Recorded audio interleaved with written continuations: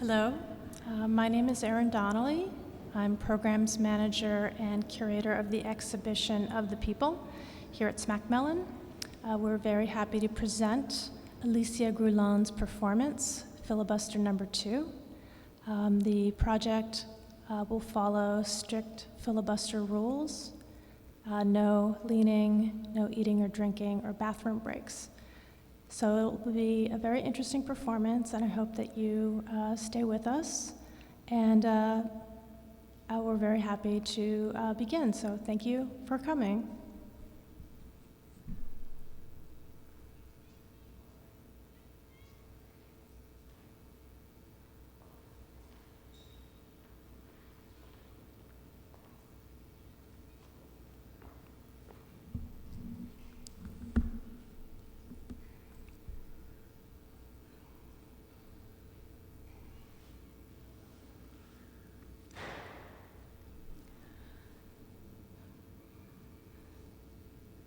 Mr. President, let me begin by thanking my friend from Virginia for doing what is very important.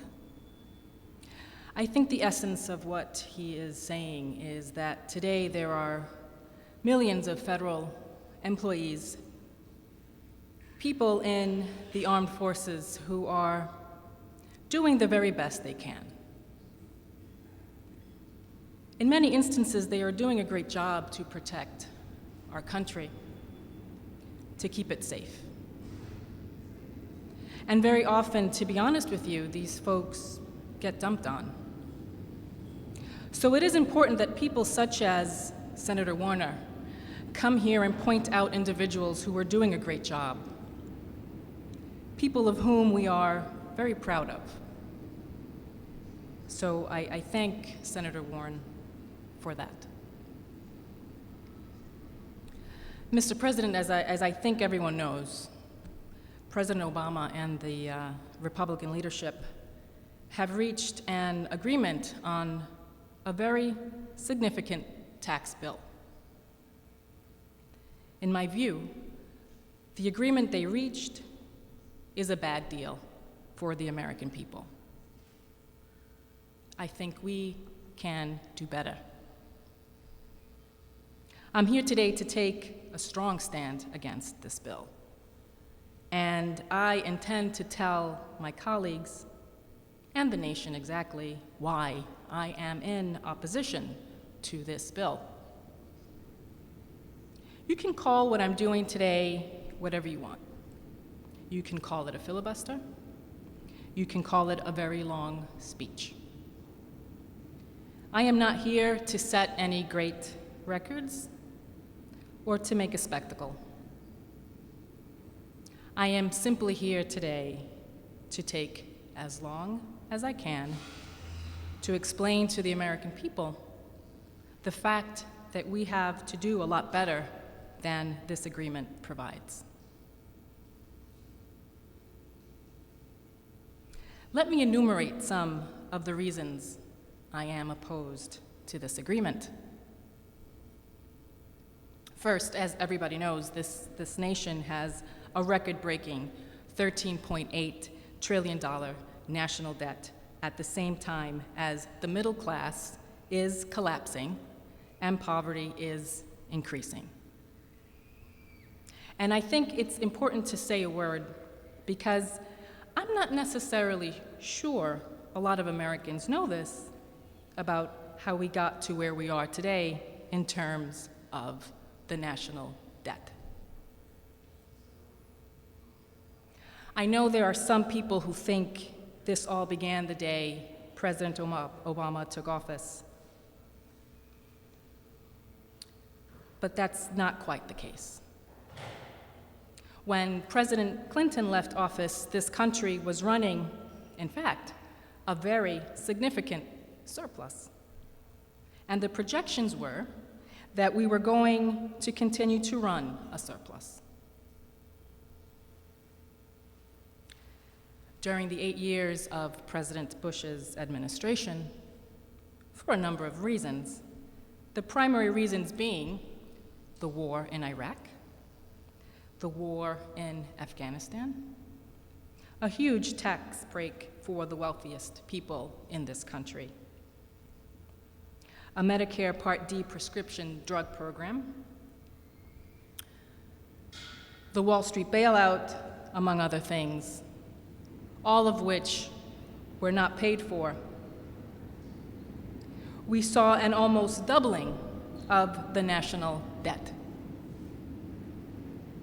Since President Obama has been in office, we have passed a stimulus package which has also added to the deficit and the national debt.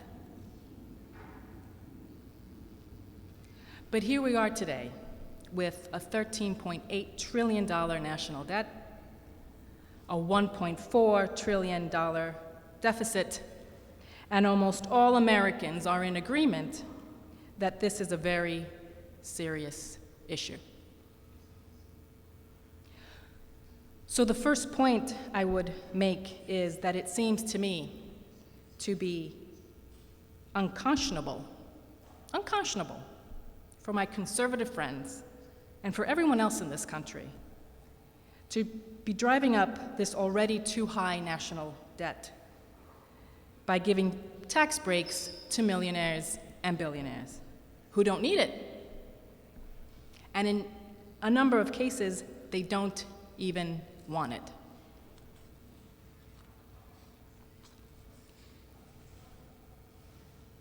Here is one of the interesting ironies. There are lists of many very wealthy people who have come forward and said, sure, I want a tax break. Everybody wants a tax break. But you know what? There are other priorities in this country, and I don't need it. Two of the wealthiest people in the world, and these are billionaires, Bill Gates of Microsoft Word and Warren Buffett of Berkshire, said, it is absurd. We don't need a break.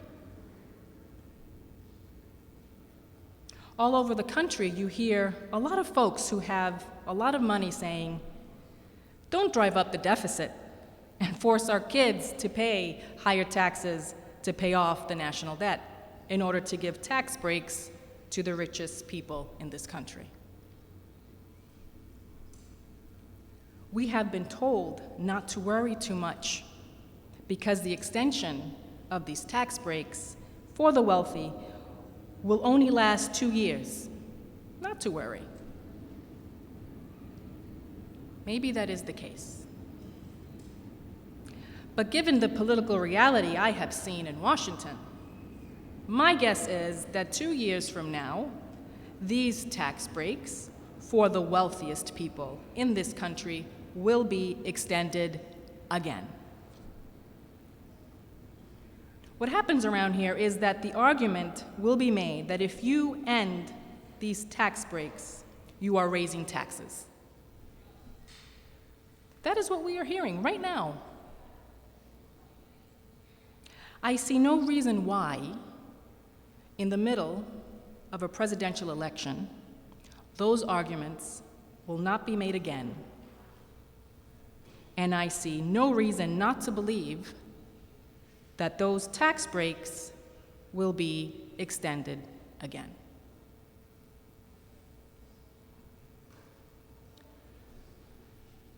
Clearly, we have a number of Republicans who want to make that extension permanent. Whether it will be made permanent, I don't know.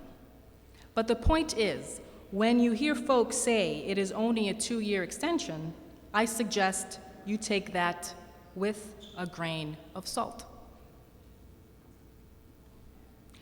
Let me say, if in fact we do what the Republicans have wanted to do right now, as we enter this debate, they wanted a 10-year extension. That would add $700 billion to our national debt. I have 4 kids. I have 6 grandchildren. None of them has a whole lot of money. I think it is grossly unfair to ask my kids and grandchildren, and the children all over this country to be paying higher taxes in order to provide tax breaks for billionaires because we have driven up the national debt. That is plain wrong. I think the vast majority of American people, whether they are progressives like myself or whether they are conservatives, perceive that concept of giving tax breaks to billionaires when we have such a high national debt makes no sense at all.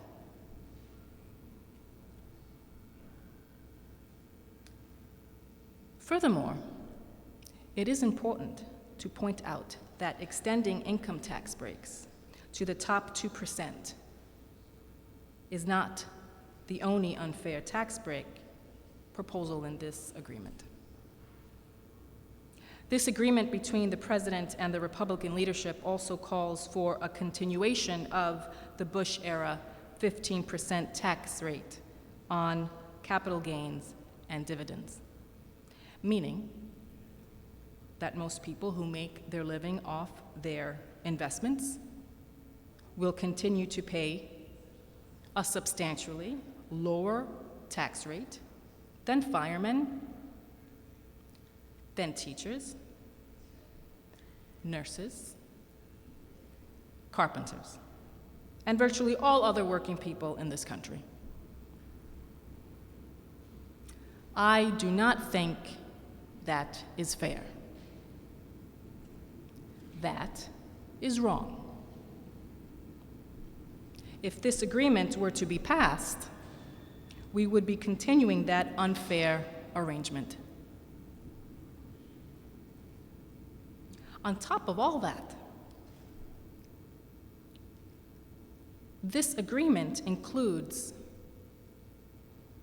a horrendous proposal regarding the estate tax. That is a Teddy Roosevelt initiative. Teddy Roosevelt was talking about this in the early years of the 20th century. It was enacted in 1916, and it was enacted for a couple of reasons. Teddy Roosevelt and the people of that era thought it was wrong that a handful of people could have a huge concentration of wealth, and then give that wealth, transmit that wealth to their children. He did not think that was right.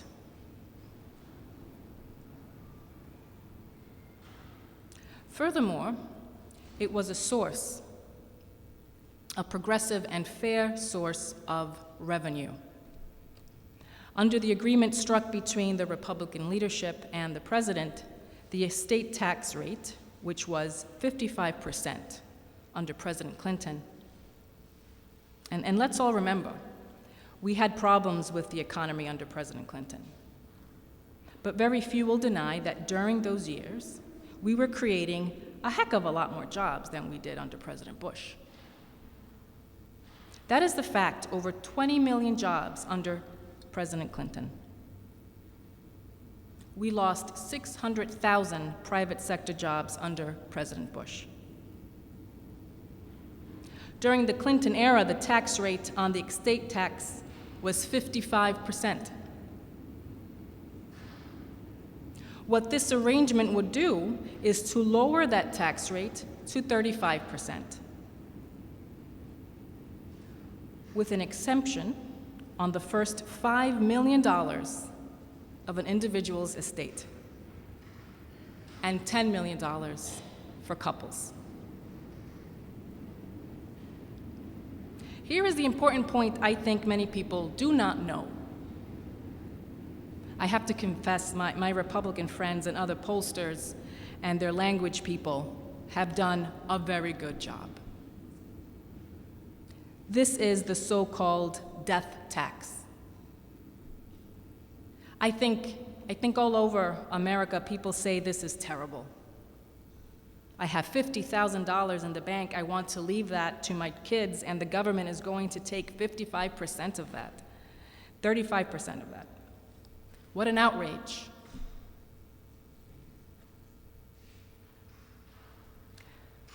Let us be very clear. This tax applies only to the top 0.3% of American families. 99.7% of American families will not pay 1 nickel in the estate tax. This is not a tax on the rich. This is a tax on the very, very, very rich.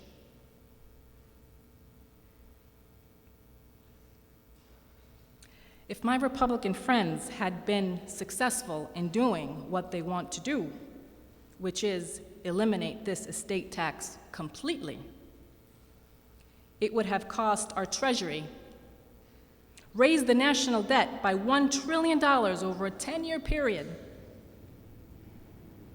Families such as the Walton family of Walmart fame would have received, just this one family, about a $30 billion tax break. I find it hard to believe when we are talking about massive cuts in programs for working families.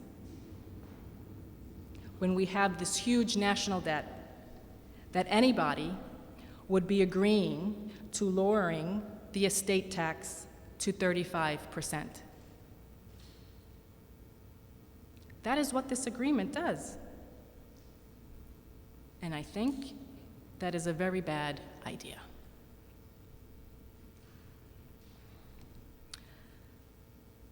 Once again, while the agreement on the estate tax is for 2 years, once again, there is very little doubt in my mind that the Republicans will continue to push to lower and lower estate tax rates, because that is what they want. I think Senator Klee has been pretty clear about this. They want to repeal that tax permanently. That is $1 trillion in tax breaks to the top 0.3%. I think we are down a bad path there. And there is another reason why this agreement does not make a whole lot of sense.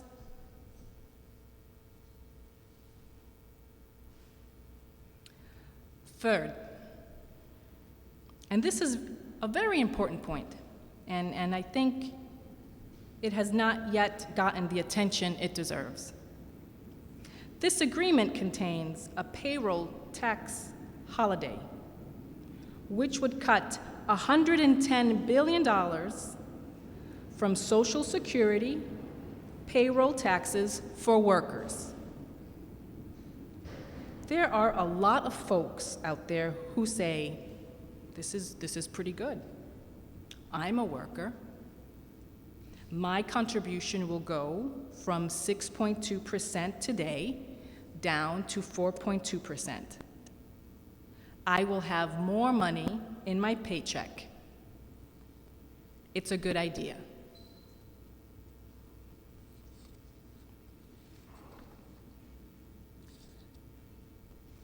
Let's take a deep breath. And let's think about it for a second and understand what this whole thing is about. This payroll tax holiday concept, as I understand it, originally started with conservative Republicans. I know the Vice President recently made the point this was originally a Republican idea. Why did the Republicans come up with this idea? These are exactly the same people who do not believe in Social Security. These are the same people who either want to make significant cuts in Social Security, or else they want to privatize Social Security entirely. Here's the point. They understand that if we divert funding that is supposed to go into the Social Security Trust Fund, which is what this payroll tax holiday does, this is the money that goes into the Social Security Trust Fund that is now being diverted, cut back, in order to provide financial support for workers. But that is a lot of money not going into the trust fund. What the president and others are saying is not to worry because that money will be covered by the general fund. That is a very bad and dangerous precedent. But until now, what Social Security has been about is 100% funding from payroll contributions, not from the general tax base. Once again, this is a one-year program. The loss of revenue going into Social Security can be covered by the general fund, but we have a $13 trillion national debt. How much longer will the general fund put money into Social Security? Is it a good idea for the general fund to be doing that? I would argue this is not a good idea. This is a very dangerous step forward for those of us who believe in Social Security. But this is not just Bernie Sanders saying this. One of the more effective and I think important senior groups in America is called the National Committee to Preserve Social Security and Medicare. I don't know how many, but they have many members all over this country. I know they are very active in the state of Vermont. I want to read to you from a press release they sent out the other day. And here's the headline on it from the National Committee to Preserve Social Security and Medicare. Cutting contributions to Social Security signals the beginning of the end. Payroll tax holiday is anything but.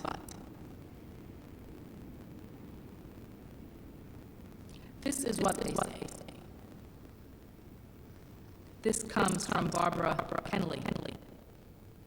Barbara came from the House of Representatives. I have known her for years. She is now the president and CEO of the National Committee to Preserve Social Security and Medicare, one of the strong senior groups in the country. Even though Social Security contributed nothing to the current economic crisis, it has been battered in a deal that provides deficit-busting tax cuts for the wealthy, diverting $120 billion in Social Security contributions for a so-called tax holiday may sound like a good deal for workers now, but it's bad business for the program that a majority of middle-class seniors will rely on in the future. That is what the National Committee to Preserve Social Security and Medicare says about that agreement, and I agree with them. For all of us who understand that Social Security is life and death for tens of millions of Americans today, and will be vitally important for working people as they reach retirement age, it is important that we understand that Social Security has done a great job. A few minutes ago, the presiding officer was on the floor talking about the strong work that our federal employees do. And he is absolutely right. Sometimes we also take for granted that Social Security has been an enormous success. It has done exactly what those people who created it wanted it to do. Nothing more, nothing less. It has succeeded. It has taken millions of seniors out of poverty and given them an element of security. It has also helped people with disabilities maintain their dignity. Widows and orphans are also getting help. For 75 years, it has worked well. It had a $2.6 trillion surplus today, and it can pay out benefits for the next 29 years. It is strong. We want to make it stronger. This payroll holiday, I'm afraid, that's very much in the wrong direction, and that is one important reason why this agreement between the president and the Republicans should be defeated. Included in the agreement are a number of business tax cuts. I'm not going to be here to say that some of them will not work, some of them may work, some will work better than others. This is a whole list of them. But this is what I will say. Economists on both ends of the spectrum believe that if we are serious about addressing the horrendous economic crisis we are in now, 9.8% unemployment, there are far more effective ways of creating the jobs we have to create than those tax proposals. Corporate America already sitting on close to $2 trillion cash on hand. It is not that our friends in corporate America don't have any money. We help them. They have $2 trillion cash on hand. The problem is not in my view that corporate taxes are too high. It is that the middle class simply doesn't have the money to purchase the goods and the products that make our economy go and create jobs.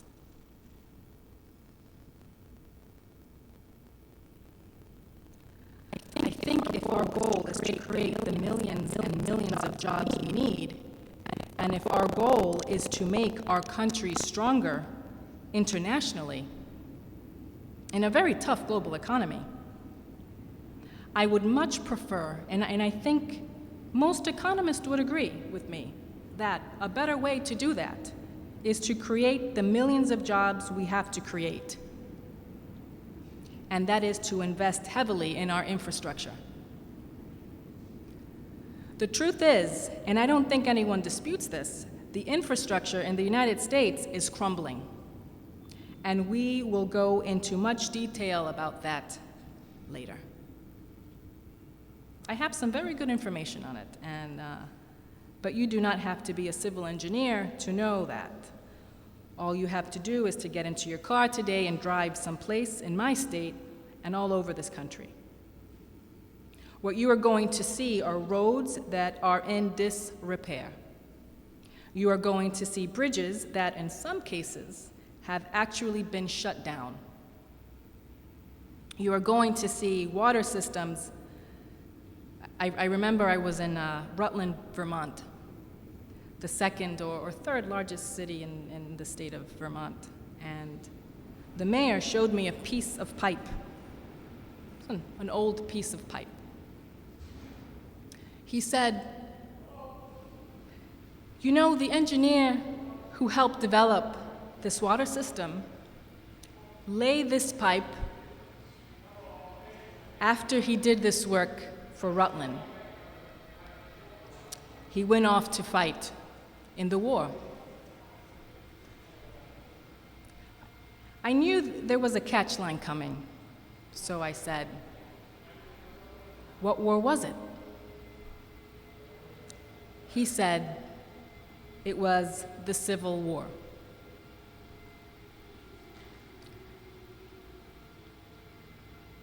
So you're talking about water pipe being in Rutland, Vermont, and this is true all over the United States, laid in the Civil War. The result is we lose an enormous amount of clean water every day through leaks and water pipes bursting all over the United States of America.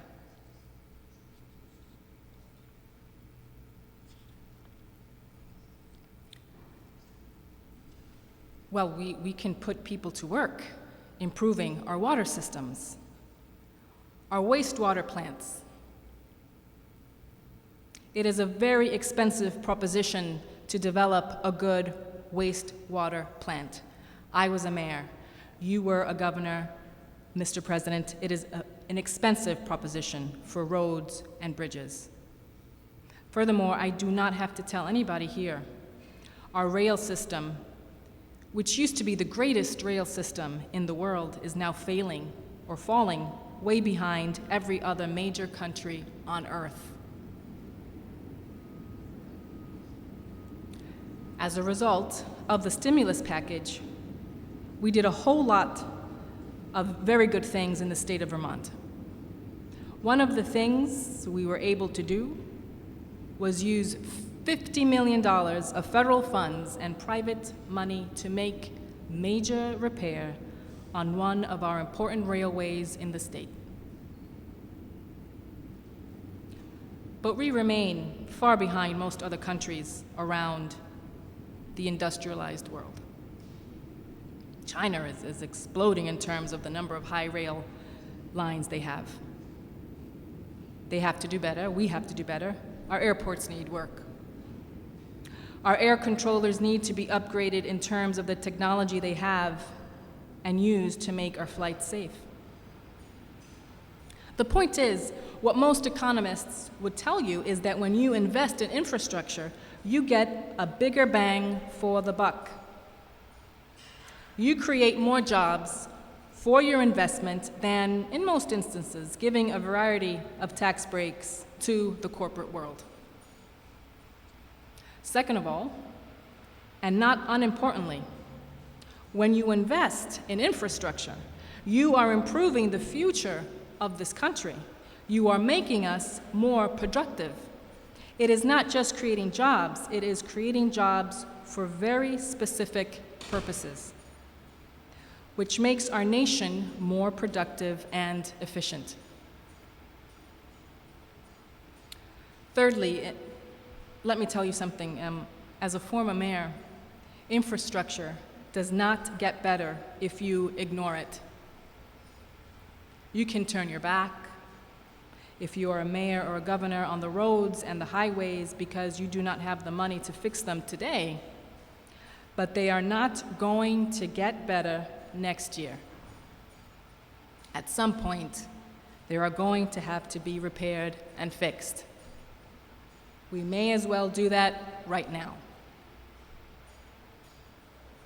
So I believe the money and the very substantial sums of money in this agreement between the president and the Republicans, which goes into tax breaks for corporate America, could be effectively spent on infrastructure. The fifth point I want to make in opposition to this agreement and what we have heard from the president and others is that this is a compromise. You cannot get everything you want. Well, you cannot get everything you want around here is true, but one of the examples of compromise is an extension of unemployment benefits for 13 months. Let me be very clear. In the midst of a serious and major recession, at a time when millions of our fellow Americans are not only out of work through no fault of their own, but they have been out of work for a very long time, it would be, in my view, immoral and wrong to turn our backs on those workers. Their unemployment benefits are going to be running out soon. It is absolutely imperative that we extend those unemployment benefits for the 2 million workers who would lose them.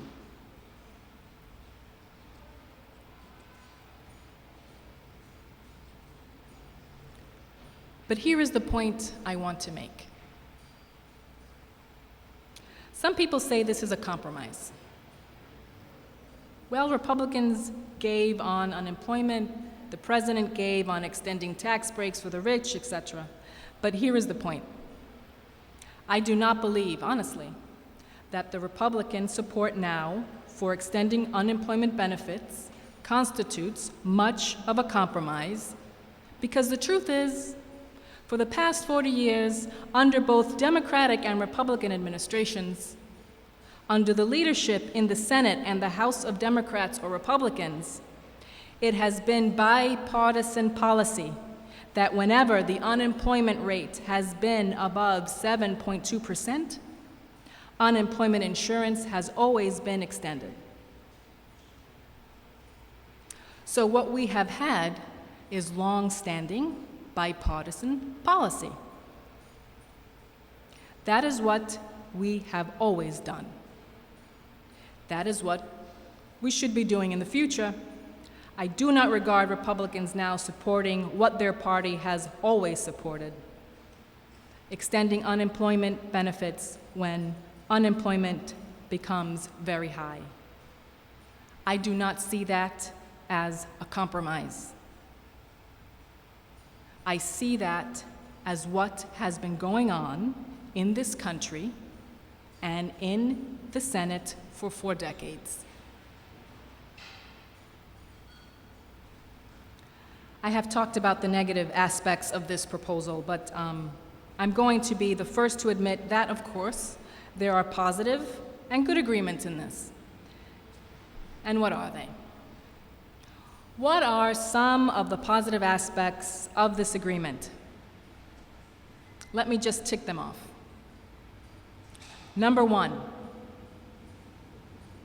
I believe very strongly, and I know the President does, it is absolutely imperative that we extend middle-class tax cuts for 98% of the American people. I do not think there has been any debate about that. When median family income has gone down by over $2,000 during the Bush years, when millions of our people today are working longer hours for longer wages, when people cannot afford to send their kids to college or to take care of childcare, I think it makes absolute sense. I do not think anyone will argue it is absolutely imperative that we extend middle-class tax cuts. That is what this provision does. That is the right thing. Furthermore, in this agreement,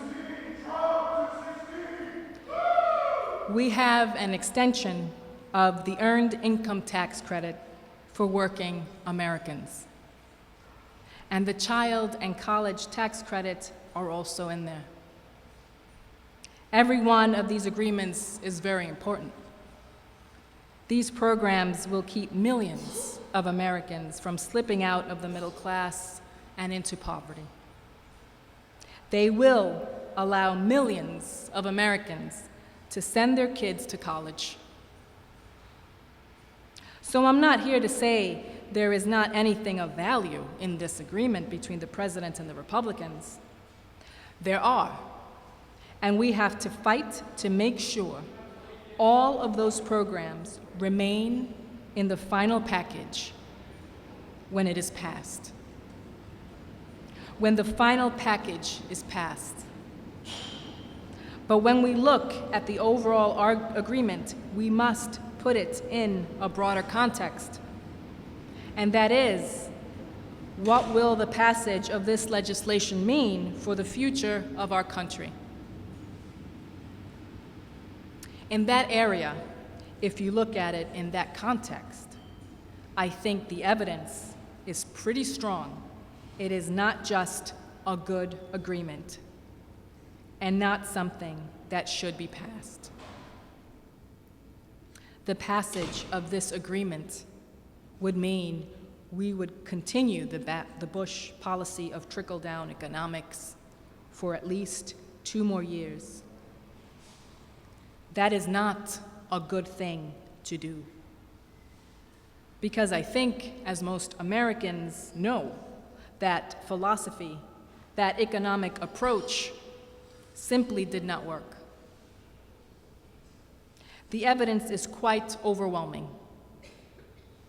I do not think there is much debate when median family income during Bush's 8 years goes down by $2,200 when we end up losing over 600,000 private sector jobs, and all the job growth was in the federal level. I do not see how anybody would want to continue that philosophy. But that, in essence, is what will happen if this agreement is passed. Now, I want to make another point about what happens if, and I will do my best to prevent this from happening, but what would happen if this agreement would pass?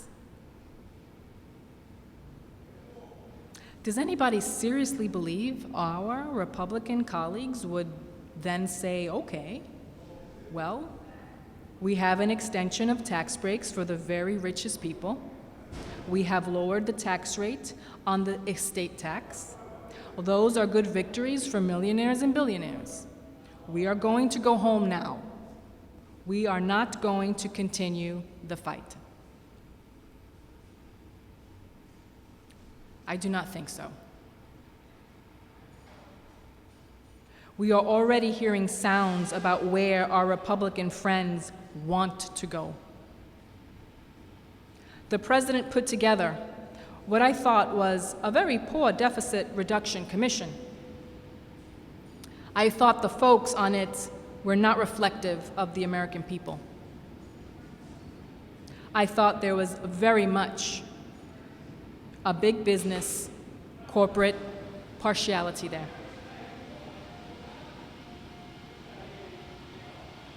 The initiatives that came out of that commission, which, fortunately, did not get the 14 votes they needed, suggest to me that those of us who are concerned about protecting the needs of the middle class and working families are going to have to push back pretty hard for what is coming down that pike.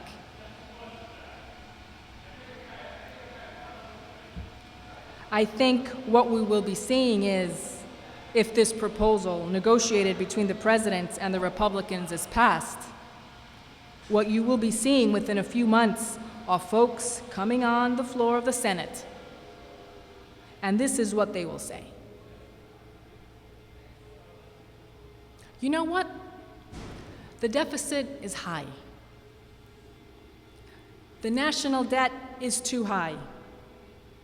Oh yes, and oh yes, we drove the national debt up by giving tax breaks to millionaires. That is the way it goes. But we are going to have to deal with our national debt. The Republicans will tell you, oh, we have a great plan to deal with that. We are giving tax breaks to millionaires. But now what we are going to have to do is start making deep cuts in Social Security, and the Deficit Reduction Commission started paving the way for that.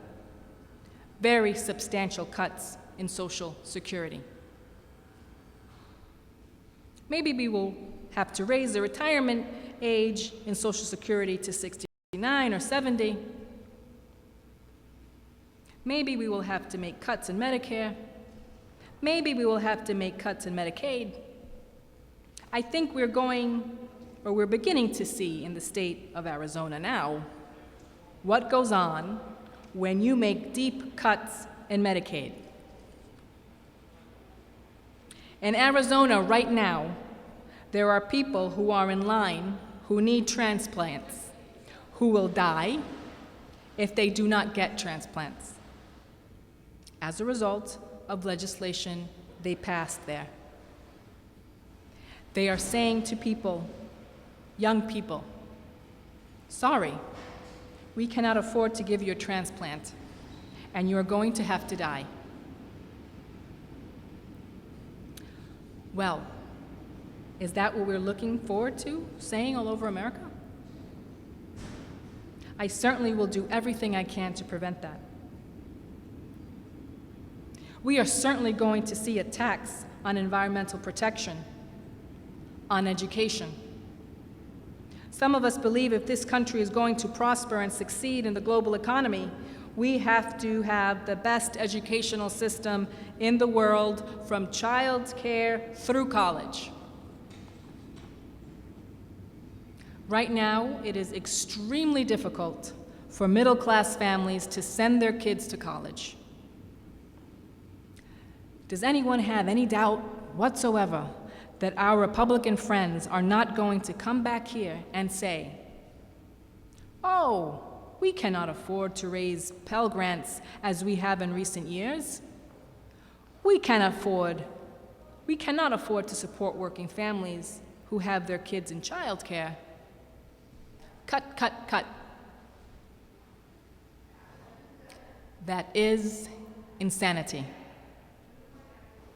And I'm being honest about it. So I would suggest their argument is that we have a high deficit and a high national debt, and that if we pass this agreement and the national debt goes higher, it only gives them more impetus to go forward, to cut programs that benefit working families and the middle class. Let me also say, there is no doubt in my mind that many, not all, but many, of my Republican colleagues want to do, that is, they want to move this country back into the 1920s, when essentially we had an economic and political system which was controlled by big money interests, where working people and the middle class had no programs to sustain them when things got bad, when they got old, and when they got sick.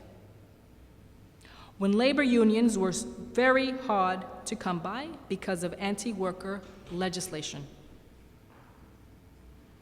That is what they want. They do not believe in things like the Environmental Protection Agency. They do not believe in things like Social Security, Medicare, Medicaid, federal aid to education. That is the fight we will be waging. I think to surrender on this issue is to simply say we are going to be waging fight after fight, starting within a couple of months. President Obama has said he fought as hard as he could against the Republican tax breaks for the wealthy and for an extension in unemployment. Well, maybe. But the reality is that fight cannot simply be waged inside the Beltway. Our job is to appeal to the vast majority of the American people to stand up and to say, wait a minute. I do not want to see our national debt explode. I do not want to see my kids and my grandkids paying higher taxes in order to give tax breaks to millionaires and billionaires. The vast majority of the American people do not support that agreement in terms of giving tax breaks to the very rich. Our job is to rally those people. I would very much like to see the American people saying to our Republican colleagues and some Democratic colleagues, "Excuse me, don't force my kids to have a lower standard of living in order to give tax breaks to the richest people." What the president and all of us should be doing is going out and saying to those people, call the members of the Senate, call the members of the House, and say, "Excuse me, how about representing the middle class and working families for a change, rather than the wealthiest people?" That is what democracy is about.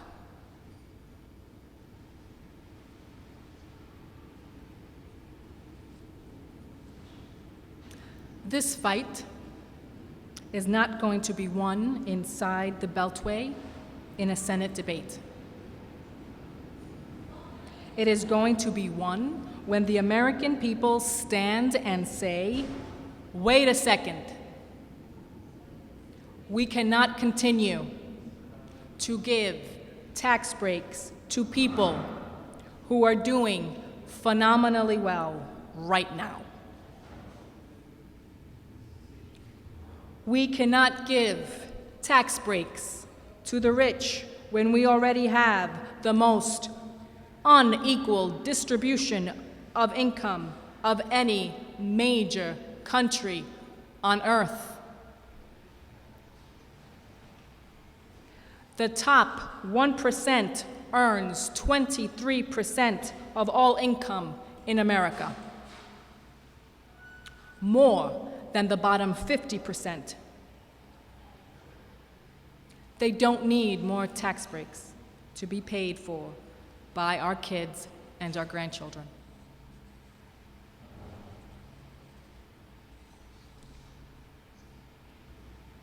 The vast majority of people are behind us on this issue. But they have to make their voices heard to their senators, to their congressmen.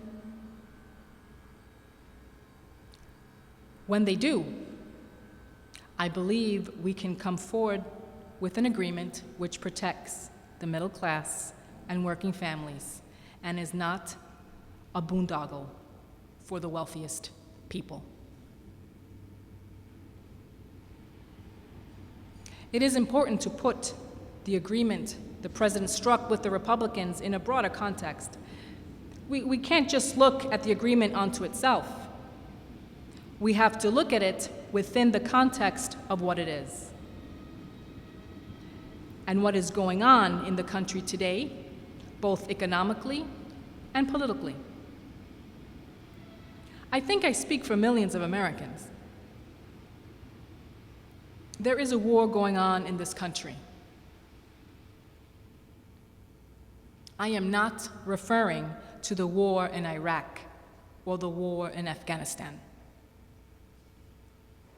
I am talking about a war being waged by some of the wealthiest and most powerful people against working families, against the disappearing and shrinking middle class of our country. The billionaires of America are on a warpath. They want more and more and more.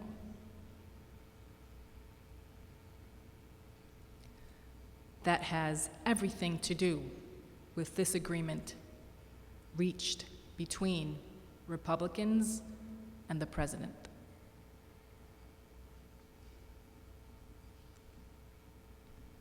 In 2007, the top 1% of all income earners made 23.5% of all income. Let me repeat that. The top 1% earned over 23% of all income. That is more than the bottom 50%. 1% here, 50% here. But for the very wealthy, that is apparently not enough. The percentage of income going to the top 1% nearly tripled since the 1970s. All over this country, people are angry, frustrated. It is true in Vermont. I am sure it is true in Virginia. It is true all over America. But one of the reasons people are angry and frustrated is they are working incredibly hard. In Vermont, I can tell my colleagues, there are people who don't work one job or two jobs. There are people working 3 jobs and 4 jobs, trying to cobble together an income in order to support their families. I suspect that goes on all across the country. While people are working harder and harder, in many cases their income is going down. The fact is, 80% of all new income earned from 1980 to 2005 has gone to the top 1%. Let me repeat that because that is an important fact. It explains why the American people are feeling as angry as they are. They are working hard, but they are not going anyplace. In some cases, in many cases, their standard of living is actually going down. 80% of all income in recent years has gone to the top 1%. The richer people become much richer. The middle class shrinks. Millions of Americans fall out of the middle class and into poverty.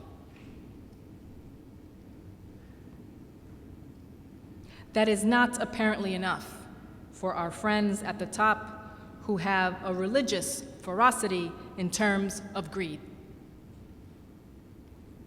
They need more. More. It is similar to an addiction. 50 million is not enough. They need $100 million. 100 million is not enough. They need $1 billion. 1 billion is not enough. I am not quite sure how much they need. When will it stop?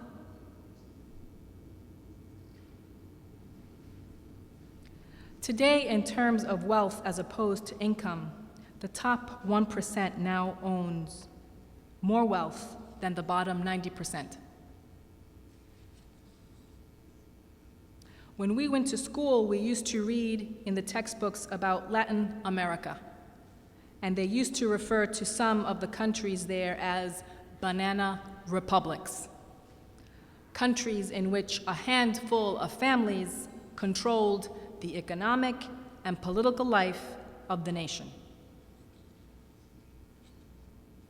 I don't wish to upset the American people, but we are not all that far away from that reality today. The top 1% has seen a tripling of the percentage of income they earn.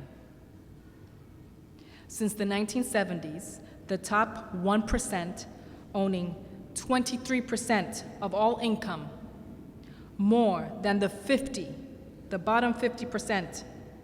The top 1% now owns more wealth than the bottom 90%. That is not the foundation of a democratic society. That is the foundation for an oligarchic society. The rich get richer, the middle class shrinks, poverty increases. Apparently, God is not good enough yet for some of the richest people. I say some of the richest because there are a lot of folks with a lot of money who do love this country. They are not into greed, but there are some who are.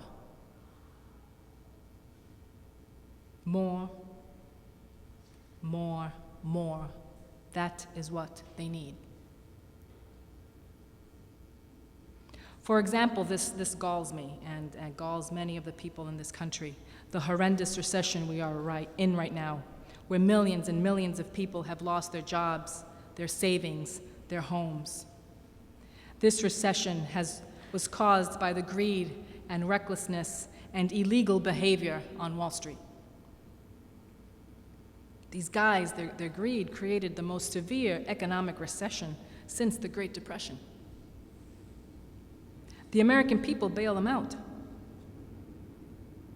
Now, 2 years after the bailout, they are giving themselves more compensation than they ever have.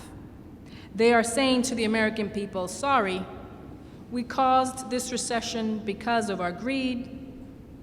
Sorry, you are unemployed. Sorry, you lost your house. But that is not all that important. What is important is that I, on Wall Street, continue to get millions of dollars in compensation and in bonuses. That I have big parties. How can I get by on one house? I need 5 houses, 10 houses. I need 3 jet planes to take me all over the world. Sorry. We have the money. We have the power. We have the lobbyists here on Wall Street. Tough luck. That is the world. Get used to it. The rich get richer. The middle class shrinks. Not enough. Not enough. The very rich seem to want more and more and more, and they are prepared to dismantle the existing political and social order in order to get it. So we have the economics and distribution of income and wealth as one thing, but then we must discuss politics. What happened last year, as I think most Americans know, is the Supreme Court made a very strange decision. The Supreme Court decided that corporations are people, and they have the right of free speech and the right without disclosure. All of this is through the Citizens United Supreme Court decision to put as much money as they want into campaigns all over the country. In this last campaign, that is what we saw. Billionaires in secret pouring money into campaigns all over the country. Does that sound like democracy to anybody in America? And we have a handful of billionaires probably dividing up the country. I will put this amount in Virginia, California, wherever. That is what they were able to do. The rich get richer, and they don't sit on this money. What they then do is use it to elect people who support them and to unelect people who oppose their agenda. And they use their political power to get legislation passed, which makes the wealthy even wealthier. One of the manifestations of that is, in fact, the agreement reached between the president and the Republican leadership. The wealthy contribute huge sums of money into campaigns. The wealthy have all kinds of lobbyists around here through corporate America. What they are going to get out of this agreement are huge tax breaks that benefit themselves. That is not what we should be supporting.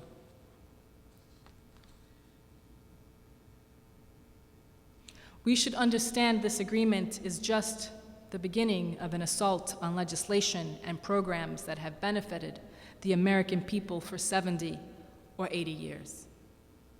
Mark my words, there will be an intensive effort to privatize Social Security and Medicare and Medicaid. Furthermore, it is part of the Republican agenda. They want to expand, and it is not only Republicans here, some Democrats as well, are disastrous trade policies so large companies can continue their efforts to outsource American jobs to China or other low-wage countries. Any objective analysis of our trade policies has shown it has been a grotesque failure for ordinary Americans. It is hard to calculate exactly, but I think it is fair to say we have lost millions of decent-paying jobs. During the Bush years alone, some 48,000 factories shut down. We went from 19 million manufacturing jobs to 12 million manufacturing jobs. Historically, in this country, manufacturing jobs were the backbone of the working class. That is how people made it into the middle class. That is how they had decent health care benefits and pensions. Every day we are seeing those jobs disappear because corporate America would prefer to do business in China or other low-wage countries. I returned from a trip to Vietnam last year, a beautiful country. People there work for 25, 30 cents an hour. Sometimes when you go to a store, you may see a t-shirt made in Bangladesh. That shirt, in all likelihood, is made by a young girl who came in from the countryside to one of the factories there. The good news is that in Bangladesh, the minimum wage has doubled. It went from 11 cents an hour to 23 cents an hour.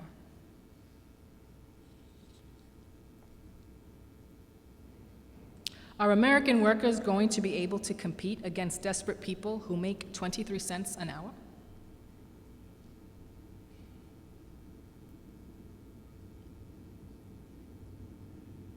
So my view, and I think it reflects the views of the American people, is that, of course, we want to see people in Bangladesh and people in China do well. But they do not have to do well at the expense of the American middle class. We do not have to engage in a race to the bottom. Our goal is to bring them up, not us down. But one of the results of our disastrous trade policies is that in many instances, wages in the United States have gone down. I believe in the coming months you are going to see an intensification of efforts to expand unfettered free trade. I think that will be a continuation of a disastrous policy for American workers.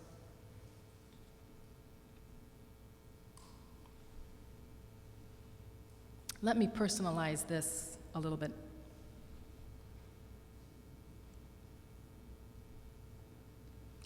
This gentleman, shown in this picture, I have in the chamber. I have no personal animus toward him at all. I think I met him once in a large room. His name is James Dimon. He is the CEO of J.P. Morgan Chase. Over the past 5 years, Mr. Dimon, who is the CEO of J.P. Morgan Chase, received $89 million in total compensation. A bank that we now know received hundreds of billions in low-interest loans and other financial assistance from the Federal Reserve and the Treasury Department. So Mr. Dimon received $89 million in total compensation. His bank was bailed out big time by the taxpayers. But under the legislation the president negotiated with Republicans, Mr. Dimon, I use him just as one example for thousands, nothing personal to Mr. Dimon, he will receive $1.1 million in tax breaks. So $1.1 million in tax breaks for a major CEO on Wall Street, who over the last 5 years received $89 million in total compensation.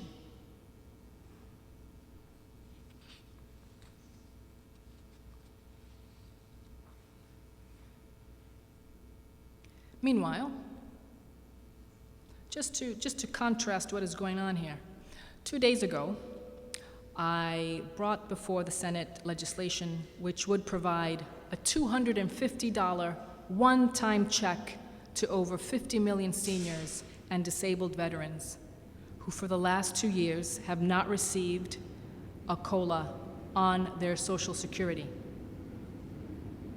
Many of those seniors and disabled vets are trying to get by on $14,000, $15,000, or $18,000 a year. The total package for that bill was approximately $14 billion that would go out to over 50 million seniors and disabled vets. We won that vote on the floor of the Senate 53-45. But just because you get 53 votes in the Senate does not mean you win, because the Republicans filibustered. I needed 60 votes. I could not get 60 votes. I could not get one Republican vote to provide a $250 check to a disabled veteran trying to get by on $15,000 or $16,000 a year. But Mr. Dimon, who made $89 million in the last 5 years, will get a $1 million tax deduction if this agreement is passed. Now, that may make sense to some people. It does not make a lot of sense to me.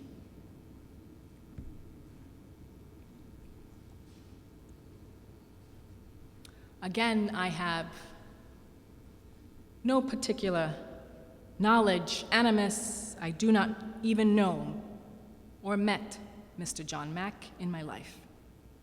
He is the CEO of Morgan Stanley. In 2006, he received a $40 million bonus, which at the time was the largest bonus ever given to a Wall Street executive. 2 years after receiving this bonus, Morgan Stanley received some $2 trillion in low-interest loans and billions from the Treasury Department. Instead of losing his job under this agreement, Mr. Mack will be receiving an estimated $926,000 tax break next year. Congratulations, Mr. Mack. You are doing fine. We could not get $250 for a disabled vet. Over the past 5 years, Ken Lewis, the former CEO of Bank of America, received over $165 million in total compensation. In 2008, Bank of America received hundreds of billions in taxpayer-backed loans from the Fed and $45 million bailout from the Treasury Department. What will Mr. Lewis receive if the agreement negotiated between the President and the Republicans goes forth? He will get a $713,000 tax cut. And on it goes. I did not mean to specifically pick on these guys. Some of the wealthiest people in the country will be receiving $1 million plus tax break. So we, as a nation, have to decide whether that makes a whole lot of sense. I think it does not.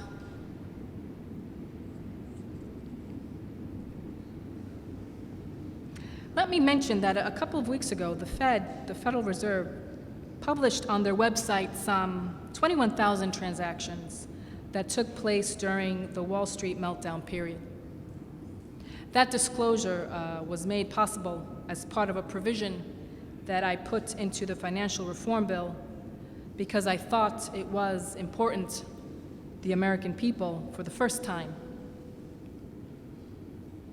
lift the veil of secrecy at the Fed and get a sense of the kind of money that was lent out by the Fed and who received that money.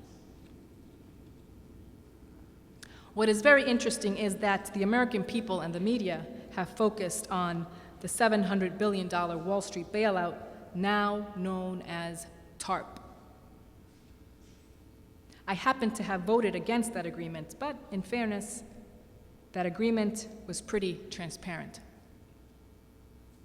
The Treasury Department put up on their website all of those banks and financial institutions that received the money. If you want to know where the money went, it is right up there on the Treasury Department's website.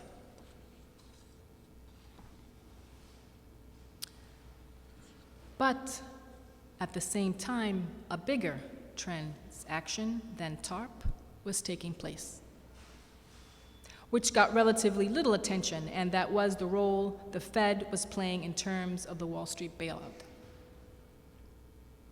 While the TARP issue was being debated during that period, Ben Bernanke, the chairman of the Federal Reserve, Tim Geithner, who was then the president of the New York Fed, and a handful of other very powerful people were sitting behind closed doors, getting ready to lend out trillions, underline trillions, of taxpayer dollars to large financial institutions and corporations, with no debate going on in Congress.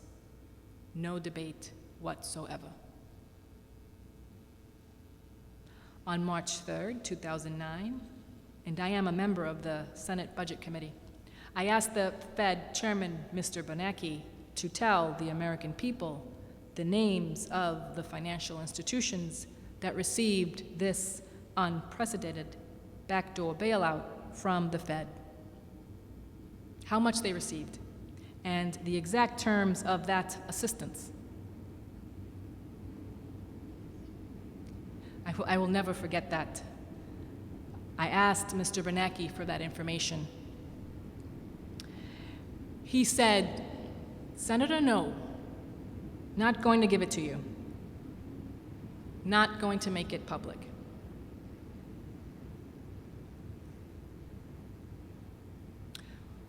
Well, on that day, I introduced legislation to make that information public, working with a number of members of the House and the Senate.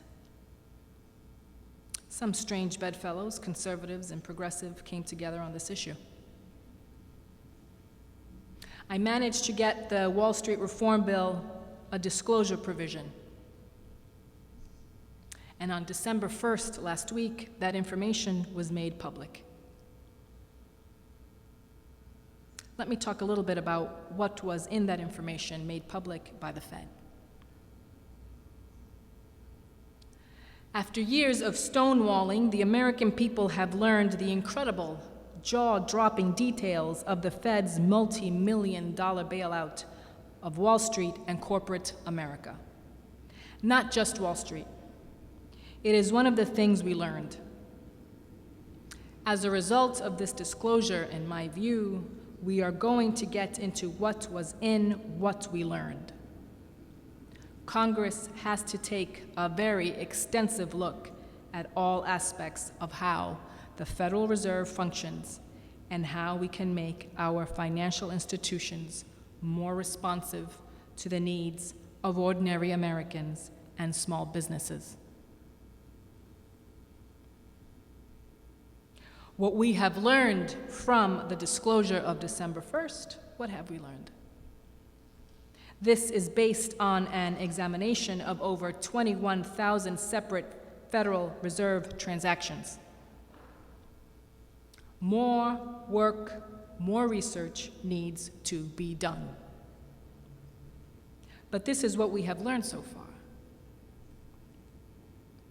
As it turns out, while small business owners in the state of Vermont and throughout this country are being turned down for loans, not only did large financial institutions, and I am talking about every major financial institution, receive substantial help from the Fed, but also some of the largest corporations in this country, not financial institutions, also receive help in terms of very low interest loans. So you have every major financial institution, you have some of our largest private corporations, but here is something we also learned. That is that this bailout impacted not just American banks and corporations, but also foreign banks and foreign corporations as well, to the tune of many billions of dollars. Then on top of that, a number of the wealthiest individuals in this country also received a major bailout from the Fed.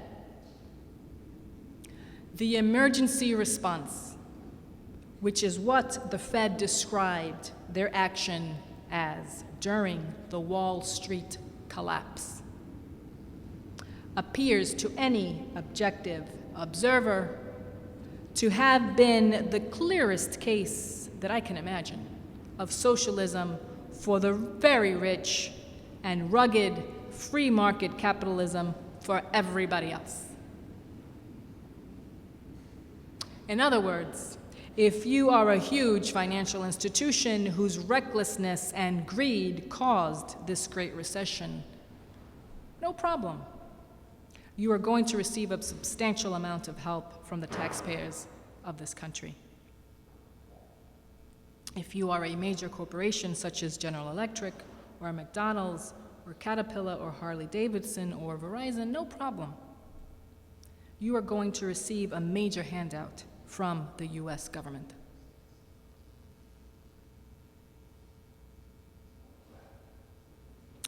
But if you are a small business in Vermont or California or Virginia, well, guess what?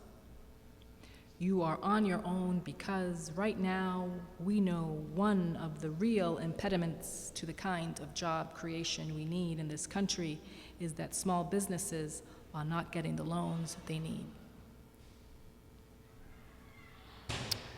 Furthermore, what we now know is the extent of the bailout for the large financial corporations. Goldman Sachs received nearly $600 billion. Morgan Stanley received nearly $2 trillion. Citigroup received $1.8 trillion. Bear Stearns received nearly $1 trillion. And Merrill Lynch received some $1.5 trillion in short-term loans from the Fed.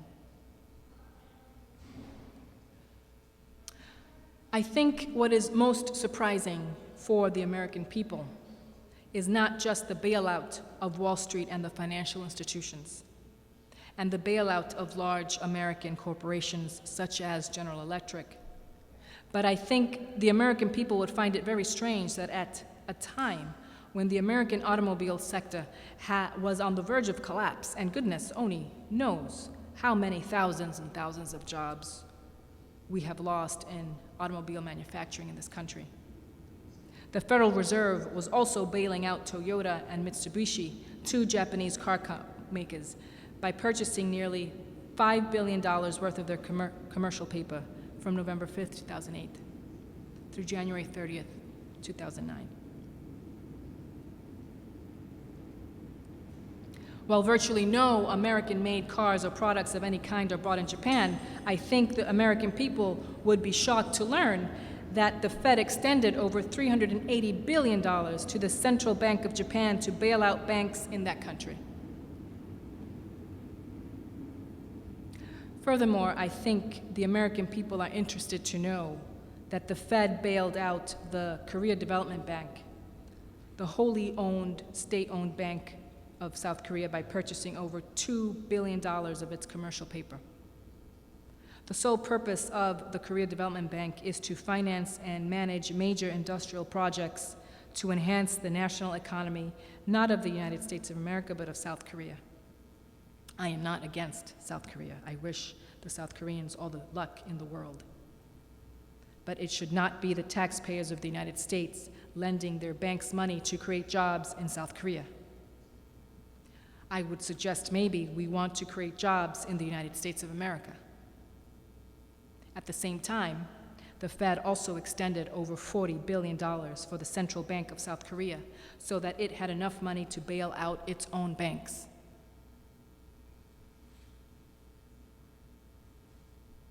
At a time when small businesses in Vermont and all over this country cannot get the loans they need to expand their businesses, I think the American people would find it extremely, I don't know what the word is, maybe amusing, that the Fed bailed out the state-owned Bank of Bavaria, not Pennsylvania, not California, but Bavaria, by purchasing over $2.2 billion of its commercial paper.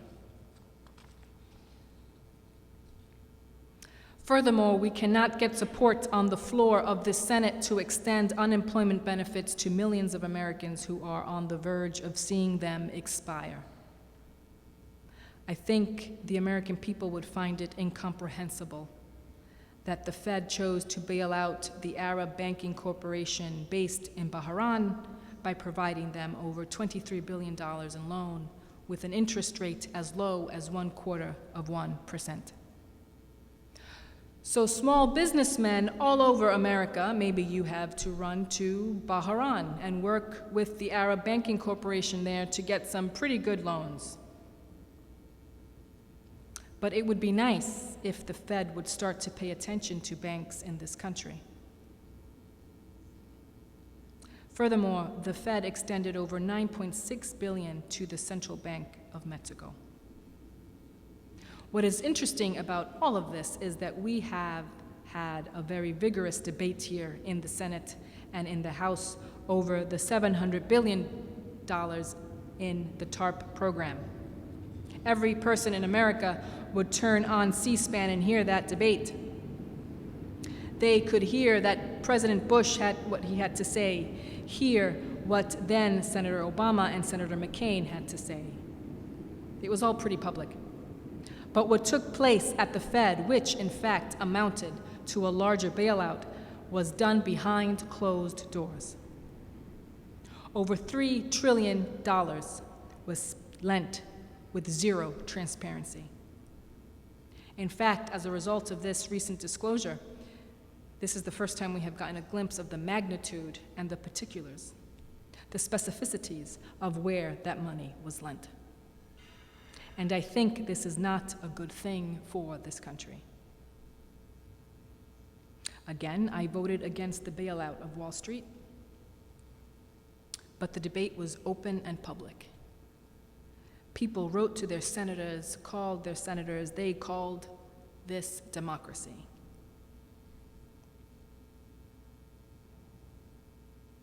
After the TARP bailout took place, all the loans were put up on the website. Transparency. The American people knew who got the money. But the actions of the Fed were done behind closed doors, and in my view, it is an issue we are studying right now. I think there were significant conflicts of interest.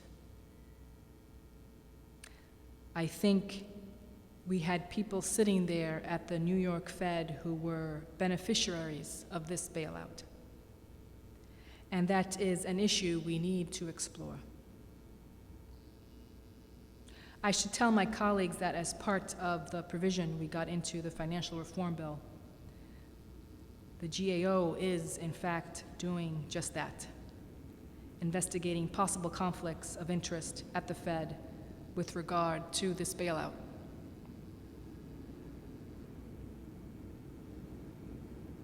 I think the question that the American people are asking as they read about what the Fed did during the financial crisis is whether the Fed has now become the central bank of the world without any debate on the floor of the Senate or the Congress and without the knowledge of the American people. I think that is wrong. So I hope out of this effort in bringing disclosure and transparency to the Fed that one of the things that will come will be more transparency at the Fed. As I indicated a moment ago, the Fed said this bailout was necessary in order to prevent the world economy from going over the cliff. But 3 years after the start of the recession, millions of Americans remain unemployed and have lost their homes, their life savings, and their ability to send their kids to college. Meanwhile, huge banks and large corporations have returned to making incredible profits and paying their executives record-breaking compensation packages as if the financial crisis they started never occurred.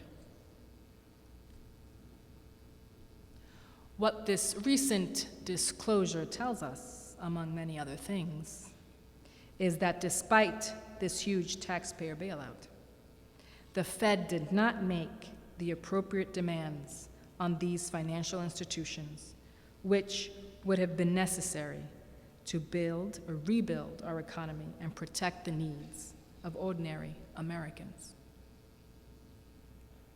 In other words, what they simply did was give out billions and billions of dollars, which were used in the self-interests of these financial institutions, rather than saying, the American people who are hurting are bailing you out. And now that they have bailed you out, your responsibility is to do what you can to create jobs and to improve the standard of living of the people, many of whose lives you severely impacted.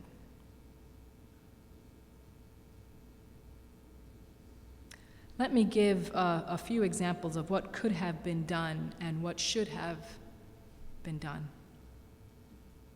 At a time when big banks have nearly $1 trillion in excess reserves parked at the Fed has not required these institutions to increase lending to small, medium-sized businesses as a condition of the bailout.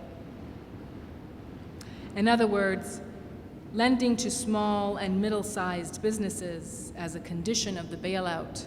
In other words, instead of the Fed just giving money to these financial institutions, the Fed should have said, we are giving you this money in order to get it into the economy. Start providing affordable loans to small businesses. At a time when large corporations are more profitable than ever, the Fed did not demand that corporations that received this backdoor bailout create jobs and expand the economy once they returned to profitability. So what is going on in America? Unemployment is officially at 9.8%, and in a real sense, probably at 15 or 60%. But Wall Street is now doing fine. A few years ago, Wall Street earned some 40% of all profits in America, and they are doing great. And what the Fed should have done and should do now is to tell Wall Street, you are part of the economy. You are not an isolated area just living for yourselves. You have to be a part of the productive economy. You have to lend money to small businesses to start creating jobs. My office intends to investigate whether these secret Fed loans, in some cases, turned out to be direct corporate welfare to big banks that may have used those loans not to reinvest in the economy, but rather to lend back to the federal government at a higher rate of interest by purchasing Treasury securities. Now, we don't know that. Maybe that is true, maybe that is not true. But we will look at it. In other words, did the Fed give 1/2 of 1% loans to a bank, and that bank then purchased a Treasury security at 2 or 3%? If so, you have a 2% profit margin, and that is nothing but corporate welfare. The goal of the bailout was not to make Wall Street richer. The goal of the bailout was to expand our economy and put people to work. Furthermore, we know that as part of the TARP agreement, there was an effort to say to the financial institutions, we are not bailing you out in order for you to get huge compensation packages. We are not going to give you federal money so you can make all kinds of money. We put limitations on executive compensation.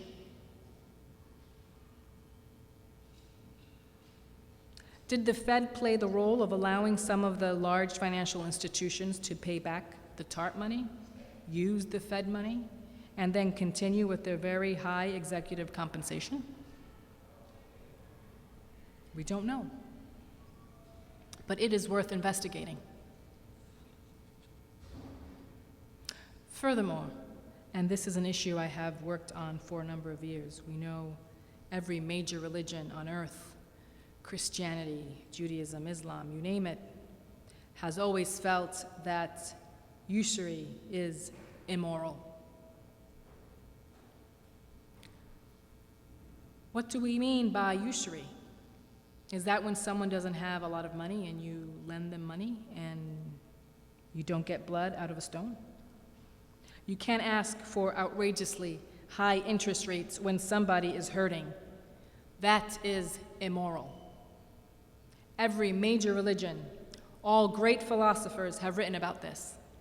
Yet today, we have millions of people in our country, and I hear from Vermonters every week on this issue who are paying 25% or 30%, and in some cases, even higher interest rates on their credit cards.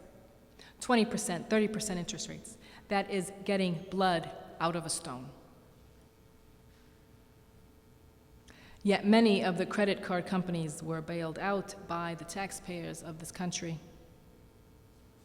What the Fed must do is say to those companies, sorry, you can't continue to rip off the American people and charge them 25% or 30% interest rates. As it happens, the 4 largest banks in this country, which are Bank of America, JP Morgan Chase, Wells Fargo, and Citigroup, issue half of all mortgages in this country. 4 huge financial institutions issue half of all mortgages in this country. That unto itself is a huge problem. They issue half of all mortgages, 2/3 of all credit cards. That speaks to another issue about the need to start bringing up these financial institutions. But when you have a handful of banks that received huge bailouts from the federal government that are issuing 2/3 of the credit cards in this country, it seems to me to be somewhat absurd that the Fed did not say to them, sorry, you can't charge people 25 to 30% interest rates on your credit cards. The same principle applies to mortgages. I don't have to tell anybody in this country that we have seen millions of folks lose their homes through foreclosure. And once again, we see that the 4 largest banks in this country, Bank of America, JP Morgan Chase, Wells Fargo, Citigroup, issue half of all mortgages. 4 banks issue 2/3 of the credit cards and half of the mortgages. We bailed these financial institutions out. Don't they have some responsibility to the American people? How many more Americans could have remained in their homes if the Fed had required those bailed out banks to reduce mortgage payments as a condition of receiving these secret loans? In terms of interest rates on credit cards, a lot of people don't know this, but right now the banks are able to charge as much as they want to charge. But in fact, credit unions are not. Right now, we are looking at a situation where over 1/4 of all credit card holders in this country are now paying interest rates above 20% and in some cases as high as 79%. In my view, when credit card companies charge over 20% interest, they are not engaged in the business of making credit cards or credit available to their customers. They are involved in extortion and loan sharking, nothing essentially different than gangsters who charge outrageously high prices for their loans and who break kneecaps when their victims can't afford to pay them. So that is where we are right now.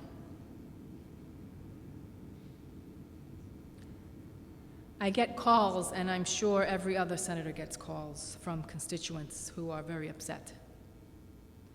They are going deeper and deeper into debt because they can't pay 25 to 30% interest rates on their credit cards. We bailed out the credit card companies. There was no provision that said, stop ripping off the American people. Stop these companies from committing usury. We are working on legislation that would say to these private banks not to charge any more money for credit they provide than do the credit unions.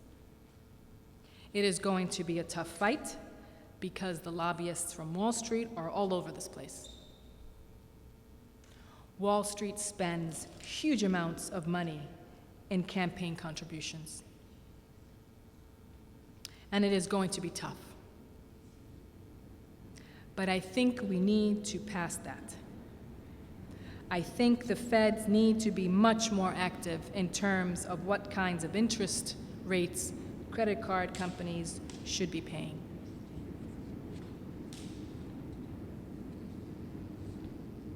Today I'm going to focus a lot, obviously, on an agreement reached between the President and the Republican leadership, which I think does not serve the American people well. One of the areas, as I mentioned earlier, where I think we could do a lot better is addressing the crisis of high unemployment in this country, and that is by investing the kinds of money we need in our infrastructure. According to the American Society of Civil Engineers, they graded America's roads, public transit, and aviation with a D. They said we must invest $2.2 trillion over the next 5 years simply to get a passable grade. Unfortunately, in the agreement struck between the President and the Republican leadership, to the best of my knowledge, not one nickel is going into investing in our infrastructure. Let me tell you why we need to invest in infrastructure. A, That is where you can create the millions of jobs we desperately need in order to get us out of this recession.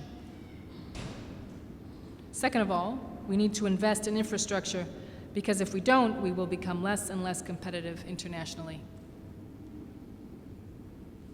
According to the National Surface Transportation Policy and Revenue Study Commission, $225 billion is needed annually for the next 50 years to upgrade our surface transportation system to a state of good repair and create a more advanced system. The Federal Highway Commission administration reports that $130 billion must be invested annually for a 20-year period to improve our bridges and the operational performance of our highways. At present, 1 in 4 of the nation's bridges is either structurally deficient or functionally obsolete. 1 in 4 of our bridges is either structurally deficient or functionally obsolete. Yet in this agreement struck by the President and the Republican leadership, to the best of my knowledge, not one nickel is going into our infrastructure. We need to invest in our infrastructure.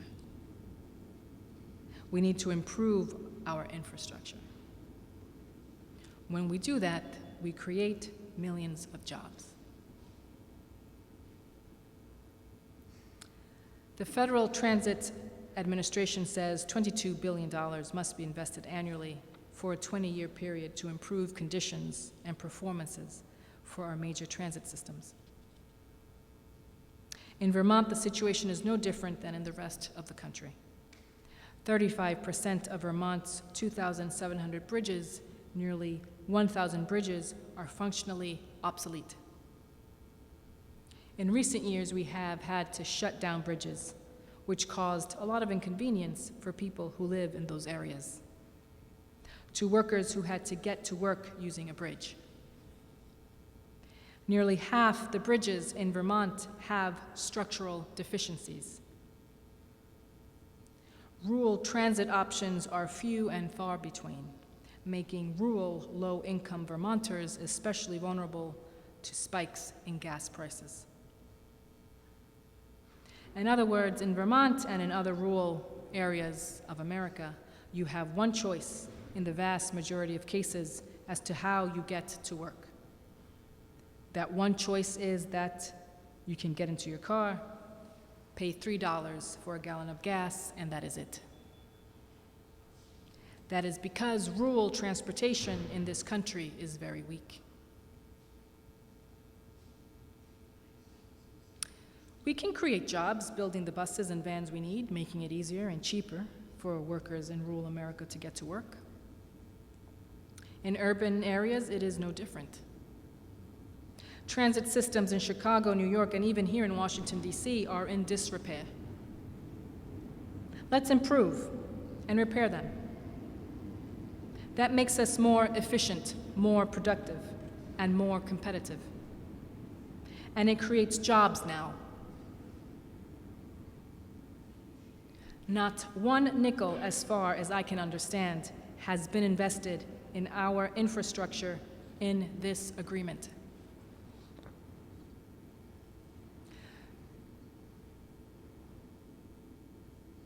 The United States of GDP in infrastructure, whereas Europe invests twice that amount. Here is something I think every American should be keenly aware of and very worried about. I don't have to tell anybody that the Chinese economy is exploding every single day in almost every way.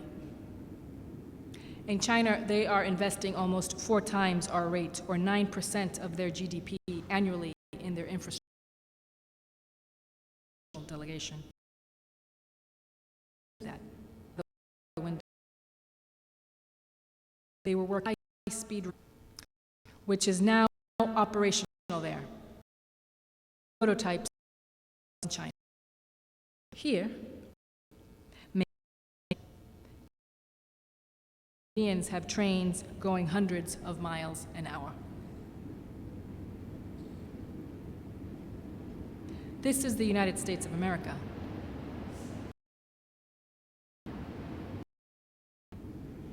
China invested $186 billion in rail from 2006 to 2009, and according to the New York Times, within 2 years they will open 42 new high-speed rail lines, with trains reaching speeds of 200 miles an hour. That is China. So I think if China can do it, the United States can do it. That is the way to rebuild America. By 2020, 26,000 additional miles of tracks for freight and travel, as well as 230,000 miles of new or improved roads, and 97 new airports. 97 new airports. Does anybody in America have the same problem I have when you go to an airport, where you're waiting in line and you have to deal with all the problems of older airports? China is building 97 new ones. We are not. If you're going to be efficient in the international economy, and if our kids will have decent jobs, it is high time we woke up and began investing in our infrastructure. So that is not only to improve the long-term strength of America, our economic prowess, it is also to create jobs right now that are desperately needed. Unfortunately, in this bill, this tax agreement between the president and the Republican leadership, there are many billions of dollars going into tax breaks for corporations. But there is not a whole lot of money, in fact, $0, going into rebuilding our infrastructure. Similarly, I know there has been debate since yesterday on this issue. There may be a strong breakthrough. I don't have to tell Americans, at least, not the people in Vermont, about what happens when the weather gets cold and you are forced to pay very high prices in heating oil. The time is long overdue for us to make the investments we need to transform our energy system away from coal, away from oil. We are spending as a nation, and everybody in America has to appreciate this, $350 billion every single year, $1 billion a day, roughly, importing oil from Saudi Arabia and other foreign countries in order to make our economy go and in order to keep people warm. Let me be very clear. The royal family of Saudi Arabia, which is our major source of oil, is doing just fine. Don't worry about the royal family of Saudi Arabia. They have zillions and zillions of dollars. Maybe it is a good idea that we seek energy independence, that we break our dependence on fossil fuel and become, and certainly will do, and we move to sustainable energy such as wind, solar, geothermal, and biomass. Guess what? China is doing that. Many of the solar panels coming into this country are not made in the United States, but are made in China. They are big into wind turbines. I think the time is now for us to rebuild our infrastructure and create jobs we desperately need. Again, unfortunately, despite the enormous infrastructure needs we have in this country, this agreement signed by the president and the Republican leadership does not do that. When we talk about transforming our energy system, moving away from fossil fuels and making our homes more energy efficient, and building solar panels, moving toward solar thermal power in the southwest of this country, New Mexico, Arizona, Nevada, we have some of the best solar exposure in the whole entire world. There are estimates that just in the southwest of this country, on federal land, we can provide 30% of the electricity American homes need. If we move toward solar thermal, we need to invest in our transmission lines. What we're talking about is massive investment to create jobs, make us energy independent, clean up the environment, and deal with the huge amount of greenhouse gas emissions which are contributing to global warming. That is a win-win situation. Yet we are not seeing that in this bill.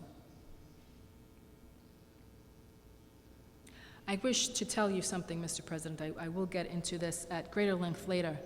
When we talk about our good friends in the oil industry, I am not here to make a long speech about BP and what they have done in Louisiana, etc. I want everybody to know this. I will get into that at a greater length later. Last year, our friends at ExxonMobil, and ExxonMobil has historically been the most profitable corporation in the history of the world. Last year, ExxonMobil had for them a very bad year. They only made $19 billion in profit. Based on $19 billion, you might be surprised to know ExxonMobil not only paid nothing in taxes, they got a $156 million return from the IRS. How is that? For those of you who are working in an office, working in a factory, earning your $30,000, $40,000, $50,000, $60,000 a year, you pay taxes. But if you are ExxonMobil and you made $19 billion in profits last year, not only do you not pay any taxes, you get a $156 million return. It is not just the large oil companies that do not pay their fair share of taxes. I am not going to get into this now. I will get into it a little bit later. But when we try to understand why we have such a national debt and a $1.3 or $1.4 trillion deficit, it is important to understand that many large and profitable corporations avoid virtually all of their tax responsibility. In August 2008, the General Accountability Office issued a report. According to this report, 2 out of every 3 corporations in the United States paid no federal income tax between 1998 and 2005. We have a $13.7 trillion national debt, and according to the GAO report published in August of 2008, 2 out of every 3 corporations in the United States paid no federal income taxes between 1998 and 2005. Amazingly, these corporations had a combined $2.5 trillion in sales, but paid no income tax to the IRS.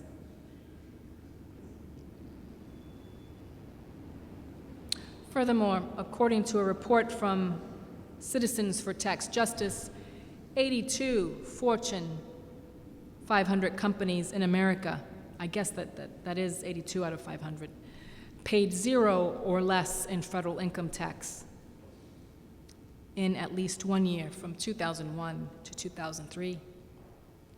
That is a report from Citizens for Tax Justice.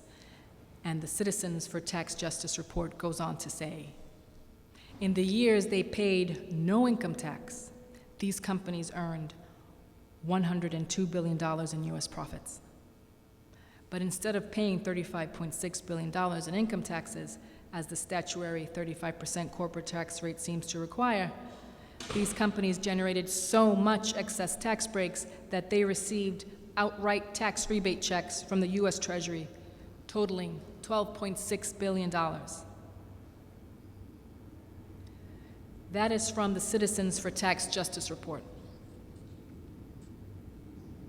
So when we take a comprehensive look at what is going on in this country, why we have a $13.7 trillion national debt, it is terribly important to understand that while the middle class pays its share of taxes, there are many large corporations that are not only paying nothing in taxes, they are getting rebates from the federal government. I will go into further length later on, but as a member of the Budget Committee, I can tell you we discuss quite often how every single year Every single year, corporate interests and wealthy individuals stash away huge amounts of money in tax savings in the Cayman Islands, Bermuda, and other countries in order to avoid paying their taxes in the United States of America. These are American corporations turning their back on the American people, saying, as Mrs. Hemsley said so many years ago, many of you remember, only small people pay taxes.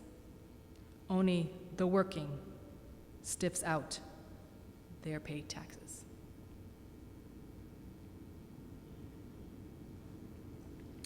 If you are a large corporation and you have a good lawyer or a good accountant, you know what you do.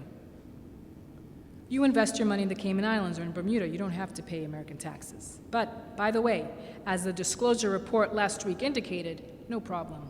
You get them bailed out. When things get bad, you will be bailed out by the American taxpayers. On and on and on it goes. The rich and large corporations get richer. The CEOs earn huge compensation packages.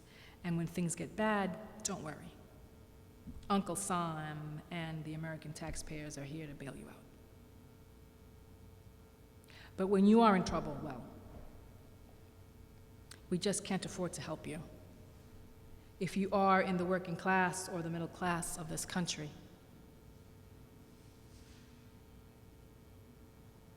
I want to return for a moment to the agreement that the President and the Republican leadership negotiated, because I think this is the issue that all of America is now talking about.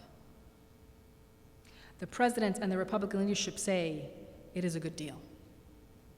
Democrats in the House yesterday said, wait a second, it doesn't look to us like it is a good deal.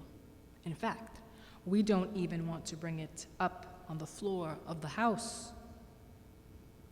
In the Senate, I can tell you, there are a number of us, I don't know how many, who say, wait a minute, this is not a good deal for the American class. It is not a good deal for our kids. It is not a good deal for our workers. We can negotiate a better deal. The reason we are trying to delay passage of this agreement, and I hope very much it doesn't have the votes here, is we want the American people to stand and say, wait a second. It makes no sense to us to be giving huge tax breaks to the richest people in this country, literally millionaires and billionaires, and driving up the national debt so our kids can pay more in taxes in order to pay off that debt. This is a transfer of wealth. It is Robin Hood in reverse. We are taking from the middle class and working families, and we are giving it to the wealthiest people in this country. I believe the agreement struck between the President and the Republican leadership is a bad deal. There may be some good parts in it, but by and large, it is not a good deal. We can do better. And the American people must stand up and work with us. They must make their voices heard and say enough is enough. The rich have it all right now. The top 1% earns 23.5% of all income, more than the bottom 50%, and it is absurd that we continue to bail out people who do not need any help and who are doing just fine. I am here to take a stand against this bill, and I am going to do everything I can to defeat this bill. I am going to tell my colleagues and the American people exactly why, in my view, this is not good legislation. Let me just tick off some of the reasons I think this bill does not serve the best interests of the disappearing middle class of this country. I don't know what kind of telephone calls the presiding officer is receiving in Colorado, but I can tell you that in the last 3 days alone, according to my front desk staff, both here in Washington and in Vermont, we are over 5,000 telephone calls and emails, and I believe well over 98% of those messages are against this agreement. I don't know what or to what degree that is indicative of what is going on all over this country, but I suspect it is not radically different in other states. I think the American people are saying, with a $13.8 trillion national debt, let's not give tax breaks to billionaires and drive up the national debt, forcing our kids to pay more in taxes, and at the same time have Republicans coming forward to start slashing Medicare and Medicaid and Social Security because of this large debt that we are making larger. I appeal to my conservative friends. I am not a conservative, but many conservatives have spent their entire political careers saying we cannot afford to drive up the national debt, that it is unsustainable. I agree with that. So vote against this agreement, because it is driving up the national debt. In a significant way, it is doing that by giving tax breaks to people who absolutely don't need it. Once again, for those people who are earning $1 million or more a year on average, they will be getting $100,000 a year tax break. And for people earning $100 million a year, that number will be a lot higher. Who believes that makes any sense at all? Let me give you some other reasons I think this agreement is a bad agreement. The president says, well, yes, we are going to extend tax breaks for all, including the top 2%. But don't worry, it is only going to be for 2 years. Not to worry, it is only going to be for 2 years. Well, maybe that will be the case, but you know what? I doubt that very much. I have been in Congress long enough to know if you extend a tax break, it is very hard to undo that extension, because if we can't tell our Republican colleagues that it is absurd to continue giving tax breaks to millionaires and billionaires, if we can't do it now, what makes you think we will do it in the midst of a presidential election? I say that as somebody who admires and likes the president is a friend of mine. But his credibility has been severely damaged. If he is going to go forward, and if he is the Democratic nominee, I suspect he will say, yes, I extended it for 2 years against my will, but don't worry, I'm going to repeal them after 2 years. Tell me, who will believe him? His credibility has been severely damaged. We are caving in on this issue, and we should not be. The polls show us the American people do not believe millionaires and billionaires need more tax breaks. If calls to my office are indicative of what is going on in this country, there is overwhelming opposition to that agreement. So I'm saying that while the president says, don't worry, that this is only temporary, I don't like it. But it is only for 2 years. I have my doubts. I expect in 2 years, if this agreement goes forward, it will be extended again. As you know, Mr. President, they wanted 10 years of this extension of tax breaks for the rich.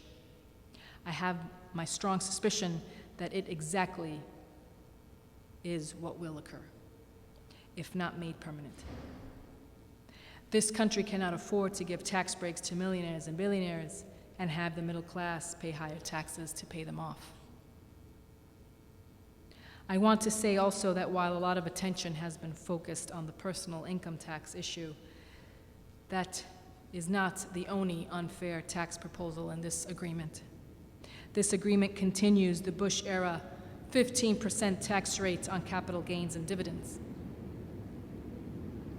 Let me be clear about what that means. It means those people who make their living off of investments, if you invest, if you earn dividends, will continue to pay a substantially lower tax rate than the average American person in the working class, middle class, our firemen, our teachers, our nurses.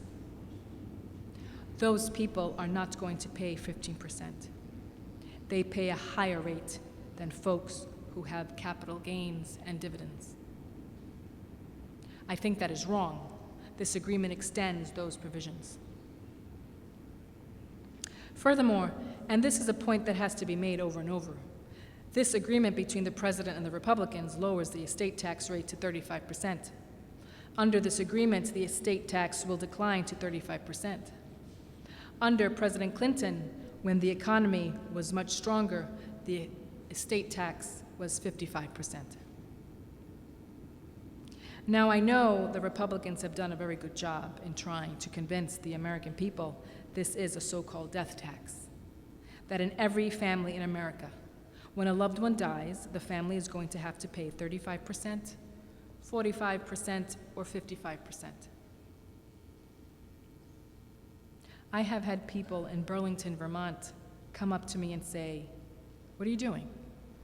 I have $30,000 in the bank that I want to leave to my kids. Why are you forcing my kids to pay such a large tax?" So let me be very clear. The Republicans have done a very good job in totally distorting this issue. The estate tax is paid only by the top 0.3% of families in America. If you are the middle class, even if you are modestly wealthy, even if you are wealthy, or if you are poor, if you are lower middle class, you don't pay a nickel in estate tax if somebody in your family were to die and leave you wealth, not a nickel. This appeals not just to the rich, but to the very, very rich. What the Republicans have been arguing for several years now is that they want to repeal the estate tax entirely.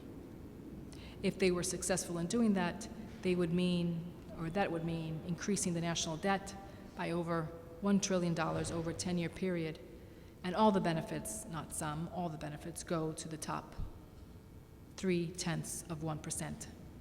99.7% of the people do not gain one nickel. What is this agreement, if not what the Republicans ideally want? Which is to repeal the tax entirely. But what they do get is a reduction to 35% with an exemption on the first $5 million of an individual's estate.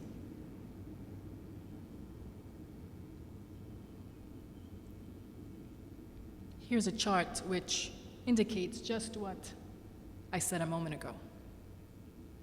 Repealing the estate tax would add more than $1 trillion to the deficit over 10 years. It is over $1 trillion, and the beneficiaries of it are just the very wealthy.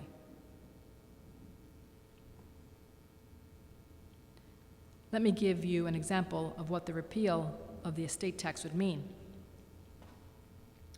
Sam Walton's family, the heirs of the Walmart fortune, are worth an estimated $86.8 billion. The Walton family would receive an estimated $32.7 billion tax break if the estate tax was completely repealed. That is what our Republican friends want. This agreement between the President and the Republicans certainly does not repeal the estate tax, but it does significantly lower the rates that the richest people, the very richest people in this country would have to pay.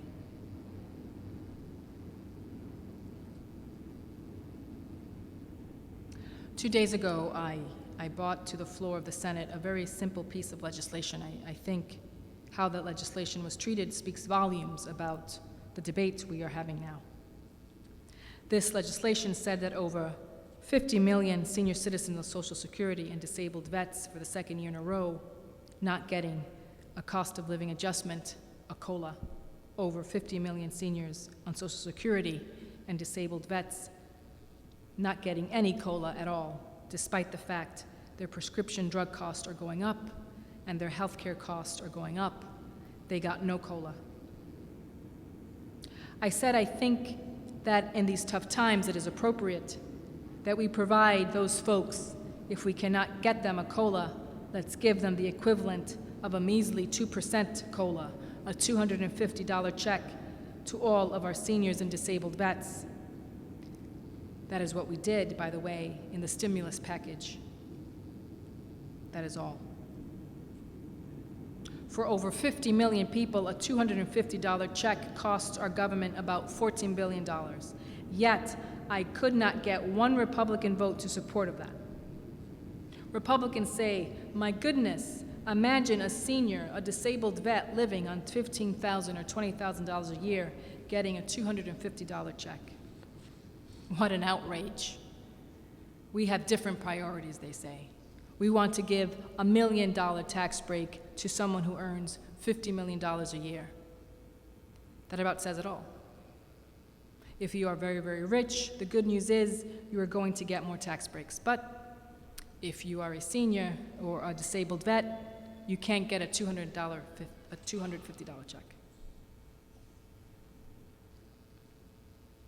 I will say that the vote on the floor of the Senate was 53 people in favor of providing that one-time check, 45 against. 53 to 45. We won. But here in the Senate, majority does not rule. Republicans filibuster almost everything, and it requires 60 votes. We did not get the 60 votes, and seniors did not get that check. I'm going to do my best to see that they do get it. We are going to bring that issue back and back again. I raise that issue to tell you that one of the very weakest proposals in this agreement, totally outrageous, is the decrease in taxes for the estate tax. There is another issue I want to touch on. I'm going to spend a lot of time on this issue because it has not gotten the coverage and the attention I think it deserves. This agreement deals with the so-called payroll tax holiday. I know the Vice President and the President and others have been touting this. They say this is a really good thing because it will put more money into the pockets of the working people. What will happen right now, if you are a worker, you put 6.2% into Social Security. It is going to be reduced for 1 year to 4.2%. You get the difference. And this is a really good thing. All of us want to see working people have more money in their pockets. That is what we do. That is what we're fighting for. But let me be clear. While on the surface, this so-called payroll tax sounds like a good idea for working people, it is actually a very bad one. What the American people should understand is that this payroll tax holiday originated from right-wing Republicans whose ultimate goal, trust me, is not to put more money into the pockets of the working families. It is the ultimate destruction of Social Security. What they understand is that if we divert funds that is supposed to go into Social Security, this will ultimately weaken the long-term financial viability of Social Security. In other words, what we are doing is, for the first time, diverting money, which is supposed to go into the Social Security Trust Fund, and we are giving it to workers today. It is like eating our seed. Rather than going into Social Security, the President says, don't worry. This is going to be covered this year by the federal government. We have never seen that before. I don't want Social Security to be dependent on the federal government because the federal government has a $13.7 trillion national debt. And what I worry about is this is not just a one-year provision. This also could be extended. Let me quote Barbara Kinley. I am glad to see I am joined here on the floor by one of our strongest fighters for working families in the Senate, Senator Sherrod Brown of Ohio. I just want to say this before I ask him a question or before he asks me a question or whatever the protocol is. I want to quote what Barbara Kinley, the president of the CEO of the National Committee to Preserve Social Security and Medicare said, "This is one of the largest senior citizen groups in America. Even though Social Security contributed nothing to the current economic crisis, it has been bartered in a deal that provides deficit-busting tax cuts for the wealthy." Here is the key point. Diverting $120 billion in Social Security contributes for a so-called tax holiday may sound like a good deal for workers now, but it's bad business for a program that a majority of middle-class seniors will rely upon in the future. Barbara Kenley, President and CEO of the National Committee to Preserve Social Security and Medicare.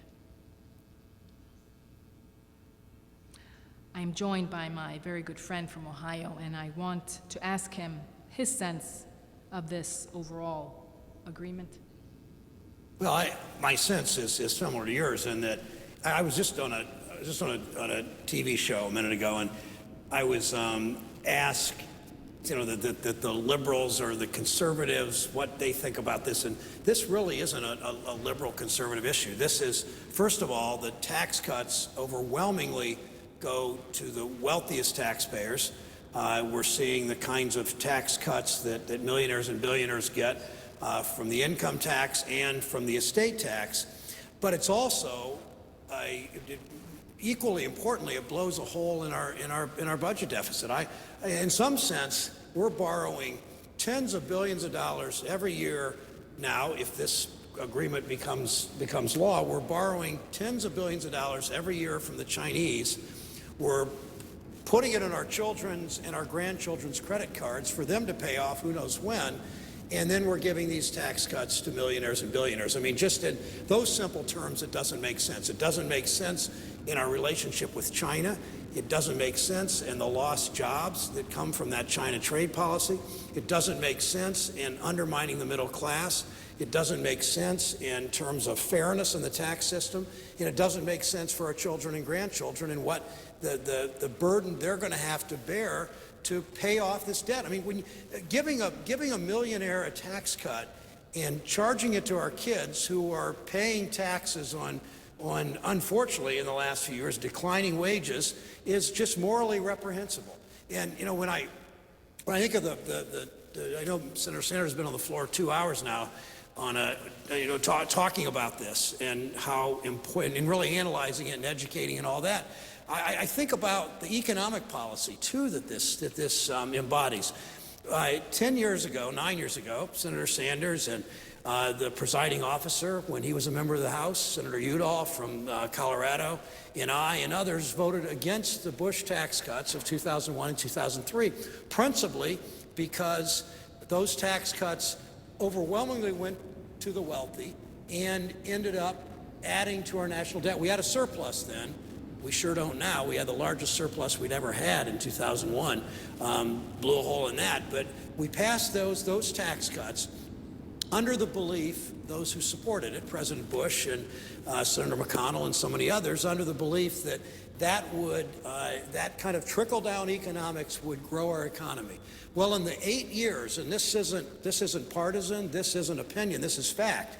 From January 1, 2001 to January 1, 2009, President Bush's 8 years, we actually had private sector job loss in this country. Contrast that with a different economic policy, January 1, 1993 to January 1, 2001, the Clinton 8 years. Again, this isn't partisan, this isn't opinion, this is fact. During the Clinton 8 years, we had 21 million private sector jobs created. 21 million private sector jobs created, zero, literally, job loss, private sector jobs created in the Bush 8 years because of trickle-down economics. So why would we blow a hole in the budget, which this bill does?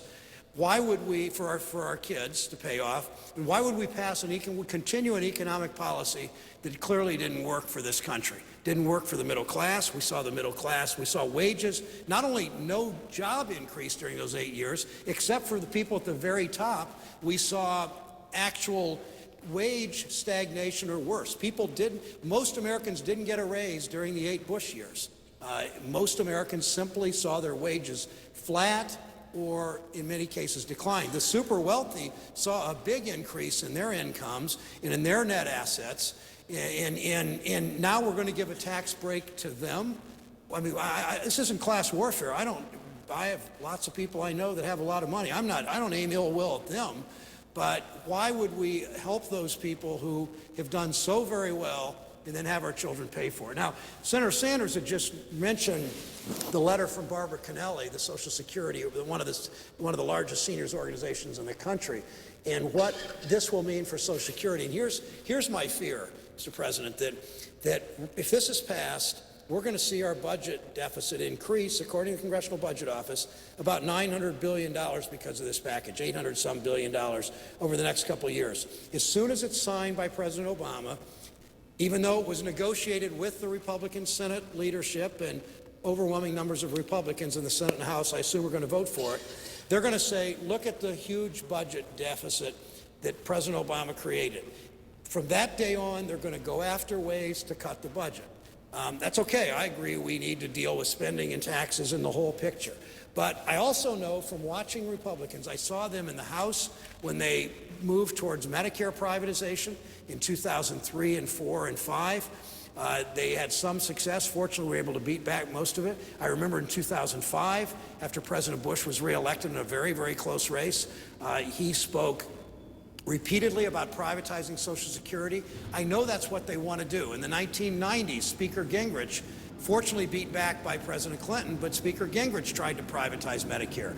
And that's the way they cut the budget. They go after Medicare and Social Security. So this vote on this package, and to me, it's, you know, we need to call the president, to write the president, to work with the president, to say no deal, and that this has got to be something very different from what it is now, because it will cause huge deficits that our children and grandchildren will have to bear.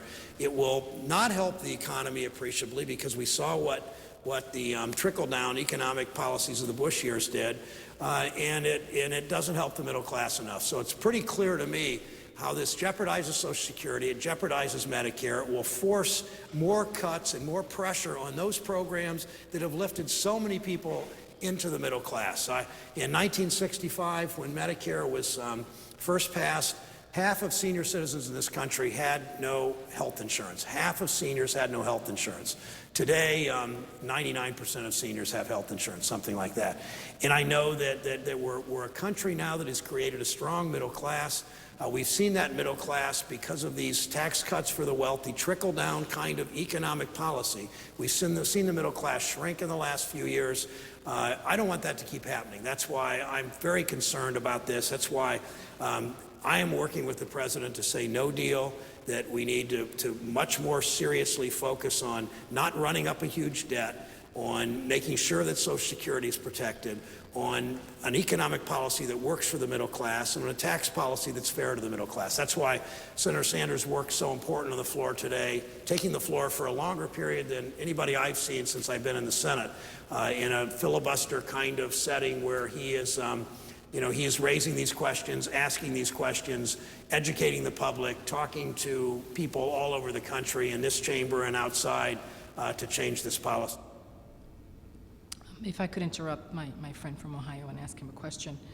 It is on an issue the senator dealt with last night. Talk about the kinds of priorities we have seen in the Senate recently, where just a couple of days ago, the senator and I worked very hard to try to make sure seniors on Social Security and disabled vets were able to get a $250 check at a cost of $14 billion. We could not get one Republican vote for that, while at the same time, Republicans are pushing tax breaks of over $1 million a year for the richest people in this country. Does that seem fair? You know, yeah, it tells a story, and I came to the floor right after that vote.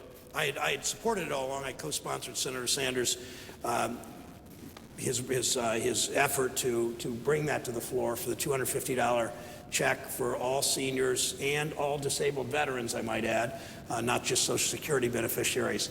But I came to the floor right afterwards because I was pretty amazed. I know that I know there's partisanship here. I know that some people think that their whole view of the world is if you give tax cuts to the richest people in the country, it'll all trickle down and we'll all do better, it'll all lift all boats. And that's a pretty good economic theory. You might have learned at Harvard, or you might have learned it at Johns Hopkins near here or wherever, but it just doesn't work. I mean, it's nice theory, but it doesn't work to lift all boats. So Senator Sanders' effort was to provide a $250 check one time, the cost of $14 billion, but one time, not continued $14 billion, one time for seniors who had not had a cost of living adjustment in 2 years. And it just seemed to make so much sense when the average senior in this country gets about a $14,000 a year Social Security check. I guess that's about $1,200 a month. That's not their entire income for most seniors, but it's a big, big part of it. Many seniors live only on that. Many more seniors live on that, but only another couple, $300, $400 a month. So when you see the cost of, there's not inflation maybe but if there is inflation, because that's where healthcare costs seem to go up higher than maybe anything but higher education, and maybe as much as that. So it was important that that $250 be provided, we think, to every senior in the country and every disabled vet. Now, what was so amazing about it was that 42 Republican senators have signed a letter saying they will do nothing.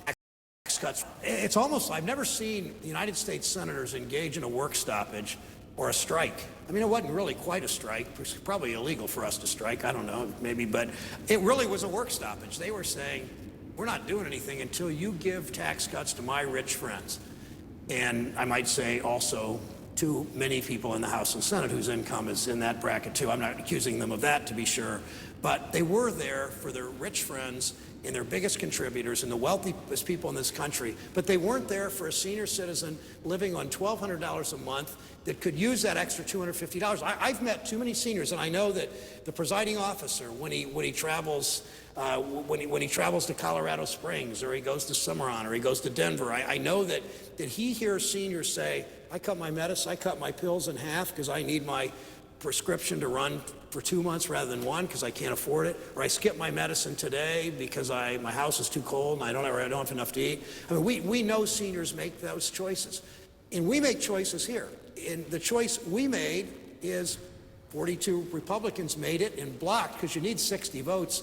We had a majority of voters of senators, an easy majority for Senator Sanders' effort on the 53 votes, efforts to do this, the $250, but you need 60 votes. So 42 Republican senators engaged in their work stoppage, saying we're not doing anything until we get these tax cuts for the rich, said no to seniors. And I just am amazed by that, the callousness.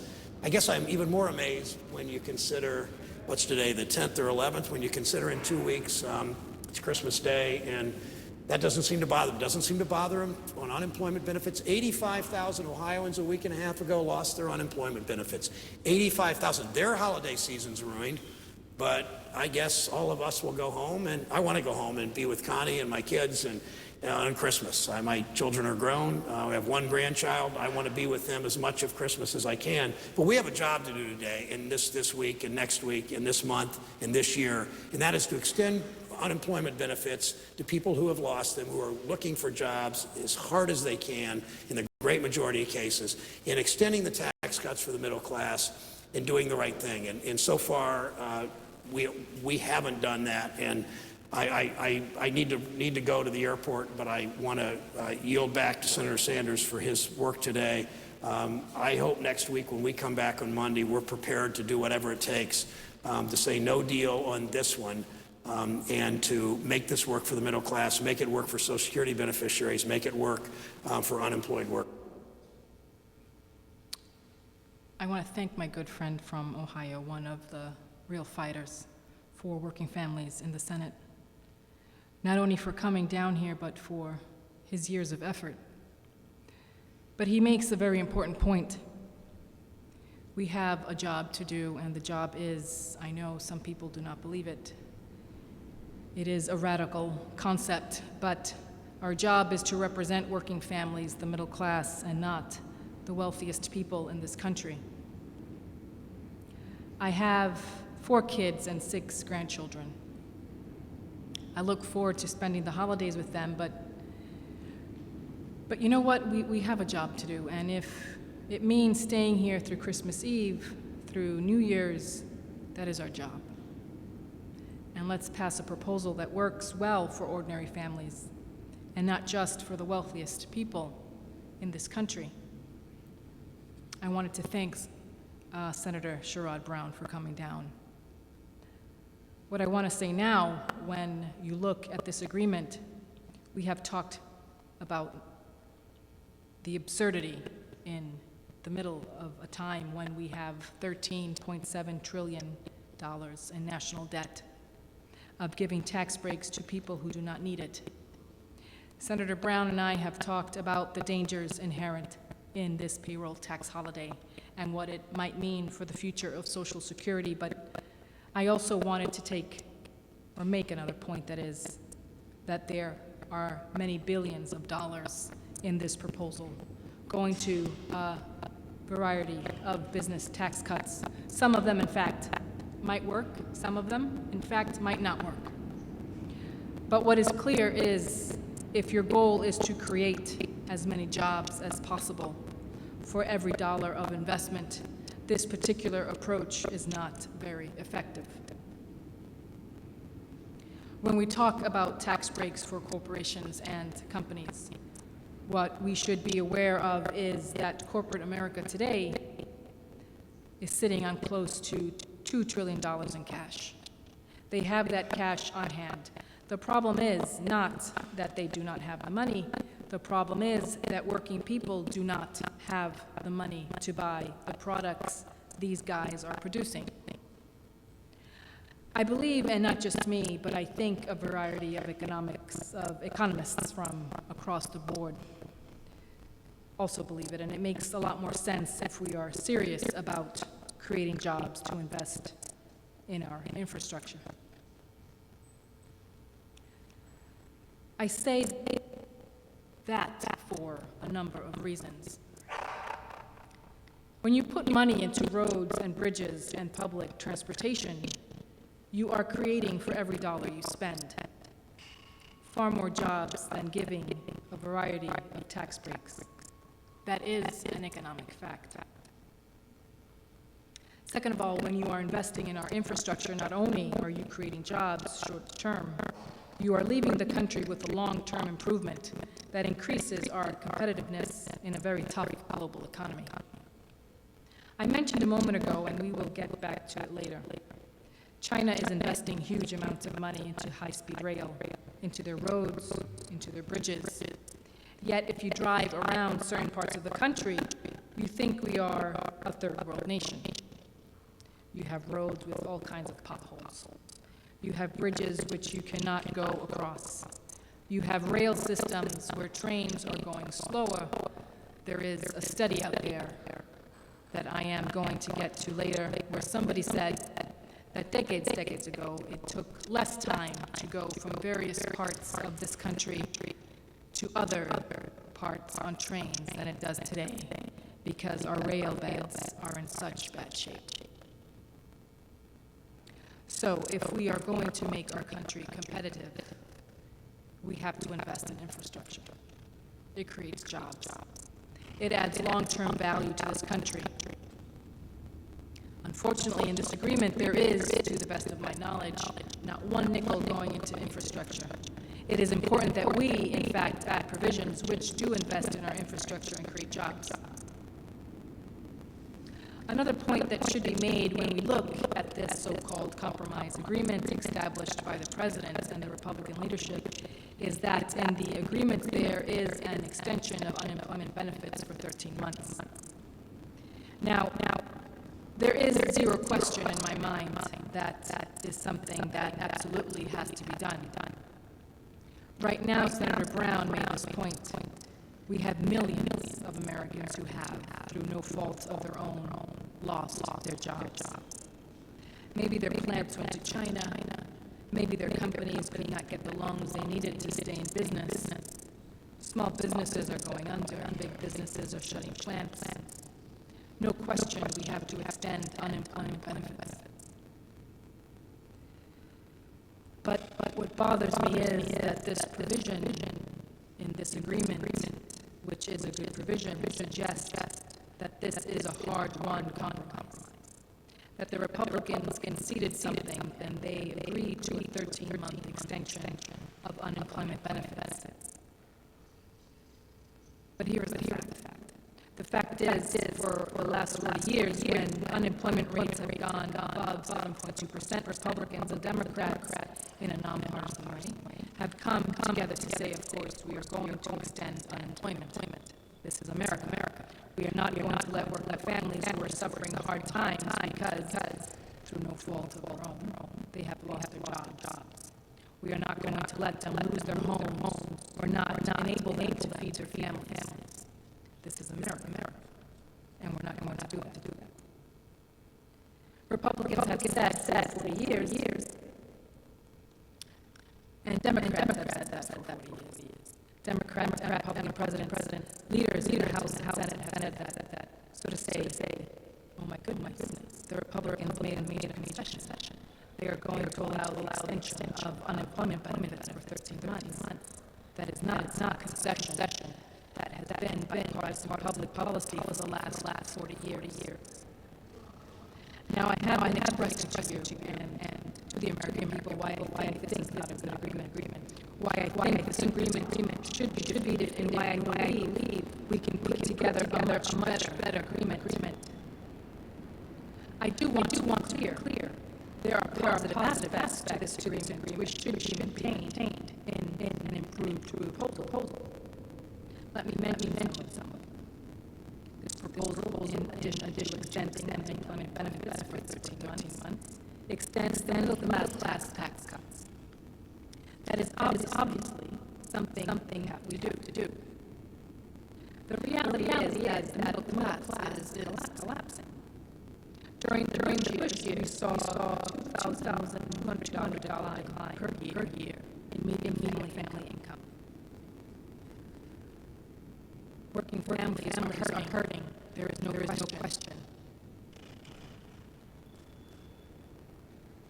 So we have to maintain those tax cuts, and that is a thing. And the agreement, obviously, any future agreement must maintain.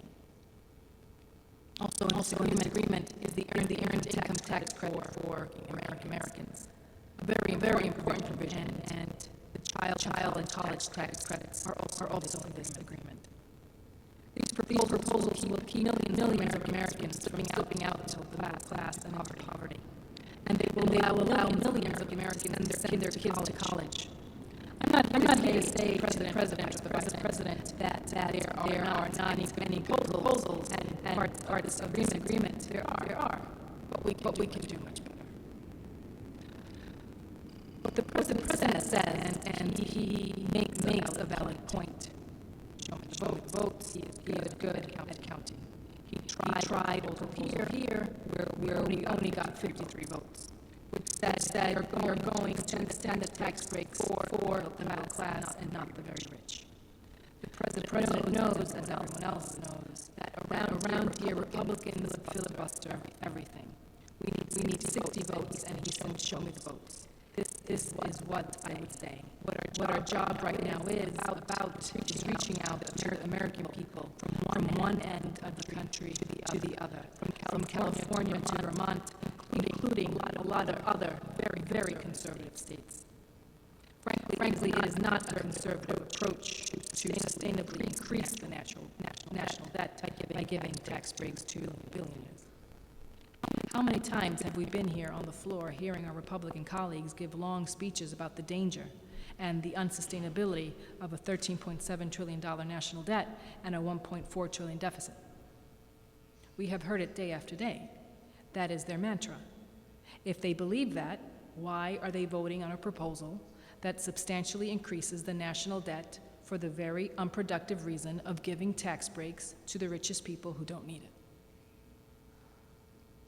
The reason we have to defeat this proposal and fight for a much better one is, I would hope, that people throughout this country from Vermont to Colorado and many of our conservative states would come forward and say, wait a second, I do not want my kids and grandchildren to pay more in taxes because we have borrowed money from China to increase the national debt in order to give tax breaks to millionaires and billionaires who have done extraordinarily well in recent years, and by the way, have a significant decline in their effective tax rate.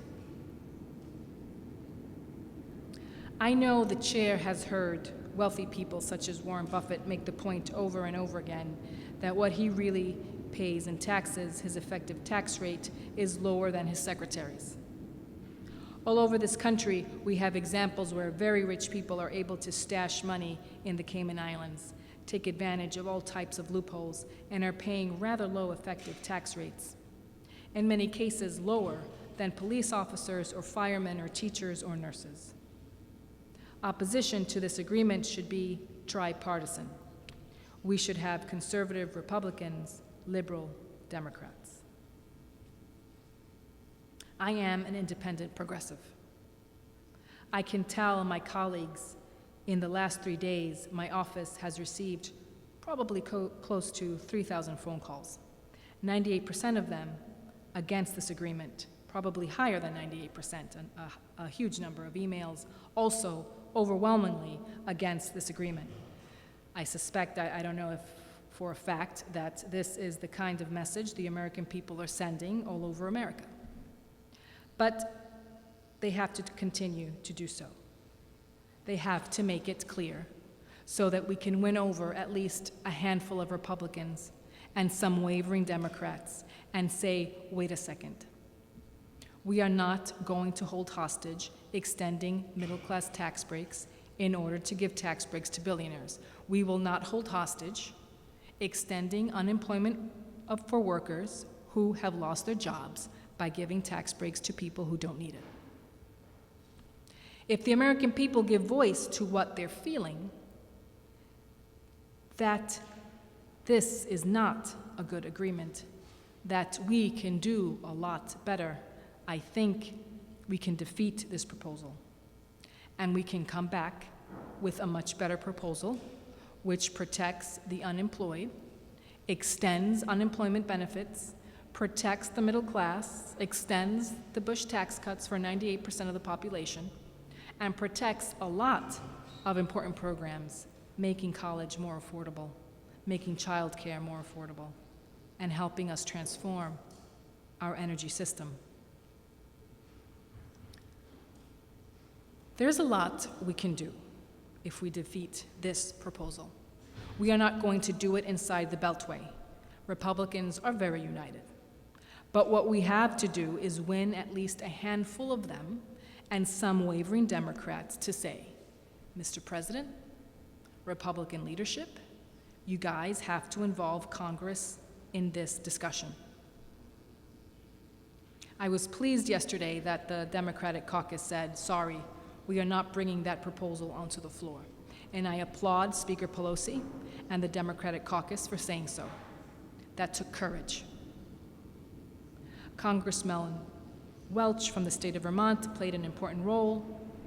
Congressman Peter DeFazio played an important role. I congratulate him. I congratulate the caucus for saying we can do better than what we are doing. Let me be frank.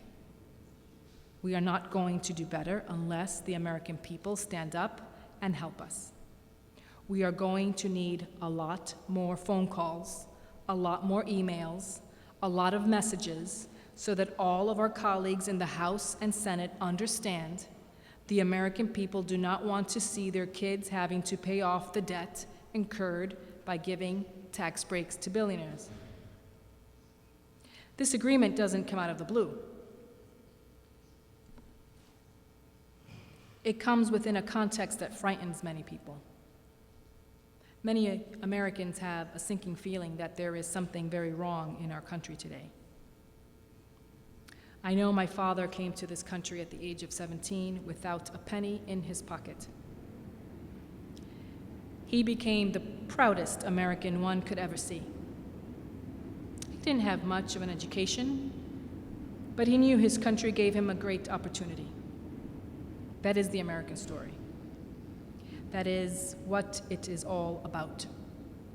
To millions and millions of families, whether they came from other countries whether they just made it on their own, I know we have heard the majority leader, Harry Reid, talking about his experience growing up in a desperately poor family. That is what America is about. But there are a lot of folks out there who believe there is something wrong, and the facts back them up. What is going on in this country is the middle class is collapsing. Poverty is increasing. I have 4 kids and 6 grandchildren. I am not worried about me. I am worried about what happens to my kids and my grandchildren. We have some wonderful young pages here, and we worry about their futures as well. We don't want to see our kids and grandchildren be the first generation in the modern history of America to have a lower standard of living than their parents. We don't want to see this country's economy move in the wrong direction. We don't want to race to the bottom. We want to see our kids live healthier and better lives than we do, not have to work longer hours, not getting a lower quality of education or less education. That is not the history of this great country.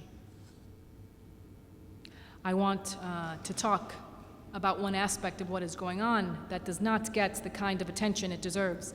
There are obvious reasons why, having to do with who owns the media and corporate control of the media, having to do with who provides the campaign contributions that elect members of the House and Senate, having to do with all the lobbyists who surround this institution. Wall Street and the oil companies spend hundreds of millions of dollars on campaign contributions. The issue I wish to discuss is who is winning and who is losing in this economy. I came from New England. Everybody knows the Celtics. We follow the Red Sox, the Patriots. What everyone asks is, who won the game? Did the Patriots win or lose? That is what we want to know. In fact, in America, it is very clear in the economy who is winning and who is losing. The vast majority of people, working people, middle-class people, low-income people, are losing. That is who is losing. It is clear who is winning. The wealthiest people are doing phenomenally well. They are winning the economic struggle. In America today, we don't talk about this too much, but it is time we did. We have the most unequal distribution of wealth and income in the industrialized world. I haven't heard too many people talk about that issue. Why not? Our Republican colleagues want huge tax breaks for the richest people. But the reality is, the top 1% already today owns more wealth than the bottom 90%. How much more do they want?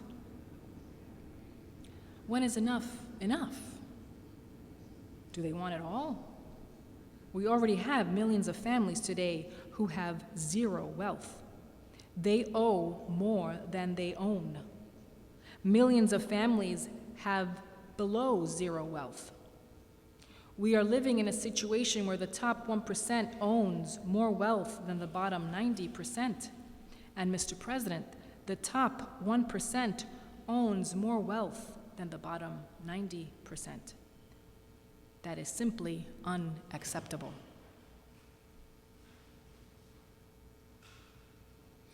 This is something we must be absolutely ashamed about and have to address instead of giving tax breaks to billionaires. Maybe we should appreciate the fact that about 25% of our children are dependent on food stamps. We should understand that in the industrialized world,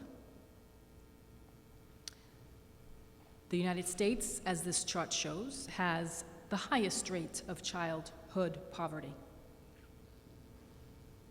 Is this America? The United States today has over 20% of its kids living in poverty. In Finland, the number is about 2 or 3%. Norway, maybe 4%. Sweden, maybe 4.5%. Switzerland, 6%. Whatever it may be. But here we are. If people are watching on television What they are seeing is the red line. Here is the United States, well over 20%. The Netherlands is second place. It looks to be about 7%. This is the future of America. So we are sitting here talking about an agreement which says, let's give huge tax breaks to billionaires. And there is the reality. We have a rate of childhood poverty far surpassing any other country on earth. This is the other half of the equation. What do my colleagues think happens when we have millions of kids living in poverty? What do my colleagues think happens when we have kids who are dropping out of school when they are 13 or 14 years old? I talked to a fellow in Vermont who runs one of our jails, and he said half of the kids who drop out of school end up in the penal system. That is what happens. The result is the highest rate of childhood poverty in the industrialized world. And then what we end up with is more people behind bars than any other country on earth. China is a communist totalitarian society, much larger than the United States, which is a democratic one. We have more people in jail than China and more people in jail than any other country. So what we end up doing, which seems to be not terribly bright, is spending perhaps 50,000 years on keeping people in jail because they dropped out of school. They never found a job. They got hooked on drugs or whatever. We put them in jail rather than investing in childcare, in education, in sustaining their families.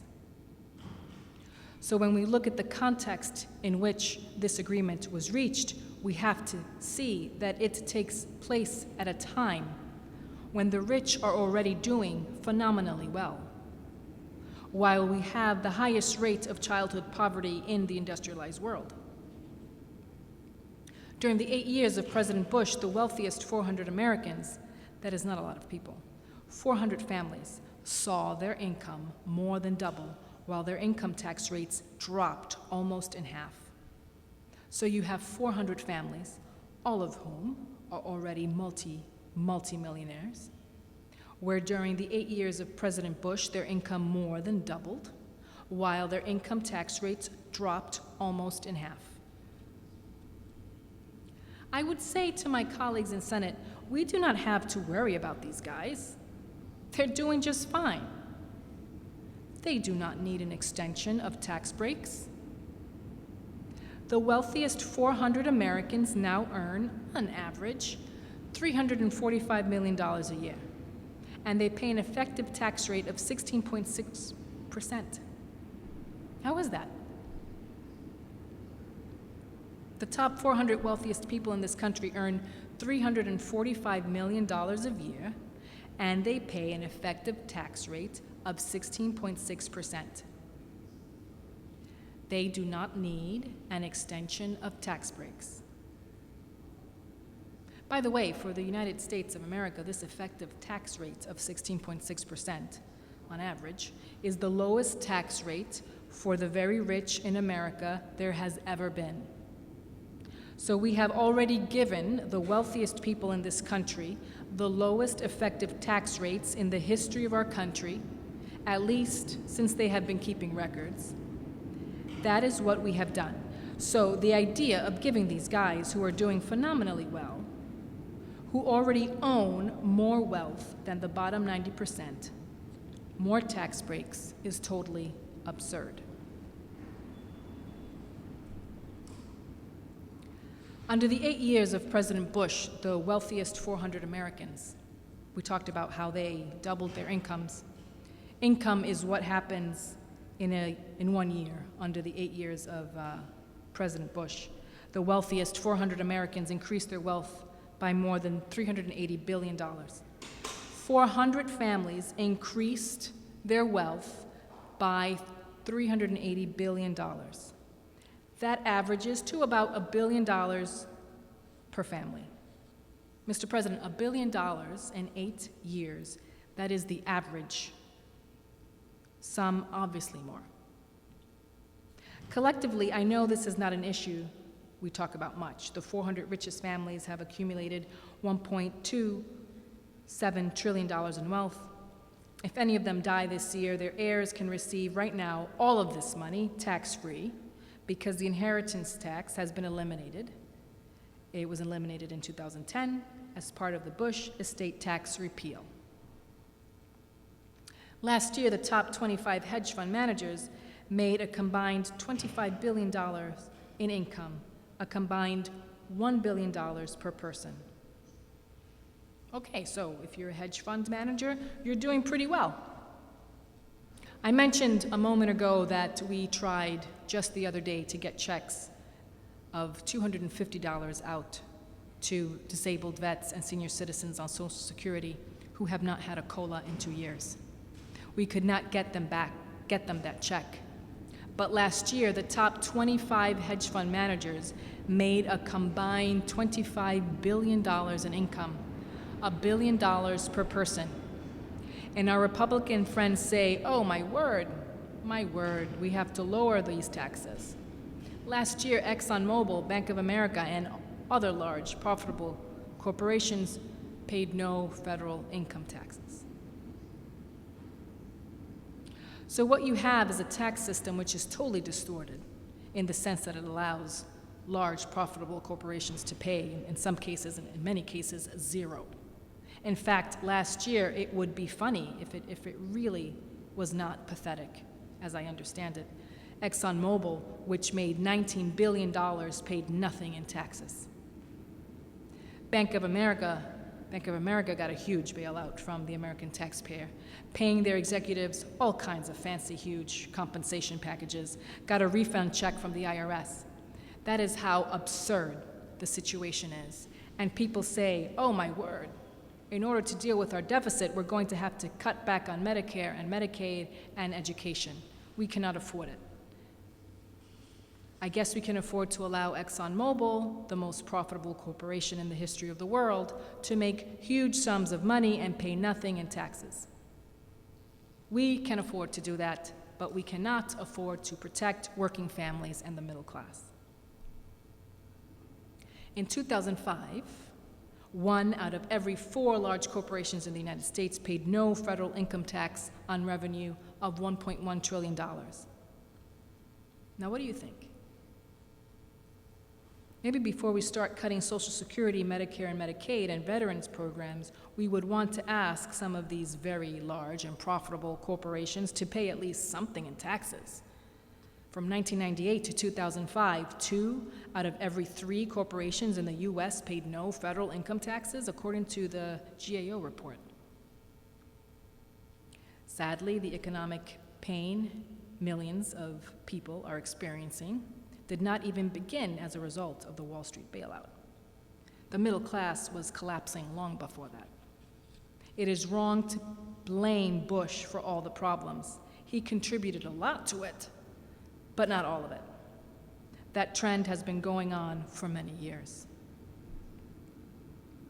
As the Washington Post reported last January, let me quote from an article because, again, I want to put the economic reality facing the middle class in contrast to the economic reality facing the very rich in the broad context of this agreement signed by the President and the Republican leadership.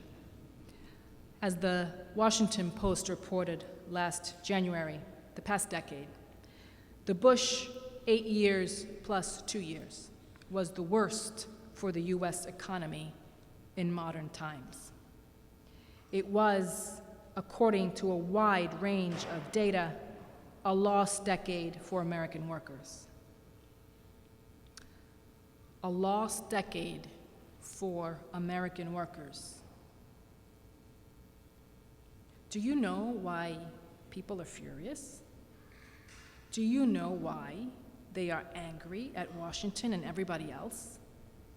The last decade was, according to the Washington Post, a lost decade for American workers. There has been zero net job creation since December 1999. 12 years of zero job creation, which is why unemployment is so high, not only for the general population, but even worse, for our young people, kids getting out of high school, young people graduating college. According to the Washington Post, this came from the Washington Post in January, middle-income households made less in 2008 when adjusted for inflation than they did in 1999. In other words, the American economy has turned into a nightmare for tens of millions of families. Imagine that. Middle-income households made less in 2008 when adjusted for inflation than they did in 1999. And the number is sure to have declined further during a difficult 2009. They did not have those numbers, but because of the Wall Street collapse, that certainly is the case. So what are we talking about? We are talking about, as I have just demonstrated, the people on the top seeing a doubling of their income while their effective tax rates are going down. You are seeing the middle class collapsing. What this agreement says is that we are going to provide huge tax breaks for millionaires and billionaires. That is insane. Only within the Beltway could an agreement such as that be negotiated. As I mentioned earlier, in the last 3 days, we have received thousands and thousands and thousands of phone calls and emails to my office, and over 98%, I dare say 99%, say this is not a good agreement. Do not support it. Mr. President, I have been joined on the floor by the very distinguished senator from the state of Louisiana. I ask unanimous consent that I be permitted to enter into a colloquy with Senator Landrieu. Is there objection? Without objection, so ordered. Thank you. I think that Senator Landrieu will contribute much to this, and I thank her very much for joining us here. I wonder if the senator would give the American people her thoughts about this agreement and what has been going on. I thank the senator. I thank the senator from Vermont for his eloquent and passionate presentation for hours this morning, and he clearly has presented to this chamber and to the American people some stark realities that are unpleasant. Some people might even find them hard to believe. But he has done his homework. He has documented what he has said. And in that backdrop, it does make this agreement made between the Republican leadership and the President of the United States even harder for some of us to understand. And I want to acknowledge, as the senator said, I know there are pressures on all sides and their time is running out. We've got to make a decision about tax cuts in a short period of time. We don't have the benefit of several months or even a half a year. I understand the pressures of time. But as the senator from Vermont pointed out, how about the pressures of the middle class? What about these pressures? What about this pain? And I was wondering, because I wanted to ask the senator from Vermont, I was not able to follow his entire presentation this morning, did he quote from the Income and Inequity and the Great Recession, the report done by the U.S. Congress Joint Economic Committee, represented by, or led by Charles Schumer? Senator Schumer, did you quote from this? We quoted from a number of studies, but not that one. I say that to the senator.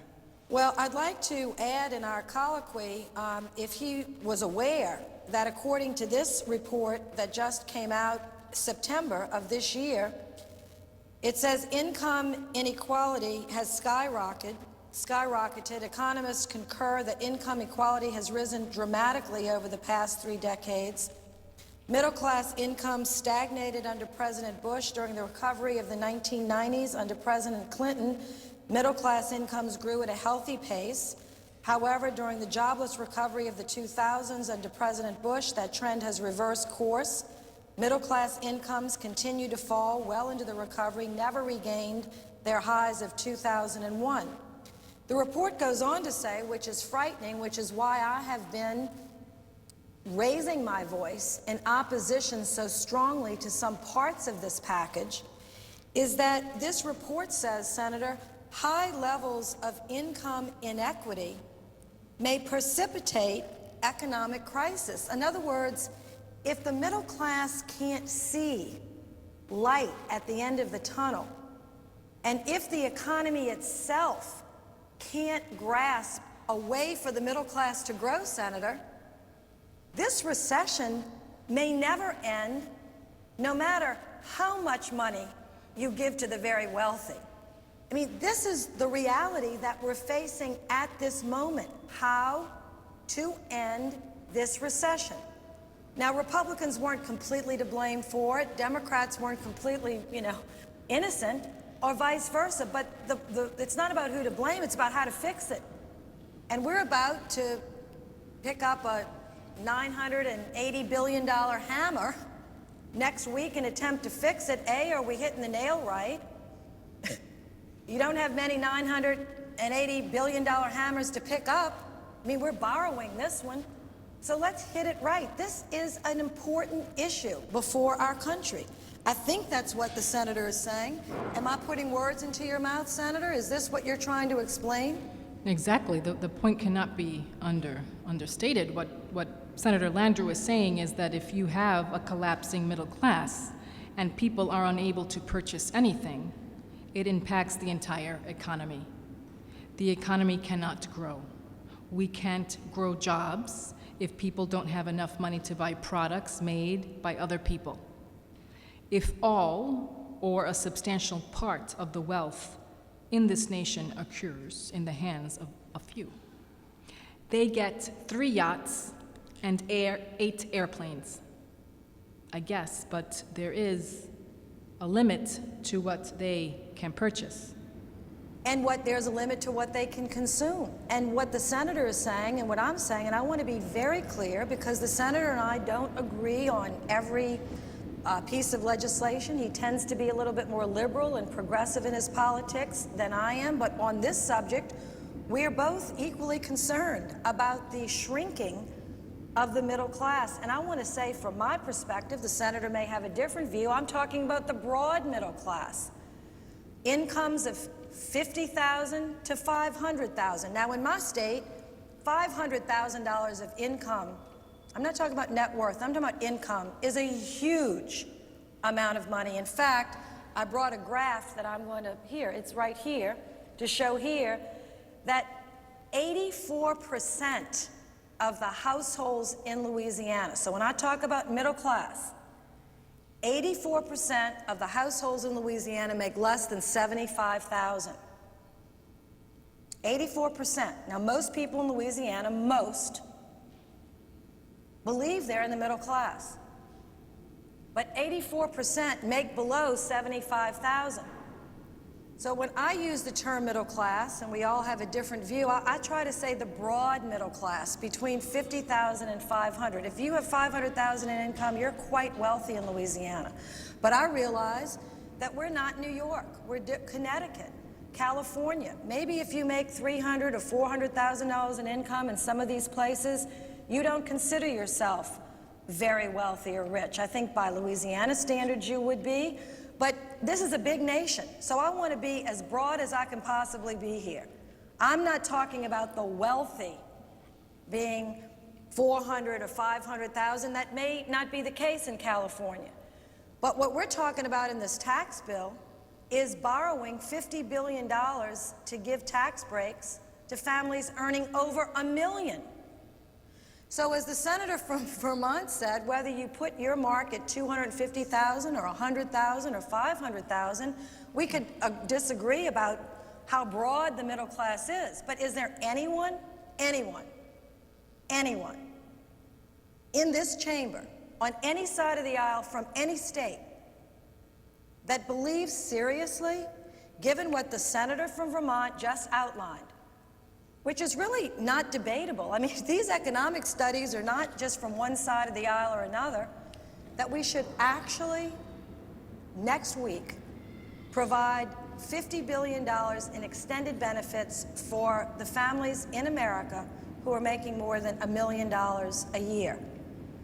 When the inequities are so great, when the needs of the middle class are so great, when there is no evidence to suggest that even after this tax cut that I've seen that's convincing, that the recession will end. And we're doing this for 2 years. What happens, Mr. President, if the recession doesn't end? We've borrowed all of this money to provide the extension of these tax cuts, and in addition given the $50 billion to the $1 million earners in this country. What do we do then? Go borrow another $1 trillion and try it again? I think we have to try something different. Now, I don't know if the senator has another point before I go into just a few thoughts that I have. I wanted to ask him if he...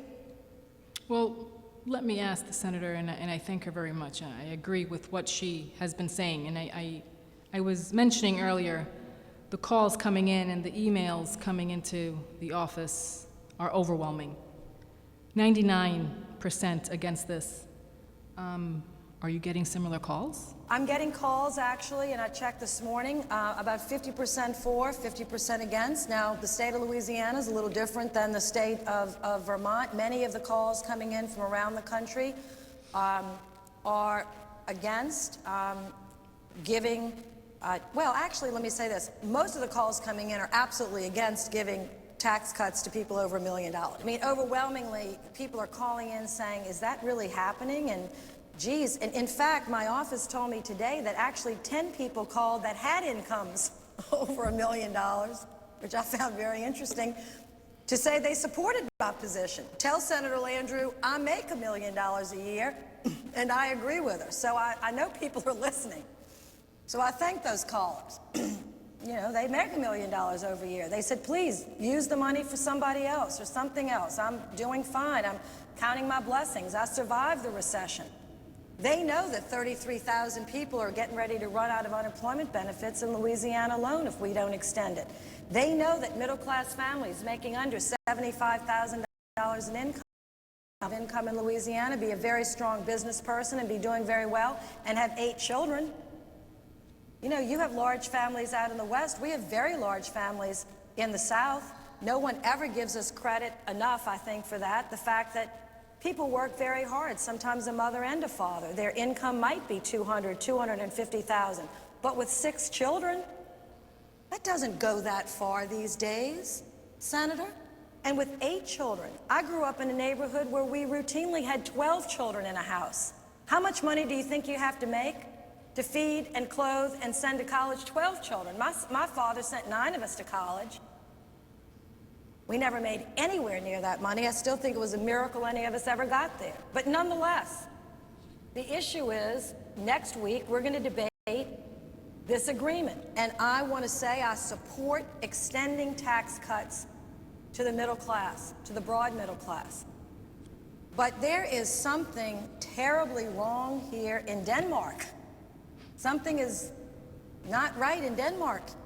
If we're spending or borrowing $50 billion, which is about what it costs to extend income tax rates, the lower rates, and the dividend rates, and the capital gains rates to people making over $1 million. Someone on the radio today said, well, Senator, don't you think that giving tax cuts, that will stimulate the economy? I said, no. I'm not an economist, but every economist that I've read on this tax package says that's one of the least stimulative, am I correct, Senator? One of the least stimulative provisions of the bill. So I want to know next week when we're debating this, I'd like at least one Republican, just one. It could be the Minority Leader Mitch McConnell, it could be the Budget Director, Judd Gregg, it could be just one Republican to give a passionate argument for why they insisted this be in the package. I'd just like to listen to it. I'd like to hear it with my own ears. What was it about it that they thought was so important that they had to have it in the package? Because I know, as angry as I am with the president right now, that he didn't call everybody in the room and say, oh, we forgot something. Let's make sure that this tax extension includes people who did. Who did give it? Because your constituents should know about it. And the American people have a right to know. That's one thing about our democracy. It's open. It could be more open. We could be like Britain, where they all stand up and talk at one another in one of the rooms.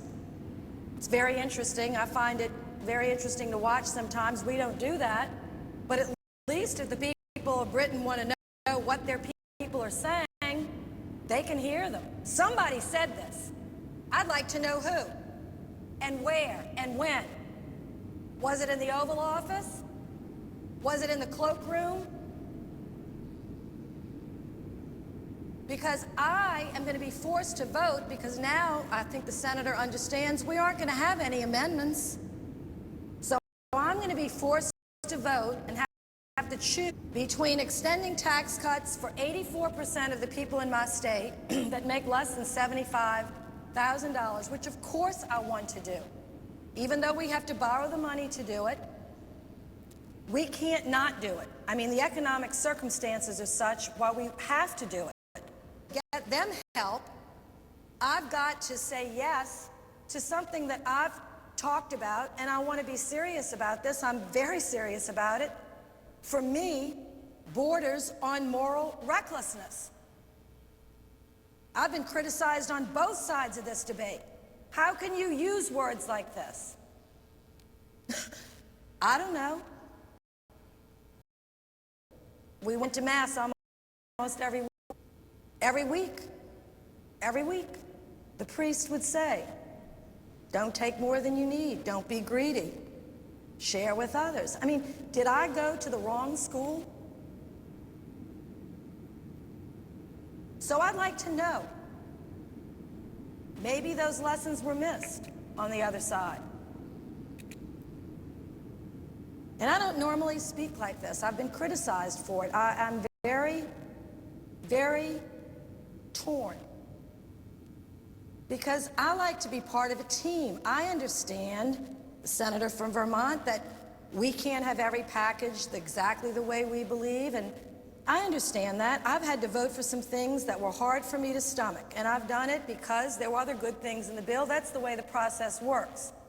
But I actually cannot remember a time on either an appropriations bill of this magnitude or a tax bill of this magnitude that we've been asked to cast a vote for something that on its face is so reckless, so unnecessary, so sort of in your face to the poor, in your face to the middle class. We're going to take our money. Don't you say a word about it. Who said that? Did Warren Buffett come down here and ask for it? Did Boone Pickens come down here and ask for it? Did the Gates come down here and ask for it? Who asked for it? Why do you think you deserve it? And what senator put their name on it? Now, I have a few more things to say. I don't want to keep the senator from Vermont tied up. Is it Quite the contrary. The senator from Louisiana is making some very important points, and I appreciate it, and I look forward to hearing on what she has to say. Thank you. Mr. President, I wanted just to say a few other things about this whole situation, because the senator from Vermont, I wanted to show this just from my perspective. I voted for the original tax cuts. I'm not sure that the senator from Vermont did. So And there were very good reasons on both sides, but I'd like to take a minute because I've got, as I said, critics on both sides here, and I want to but share some thoughts about that and make something very clear.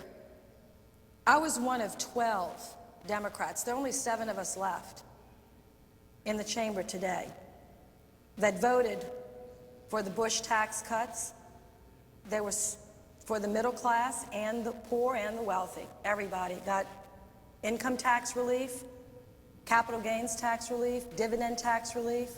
Senator Lincoln and I and others worked very hard to make sure that in that package, even though I would have designed it differently if I could have done it myself, but there are no czars around here that are to the middle class. There are many critics of that say you didn't do it well enough. You didn't send it to the middle class. You sent it to the wealthy. I disagree. I think that we did as well as we could to send it to the middle class, although the higher brackets were lowered as well.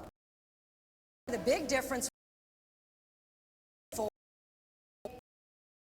annual surplus. Another $48 billion less than we were taking in. What a happy time that was. We were paying for our Pell Grants, we were paying for education, we were paying for health care. We had surpluses in Social Security, Senator will remember, and we had a $128 billion surplus that year alone. And surpluses as far as the eye can see. This is before 9/11. So the 12 of us, let me speak just for myself, thought, what a situation this is. Democrats had taken the tough vote. Not one Republican had voted for this budget reconciliation that, as you know, you were in. I think the senator was then in the House and took a tough vote along with many Democrats to put us on that path. Middle class was expanding. Jobs were being created at unprecedented levels. And yes, we were creating millionaires. I'd like to say this. I love creating more millionaires. It's why I got into politics. One of the reasons I like when people are successful. I love to hear stories. Mothers were household servants whose fathers never went to high school. I love to hear about these smart little girls from Gerttown who got straight A's in school, went down the street to Xavier University, got their... I don't decry that. I celebrate it. I'm the one that fought for them to get their scholarships. Not individually, but generally. It's what I do. It's what senators do. It's what House members do. I am so mad at people saying to me as a Democrat, we don't like people that are rich. We have something against them. Nothing could be further from the truth.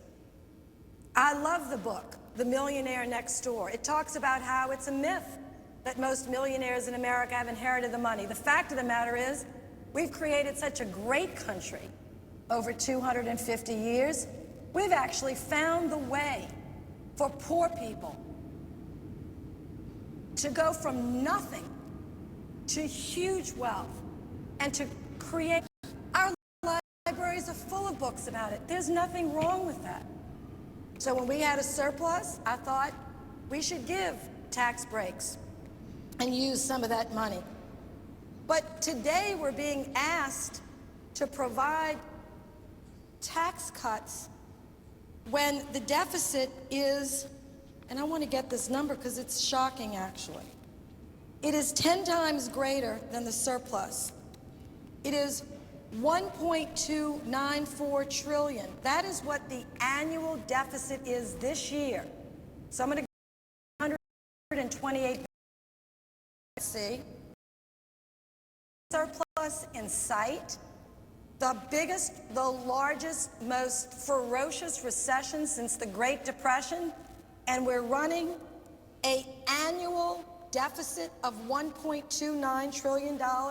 Someone had the nerve on the other side of the aisle to say, wait, before you close the deal, before you shut the door, before you stop the printing press, please put in the people in America that make over $1 million. Now, for that $50 billion, there are lots of ways that we could save if we could correct this deal. I don't think we can.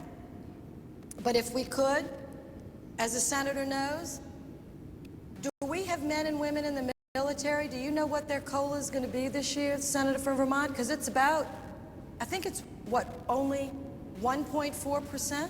That is what my understanding is. I think a lot of the folks in the military are very upset about that. Every person in uniform is only getting a COLA this year of 1.4%. Did anyone over there, when they raised their hand to say, let's put the millionaires in, did you all not think about this? We could have taken that money and given it to them for 1 year bonus.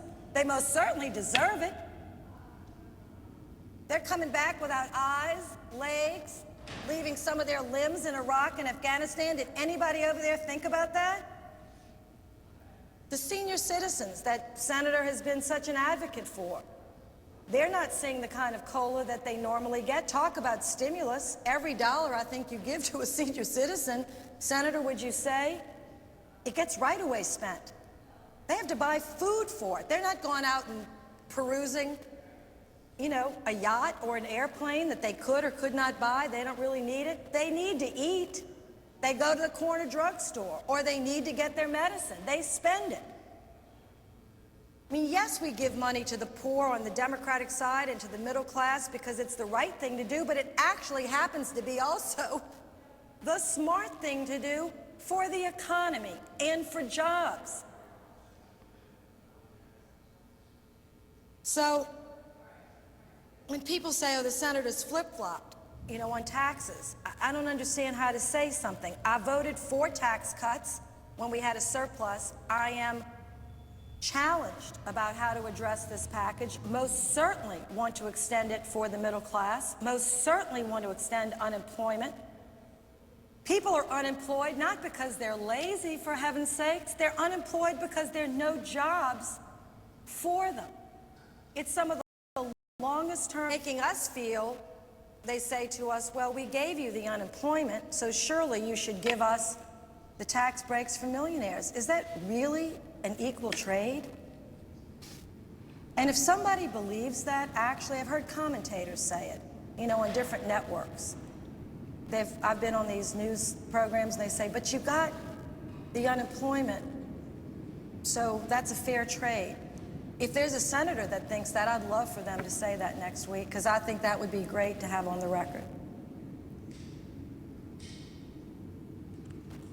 So,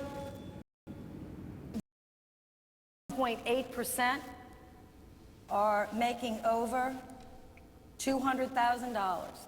And I'm checking right now to find out how many families in Louisiana actually make over $1 million. I was told it was 3,200. That number might be too high. The senator from West Virginia told me in his state it's 599 people in West Virginia make over $1 million a year. But yet, it looks like that is the package. So we're going to be in a tough situation without amendments, having to vote for it. I'm going to see what my constituents are saying over the weekend. But I want to say one more thing. The inequality, was very startling. I'm not going anywhere. You can take as much time as you need. I'm the chair of the Small Business Committee, and I had a hearing. I have many hearings, but one in the last 3 months, and some of the testimony was startling to me, and I wanted to share this with the senator. Someone was testifying about why this recession was taking so long to get over, and they were giving just some figures about the status of the economy and the wealth or incomes of broad sections of the population. And they the median net worth of households in America, the average median net worth, not income, net worth of households is $67,000. So that's taking everything that you own minus everything you owe, and the difference is your net worth. I thought people might have more than that. I mean, in terms of equity in their homes, you know, a couple of $100,000, $67,000. It was concerning to me. So I said, well, do you have that broken down by race by any chance? Oh, yes, ma'am, we have that. So would you share it? They did, and I'm going to share it with you because I have not recovered from what I heard. The gentleman says to me, well, for white families in America, the average median, not average, median, which is 50% more, 50% less, the median for white households, Senator, is $87,000. $87,000. For Hispanic families, it is $8,000. And for African American families, it is $5,000. Now I want to repeat that again. 50% of all families pay $7,000 or less. For Hispanic families in America, 50% of all Hispanic households, their net worth is $8,000. And for African Americans, 40 years after the peak of the Civil Rights Movement and 150 years or so after the Civil War and all the things we think we've done to try to get people in a more equal position in our society, is $5,000. That's including home equity. That's including home ownership, I mean. Without home ownership, that net worth for African American families falls to one. People are in pain and suffering and anxious and they can't buy anything. Well, you wonder why. There's no cushion in a recession like this. How brutal is a recession to people that have so little cushion? For a middle-class family of any race, if you lose your job, you can get unemployment, you've got some equity in your home, maybe you have some savings, you can fall back, there's a cushion, you can land, you can bounce back up. How brutal is this recession to millions of families in America that have no cushion? They're just hitting hard rock. They're just hitting steel. There's no cushion there. You wonder why this Tea Party movement is festering. You wonder why people want to, people are so angry that call. I understand that anger. I'm so angry myself, I don't know what to do. If I can interrupt my good friend, she is right. It is no great secret that her on many issues. She is down here speaking from her heart, coming from the state of Louisiana, which is not radically different from Vermont. We have a lot of struggling families. I want to reiterate a point. She has been talking so effectively about guys that ain't the middle class, no matter how broadly you define it, that their income more than doubled. Got that while their income tax rate dropped almost in half. The wealthiest 400 Americans now earn an average of $345 million a year and pay an effective tax rate of 16.6% on average. That is the lowest tax rate for wealthy individuals on record. So, about real working longer hours for longer wages. Median family income has declined. People are scared that for the first time in our modern history, their kids will have a lower standard of living than they. And millions of people are asking the same question. The wealthiest people are becoming richer, the middle class is declining, and poverty is increasing. Who decided? Who said billionaires needed a and a reduction? It is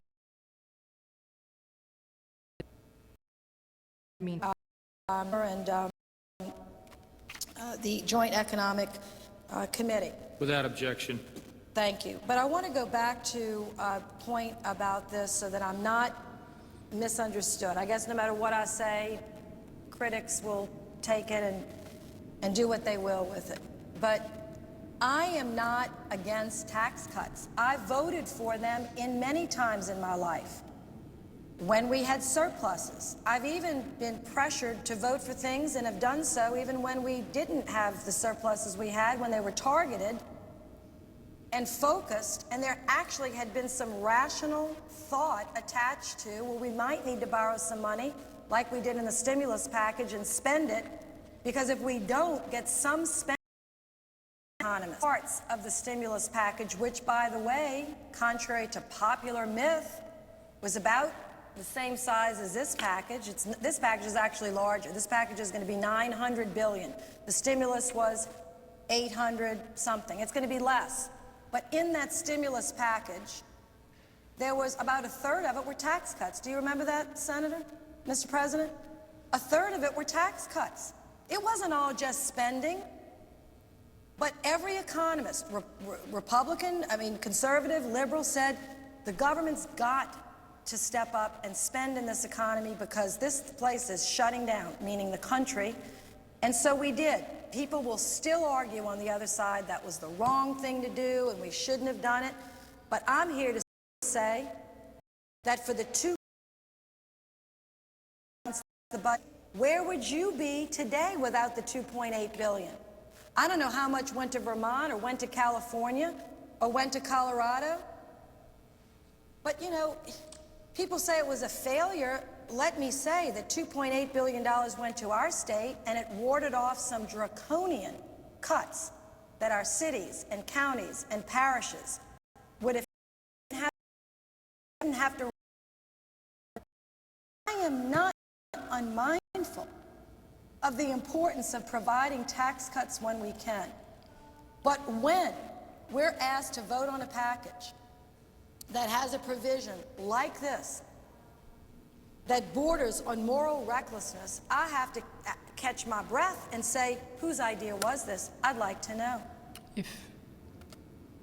So it's going to be a long weekend, 30 hours of debate. I am glad that the senator from Vermont is going to make sure that we take every one of those 30 hours post-cloture, if we even get to cloture on this bill, because I think the American people are going to be waiting around to find out whose idea.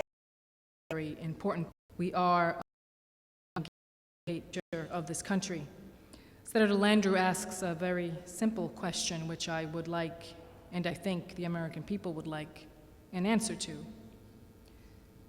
Whose brilliant idea was it at a time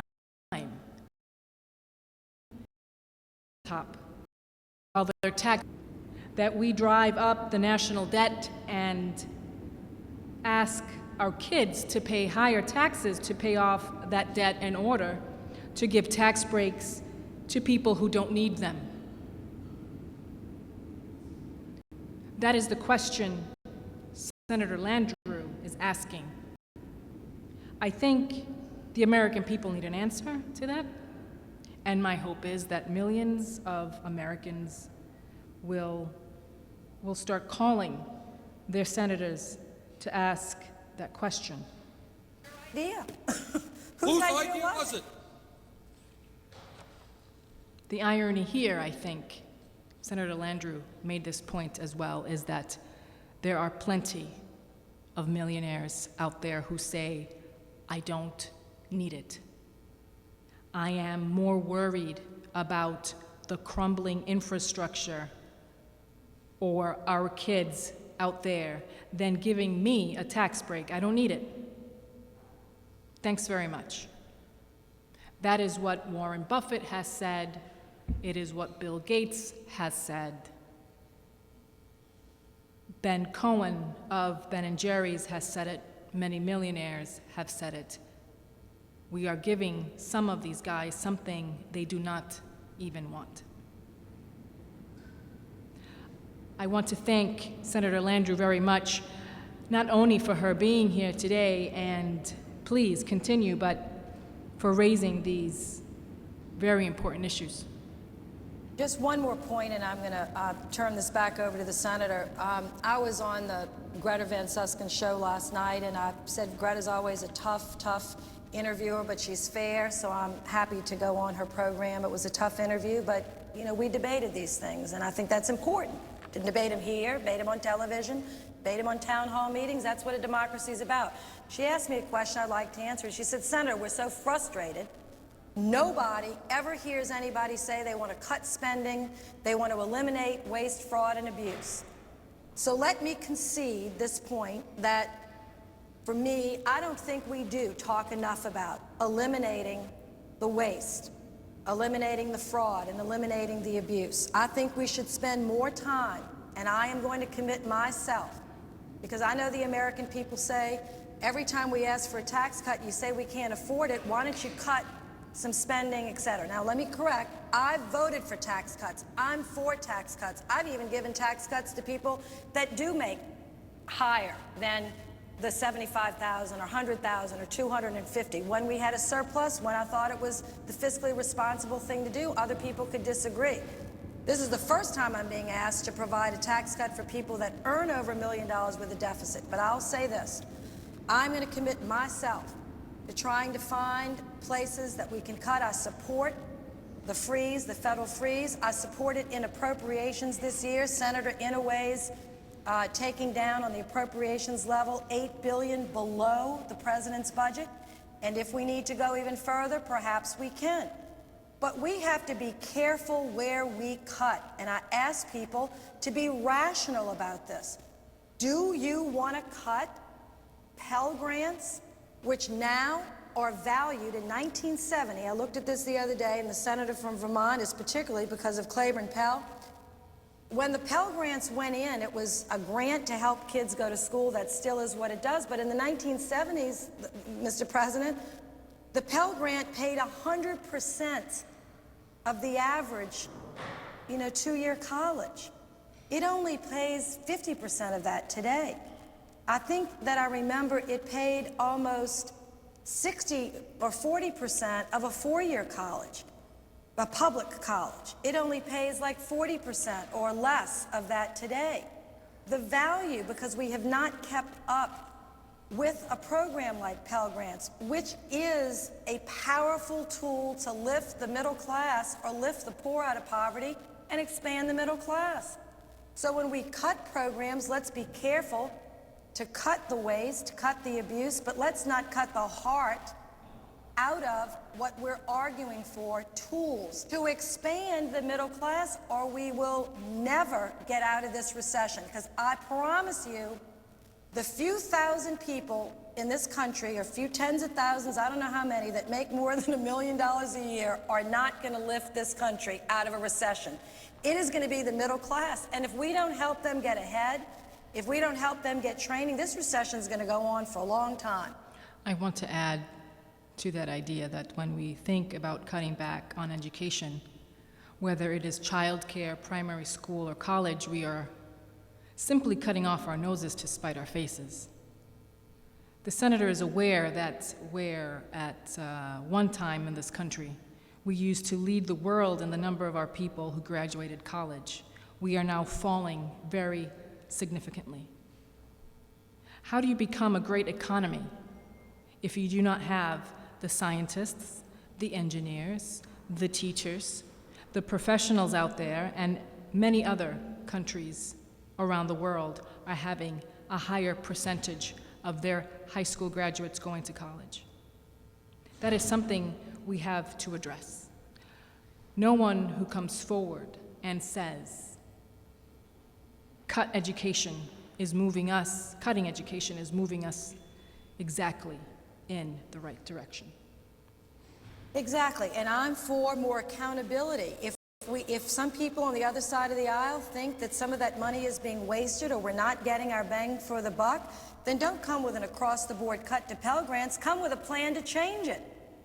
And say these are the requirements for our universities. You have to graduate 65% of the kids that start, or you've got to have certain benchmarks before you can apply for these loans or for these grants. But I'll tell you, this country is at a crossroads, and I know that the president and his advisors understand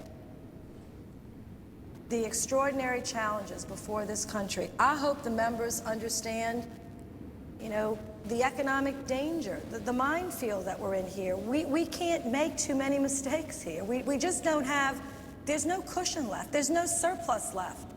We are down to below bottom. So when we do big things like this is a big thing. This is a $980 billion big package. It's almost $1 trillion. Do it the best you can do it. Don't do it recklessly. Don't do it frivolously. Don't do it for ideology. For gosh almighty sakes. And I just wish we could have fought harder for a better package. I have not yet decided how I'm going to vote, but I said if I vote, I'm not voting quietly.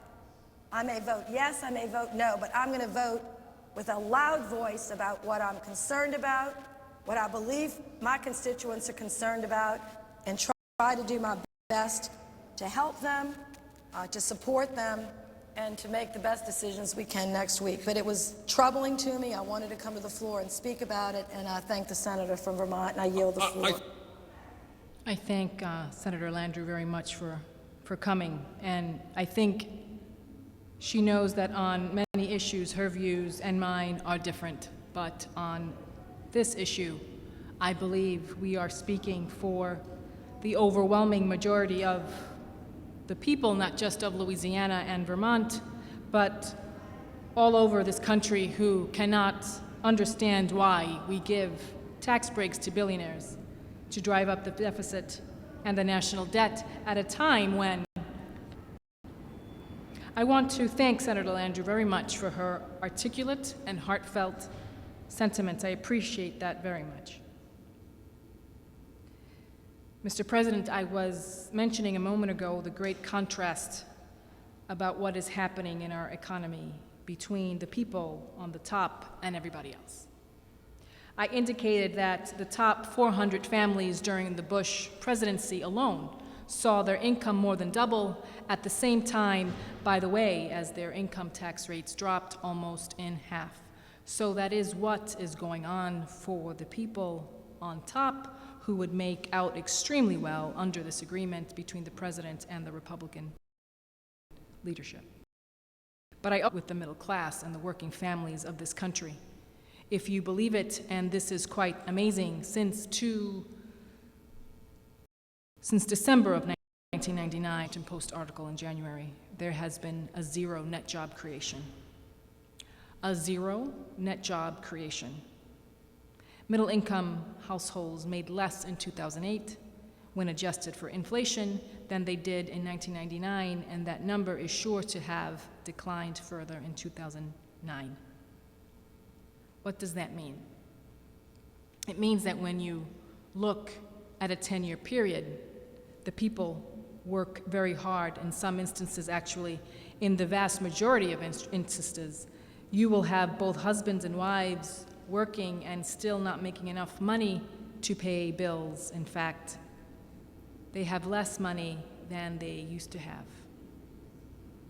When I was a kid growing up, the expectation was that to be in the middle class, what happened was that one person, I know young people will not believe this, but it is true. Years ago in the United States, before the great global economy, before robotics, before computers, one person could work 40 hours a week and earn enough money to pay the bills for the family. One person. Today in Vermont and throughout this country, overwhelmingly, you have husbands and wives both working. And in some instances, they are working very long hours. But here is the rub. Today, a two-income family has less disposable income than a one-income family did 30 years ago, because wages have not kept up with inflation, and because healthcare costs have soared, the costs of education have soared, housing has soared, and the basic necessities have soared.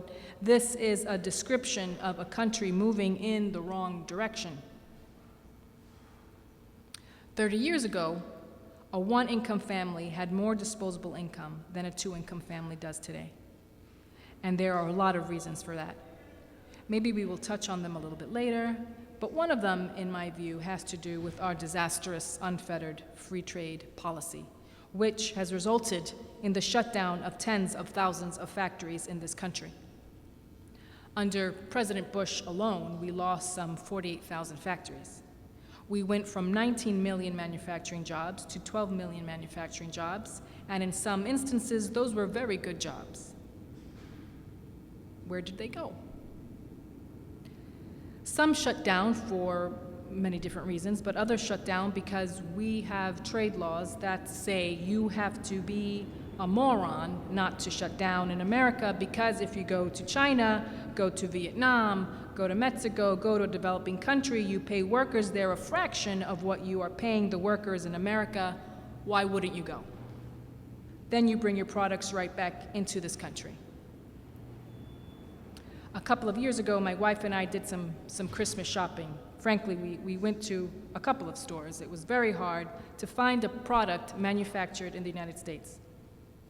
You do not have to have a PhD in economics to understand we are not going to have a strong economy unless we have a strong manufacturing capability, unless companies are reinvesting in Colorado or Vermont, creating good jobs here. You do not have to have an economic future when virtually everything you are buying is coming from China or another country.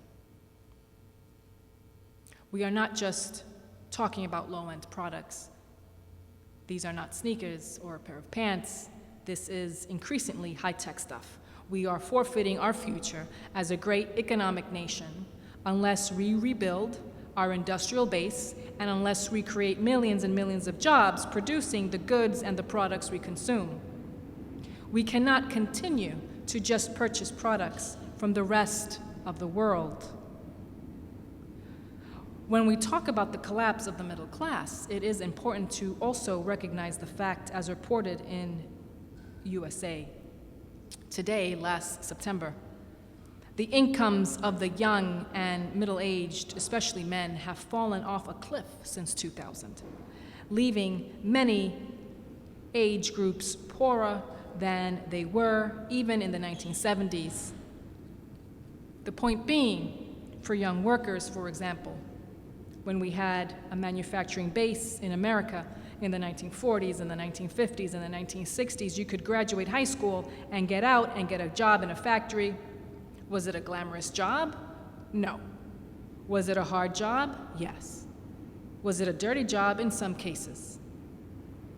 But if you worked in manufacturing, and especially if you had a union behind you, the likelihood is you earned wages to take your family into the middle class, and you had a decent health care coverage. And you might even have a strong pension. Where are all those jobs now? During the Bush years alone, we went from 19 million jobs in manufacturing to 12 million jobs, a horrendous loss of manufacturing jobs. If you are a kid today in Colorado or Vermont and you are not of a mind or whatever reason, do not go to college.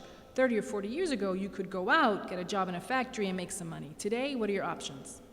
You get a minimum wage job at McDonald's or maybe Walmart, where the benefits are minimal or non-existent. That is a significant transition of the American economy. I wish to tell you something else when we talk about manufacturing. It did not get a whole lot of publicity, but it is worth reporting.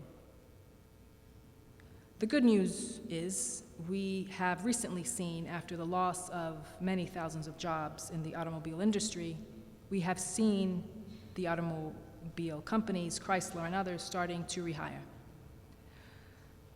What I think has not been widely reported is the wages of the new workers who are being hired are 50% of the wages of the older workers in the plant. You are going to have workers working side by side, where an older worker who has been there for years is making $25 an hour, $28 an hour. And right next to him, a new hire is making $14 an hour. If you understand that the automobile industry was perhaps the gold standard of manufacturing in America, what you do think What do you think is going to happen to the wages of blue-collar workers in the future? If all you can get with the union behind you in automobile manufacturing is $14 an hour today, what are you going to make in Colorado or Vermont? Are you going to make $10 an hour or $11 an hour? Is that enough money on which to raise a family? Are you going to have any benefits? Unlikely. That is what happens when your manufacturing base disappears, and that, to a significant degree, in my view, is a result of a disastrous trade policy. I have to tell you, and I think in hindsight, most people agree I was right when I was in the office and all the corporations in the world were telling us how great NAFTA would be, free trade in Mexico. I did not buy it. I was right. And they would say, oh, it's going to be even better. We will have free trade with China. Think about how large China is and all the American products they're going to buy over there to create all kinds of jobs in the United States. I never believed it in a moment. I will tell you a story. I was in China a number of years ago, and as part of a congressional delegation, we went to visit Walmart in China, the Walmart store. Amazingly enough, it looked a lot like Walmart in America. Different products, but it looked like the same style. You walk up and down the aisles and you see all these American products. I remember Wilson basketballs, Procter & Gamble, soap products, different products there for the Chinese, but a lot of the products were American products. They looked pretty familiar. I asked the guy who was there with us, who was, I believe, the head of Walmart Asia, the guy in charge of all the Walmarts in Asia, I asked him a simple question. Tell me, how many of these American company products are actually manufactured in the United States? He was a bit sheepish and a little bit hesitant, and he said, well, about 1%. Obviously, what everybody knew is it is a lot cheaper for the American companies to set up plants in China, hire Chinese workers at 50 cents an hour, 75 cents an hour, whatever it is, and have them build the product for the Chinese markets than it is to pay American workers $15 an hour, $20 an hour, provide health care, deal with the union, deal with the environment. That is not a great revelation. I think anybody could have figured that one out, but the big money interest around here pushed it, and Congress and President Clinton at the time signed it, and we were off and running.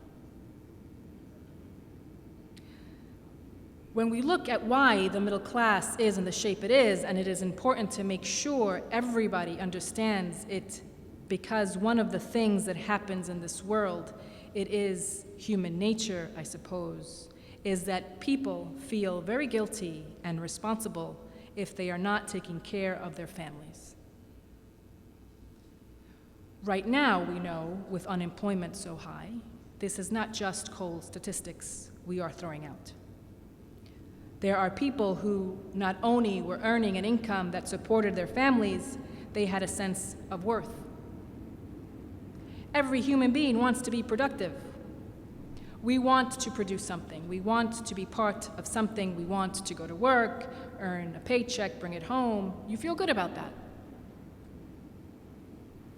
Do you know what it does to somebody's sense of human worth when suddenly you are sitting home watching TV, you can't go out and earn a living? It destroys people. People become alcoholic. People commit suicide. People have mental breakdowns because they are not utilizing their skills. They are no longer being a productive member of society. That is what unemployment is about. I think one of the reasons unemployment is so high, one of the reasons the middle class is collapsing, has a lot to do with these disastrous trade policies. I have to tell you, as we have been talking about all day long, these policies, these tax breaks, all this stuff emanates from corporate leaders whose sense of responsibility is such that they want themselves to become richer, they want more and more profits for their companies, but they could care less about the needs of the American people. I remember there was one CEO of one of our largest American corporations, and he said, "When I look at the future of General Electric, I see China. China, China, China, and China." By the way, we ended up bailing out that particular corporation. He didn't look to China to get bailed out. He looked to the taxpayers of this country. But the word has to get out to corporate America. They are going to have to start reinvesting in the United States. They are going to have to start building the products and the goods the American people need, rather than run all over and search for cheap labor.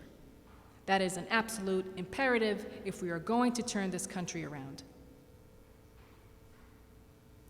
According to a Boston Globe article published last year, let me quote what they say again.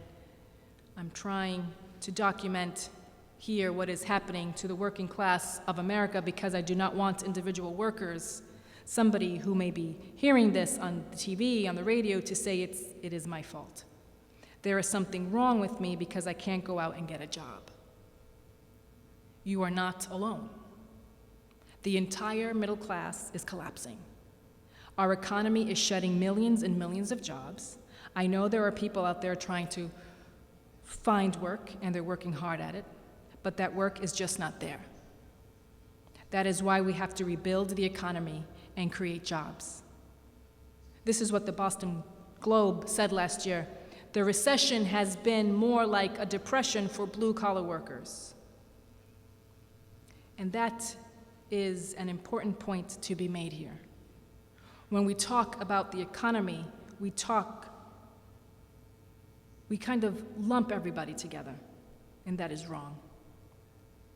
The truth is, right now in the economy, people on top are doing very well.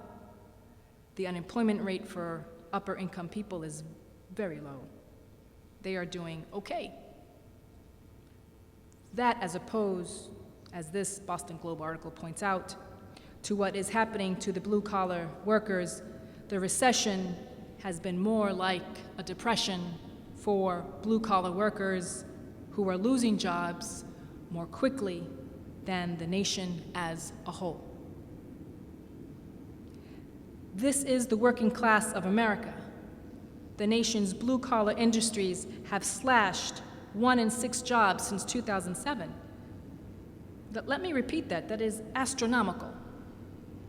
The nation's blue-collar industries, manufacturing, have slashed 1 in 6 jobs since 2007, compared with about 1 in 20 for all industries, leaving scores of unemployed competing for a rare job opportunity in construction or manufacturing, with many unlikely to work in those fields again.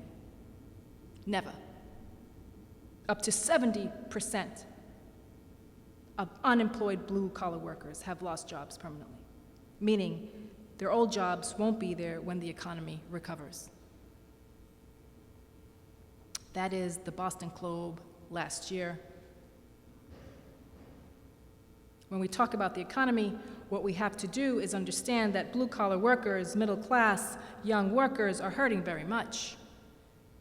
In the context, again, of the debate we are now having, the discussion of whether we should approve the agreement reached with the president and the Republicans on taxes, the idea of not significantly investing in our economy, but rather giving tens of billions of dollars to the very rich in more tax breaks makes no sense to many of us. When we talk about why people are angry, why people, when asked the question by pollsters, do you think America is moving in the right direction? And overwhelmingly, they think not. Let me tell you why they think not. This is just during the presidency of President Bush from 2001 through 2008. During that period alone, and by the way, the pain is certainly continuing right now. I do not mean to suggest otherwise. During those 8 years of Bush, over 8 million Americans slipped out of the middle class and into poverty. Today, 40 million Americans are living in poverty. 7.8 million Americans lost their health insurance, and that is continuing. A recent study came out and suggests that the uninsured now are about 50 million Americans. 50 million Americans have no health insurance now. We hope health insurance reform will make a dent on that. I think it will. But as of today, without the major provisions of healthcare reform being implemented, 50 million Americans are without any health insurance. During that period, and we have not talked about this a whole lot, there is another thing going on in the economy for the working class. Years and years ago, if you worked in a manufacturing plant, you had a union. You stood a reasonable chance of having a pension. A pension. During the Bush years, 3.2 million workers lost their pensions, and about half of American workers in the private sector have no pension cover whatsoever. The idea today of having a defined pension plan significantly paid for by your employer is going the way of the dinosaur. That is just not there anymore. Workers are more and more dependent on Social Security, which has been there for 75 years, which we have to protect and demand that it will be there another 75 years, because right now millions of workers are losing their pensions.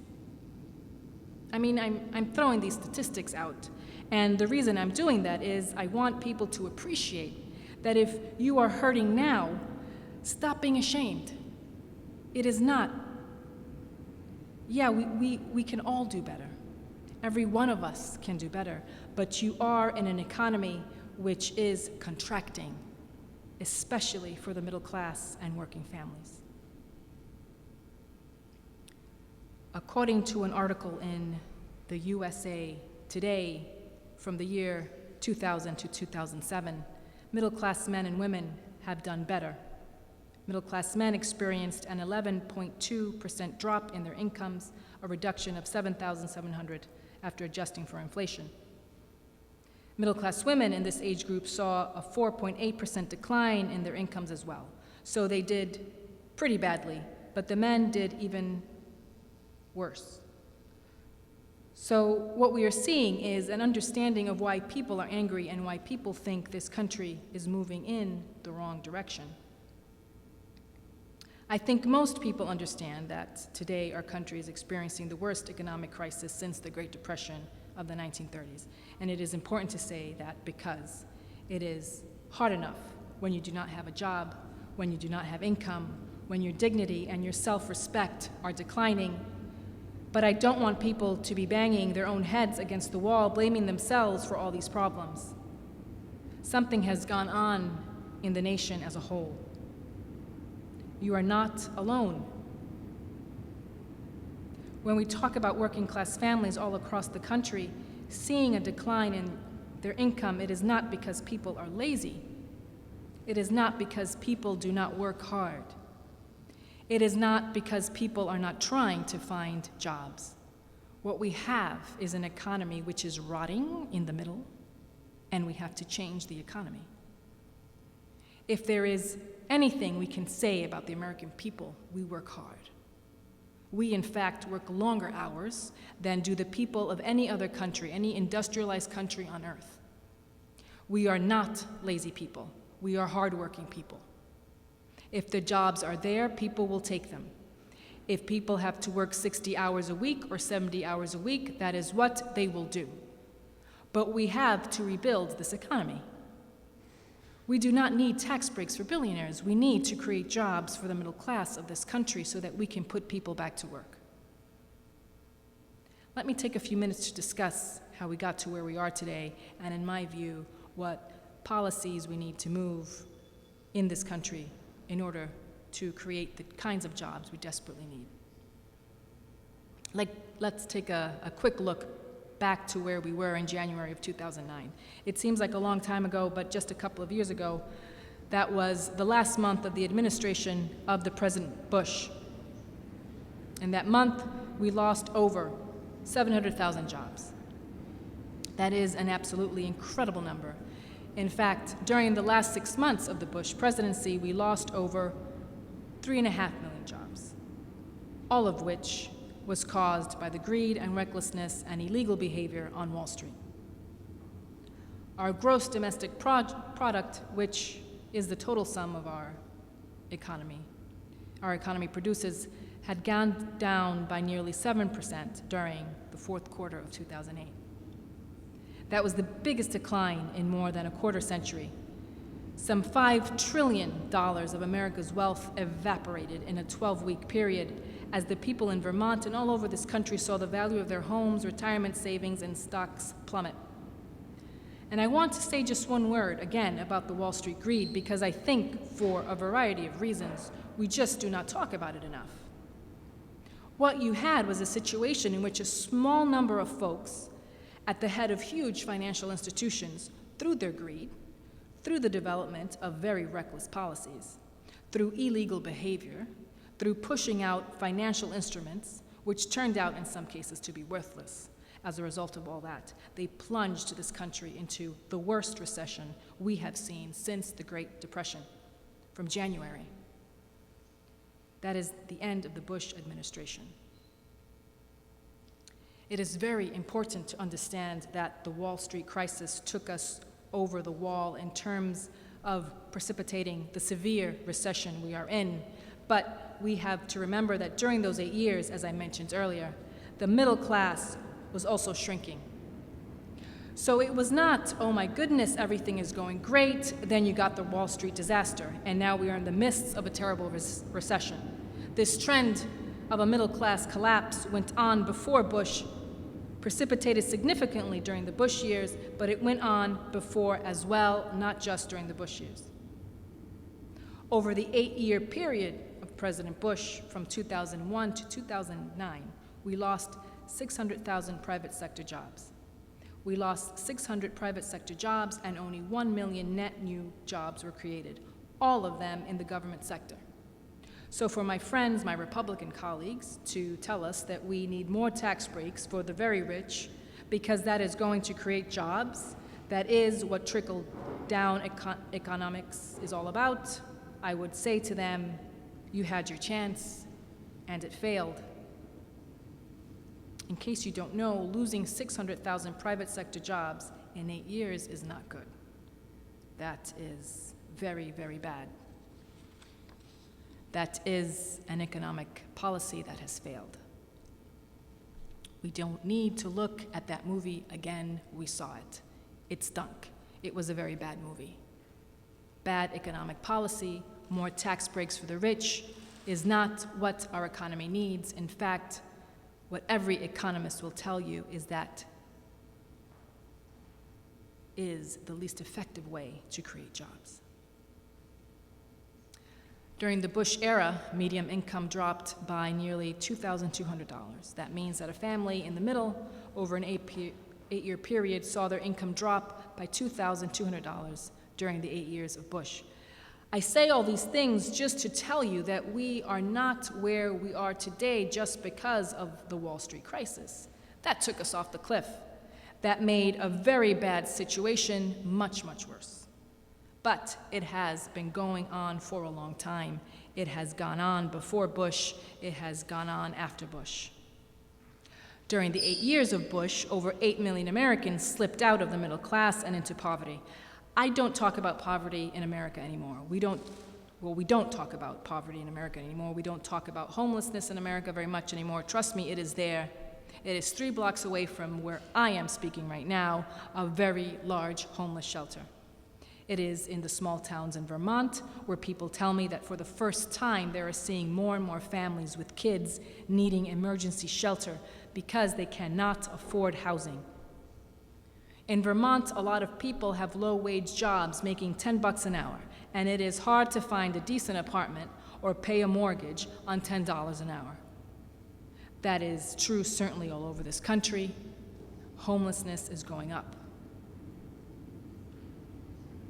During the Bush years, nearly 8 million Americans lost their health insurance. One of the issues I will talk about in a little while is health care. It is related to everything. We are the only country in the industrialized world that does not guarantee health care to all people as a right of citizenship. According to Harvard University, 45,000 Americans will die this year because they lack health insurance and are not getting a doctor when they should. During the Bush administration, 5 million manufacturing jobs disappeared as companies shut down plants in the United States and moved to China, Mexico, Vietnam, and other low-wage countries. As I mentioned earlier, it is profoundly important to understand what is going on in America. In 2000, we had over 17,000 manufacturing jobs in this country. By 2008, we had less than 12,000. That is 17,000 to 12,000 in 8 years. That is the loss of 5 million manufacturing jobs, a 29% reduction, and the fewest number of manufacturing jobs since the beginning of World War II. Under President Bush, our trade deficit with China more than tripled, and the overall trade deficit nearly doubled. Again, the point I am making now in the context of this agreement is that we need agreements now that do not give tax breaks to millionaires or billionaires, that do not lower the tax rates or the estate tax, which is applicable only to the top 0.3%. We need an agreement that rebuilds our infrastructure, rebuilds our manufacturing base, and creates the millions of good-paying jobs the American people desperately want. Again, I think the point has to be made, and I have to make it over and over, that when you look at the economy, it is one thing to say everybody is hurting. You know, sometimes that happens. A terrible hurricane comes through and knocks down everybody's home.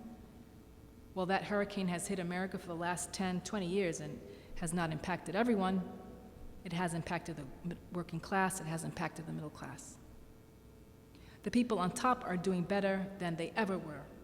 Our friends on Wall Street, whose greed and illegal behavior caused this recession, are now making more money than they ever did, after being bailed out by the middle class of this country. During the Bush years, the wealthiest 400 Americans saw their incomes more than double. Do you really think that after seeing a doubling of their incomes under the Bush years, these people are in desperate need of another $1 million a year tax break? In 2007, the top 400 income earners in this country made an average of $345 million a year. That is a pretty piece of change. That is the average, $345 million. In terms of wealth, as opposed to income, the wealthiest 400 Americans saw an increase in their wealth of some $400 billion during the Bush years. Imagine that. During an 8-year period, the top 400 wealthiest people each saw an increase, on average, of $1 billion apiece.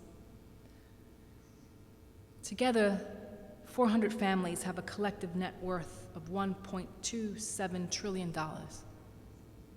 Does anybody in America really believe that these guys need another tax break so that our kids and our grandchildren can pay more in taxes because the national debt has gone up?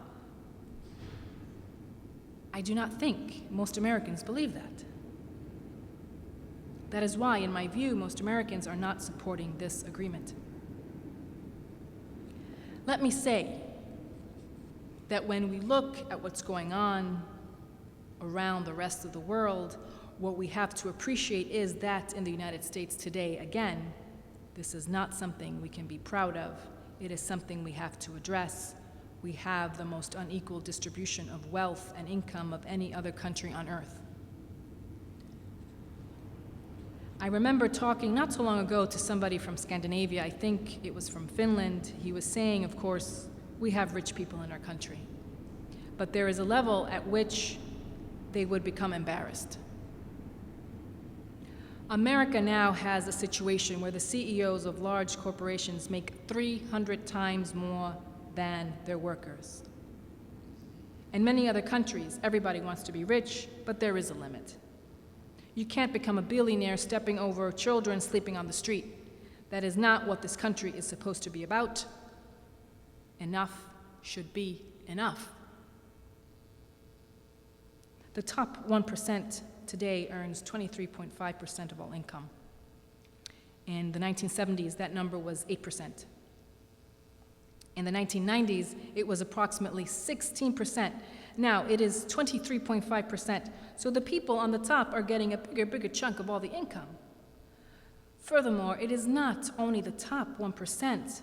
There are economists who ask, you think the top 1% are doing well? It is really the top 1/10 of 1%. If you can believe this, the top 1/10 of 1%, and I don't know how many people that is, you do the arithmetic. 300 million into 1/10 of 1% took in 11% of total income, according to the latest data. 1/10 of 1% earned 11% of all the income in America. In the 1970s, the top 1% only made something like 8% of total income. In the 1980s, it rose to 10 to 14%. In the late 1990s, it was 15% to 19%. In 2005, it passed 21%, and in 2010, the top 1% received 23% of all income earned in this country. People should be very mindful of this fact. The last time that type of income disparity took place was in 1928. I think we all know what happened in 1929. And that is the point Senator Landrieu was making a while back. What she understands quite correctly is if working people, the vast majority of the people, don't have the income to spend money to buy products and goods and services, we can't create jobs. If all the money or a big chunk of the money ends up with a few people on top, there is a limit to how many limousines you can have and how many homes you can have and how many yachts you can have. So when we hit a situation where so few have so much, it is not only a moral issue, it is also an economic issue. A strong and growing middle class goes out, spends money, and creates jobs. Grossly unequal distribution of income and wealth creates more economic shrinkage and loss of jobs because people just don't have the disposable income to go out and buy and create jobs or things. To add insult to injury in terms of this agreement negotiated by the president and the Republicans, while the very wealthiest people become much wealthier and the deficit soared, and under President Bush, the national debt almost doubled, what else happened? The tax rates for the very rich went down. The rich got richer. Tax rates went down. This was a result not only of the tax breaks for the rich initiated during the Bush administration, but also, quite frankly, a tax policy that took place before President Bush. The result is that from 1992 to 2007, from the latest statistics we have, the effective federal tax rate, what people really pay for the top 400 income earners, was cut almost in half. So these crybabies, these multimillionaires and billionaires, these people who are making out like bandits, they are crying and crying and crying, but the effective tax rate for the top 400 income earners was cut almost in half from 1992 to 2007. The point needs to be made, and the point that needs to be made is that when is enough enough? That is the essence of what we are talking about. Greed, in my view, is like a sickness. It is like an addiction. We know people who are on heroin. They can't stop. They destroy their lives. They need more and more heroin. There are people who can't stop smoking. They have problems with nicotine. They get addicted to cigarettes. It costs them their health. People have problems with food. We all have our share of addictions, but I would hope that these people who are worth hundreds of millions of dollars will look around them and say, there is something more in life than the richest people becoming richer when we have the highest rate of childhood poverty in the industrialized world. Maybe they will understand that they are Americans, part of a great nation, which is in trouble today. Maybe they have to go back to the Bible, whatever they believe in, and understand there is virtue in sharing, in reaching out, that you can't get it all. I think this is an issue we have to stay on and on and on. This greed, this reckless, uncontrollable greed, is almost like a disease which is hurting this country terrible. How can anybody be proud to say they are a multimillionaire and getting a huge tax break, and 1/4 of the kids in this country are on food stamps? How can one be proud of that? I don't know. It is not only income, it is wealth. The top 1% owns more wealth than the bottom 90%. During the Bush years, the wealthiest 400 Americans saw their wealth increase by some $400 billion. How much is enough? All of these things are related to the agreement the President and Republicans worked out because we are all concerned about the national debt and deficit. In terms of the federal budget, when President Bush first took office, he inherited a $236 billion surplus in 2001 and a projected 10-year surplus of $5.6 trillion. That is what Senator Landrieu was discussing. But then some things happened. We all know that 9/11 was not his fault. But what happened is, we went to war in Afghanistan. We went to war in Iraq. The war in Iraq was the fault of President Bush, something I certainly do not support, nor do I think most Americans supported. The war in Iraq, by the time our last veteran is taken care of, will probably end up costing us something like $3 trillion, adding enormously to our national debt. So when we talk about Iraq, it is not only the terrible loss of life that our soldiers and the Iraqi people have experienced. Let's not forget what it has done to the deficit and the national debt. We did not pay for the war in Iraq, we just put it on a credit card. President Bush gave out $700 billion in tax cuts for the wealthiest 1% of Americans. Where was the offset? There was none.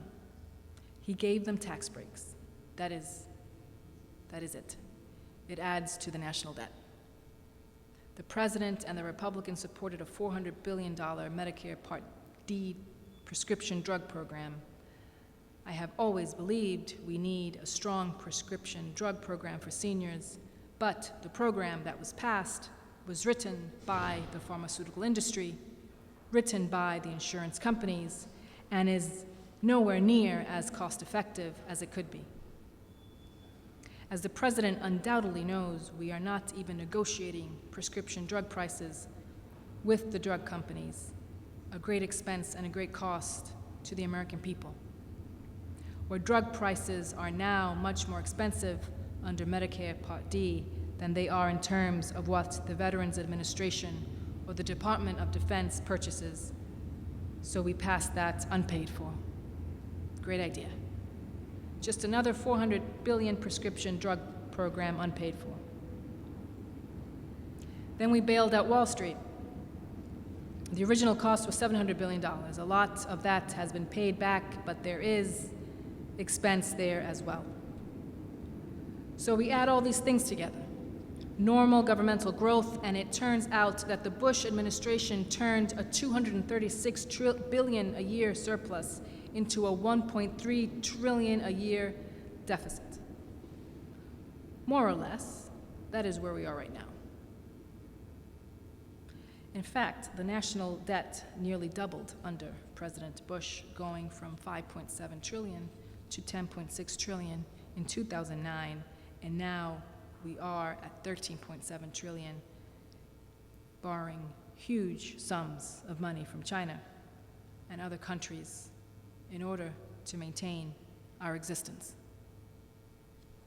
That is where we are. Have we been seeing in recent years some improvements in the economy? We sure have. There has been some job growth, nowhere near enough, but we surely are not losing 700,000 jobs a year. We are seeing some growth, but we need to do much better. That takes me back to an issue I feel strongly about and one on which I want to say a few words. In this agreement the President negotiated with Republicans, there is a substantial sum of money going into various types of business tax breaks. The theory, which has certainly some validity, is that business tax breaks will create jobs. The problem is that right now, businesses, the large corporations at least, are sitting on a huge bundle of money already that they are not spending. The reason they are not investing that money is they perceive that working families don't have the money to buy their products and services. In saying this, I am not alone. I think most economists agree there is a far more effective way we can create jobs rather than just a number of tax breaks going to businesses. I touched on this point before. I want to get into a little bit more detail. For this, I am indebted to a very fine book written by my old friend, Arianna Huffington. The title of her book is Third World America. She used that word because basically the theme of her book is if we do not get our act together in terms of infrastructure, in terms of education, in terms of healthcare, that is where we are headed. We are headed in the direction of being a third world nation. She has an interesting chapter which deals with one very important part of what is going on in America, and that is the crumbling of our infrastructure. She writes, from 1980 to 2005, the miles traveled by automobiles increased 94%. For trucks mileage increased 105%, yet there was only a 3.5% increase in highway lane miles. More and more cars, more and more traveling, we are not building roads. But you don't need these numbers to know that our roads are badly congested. Anybody who lives around Washington knows our roads are congested. It takes hours to get to work sometimes. You see it and experience it every day. According to the American Society of Civil Engineers infrastructure report card, and this is where we should be investing, not tax breaks for the rich, Americans spend 4.2 billion hours a year stuck in traffic. Think about that. 4.2 billion hours a year stuck in traffic at a cost of $78 billion a year.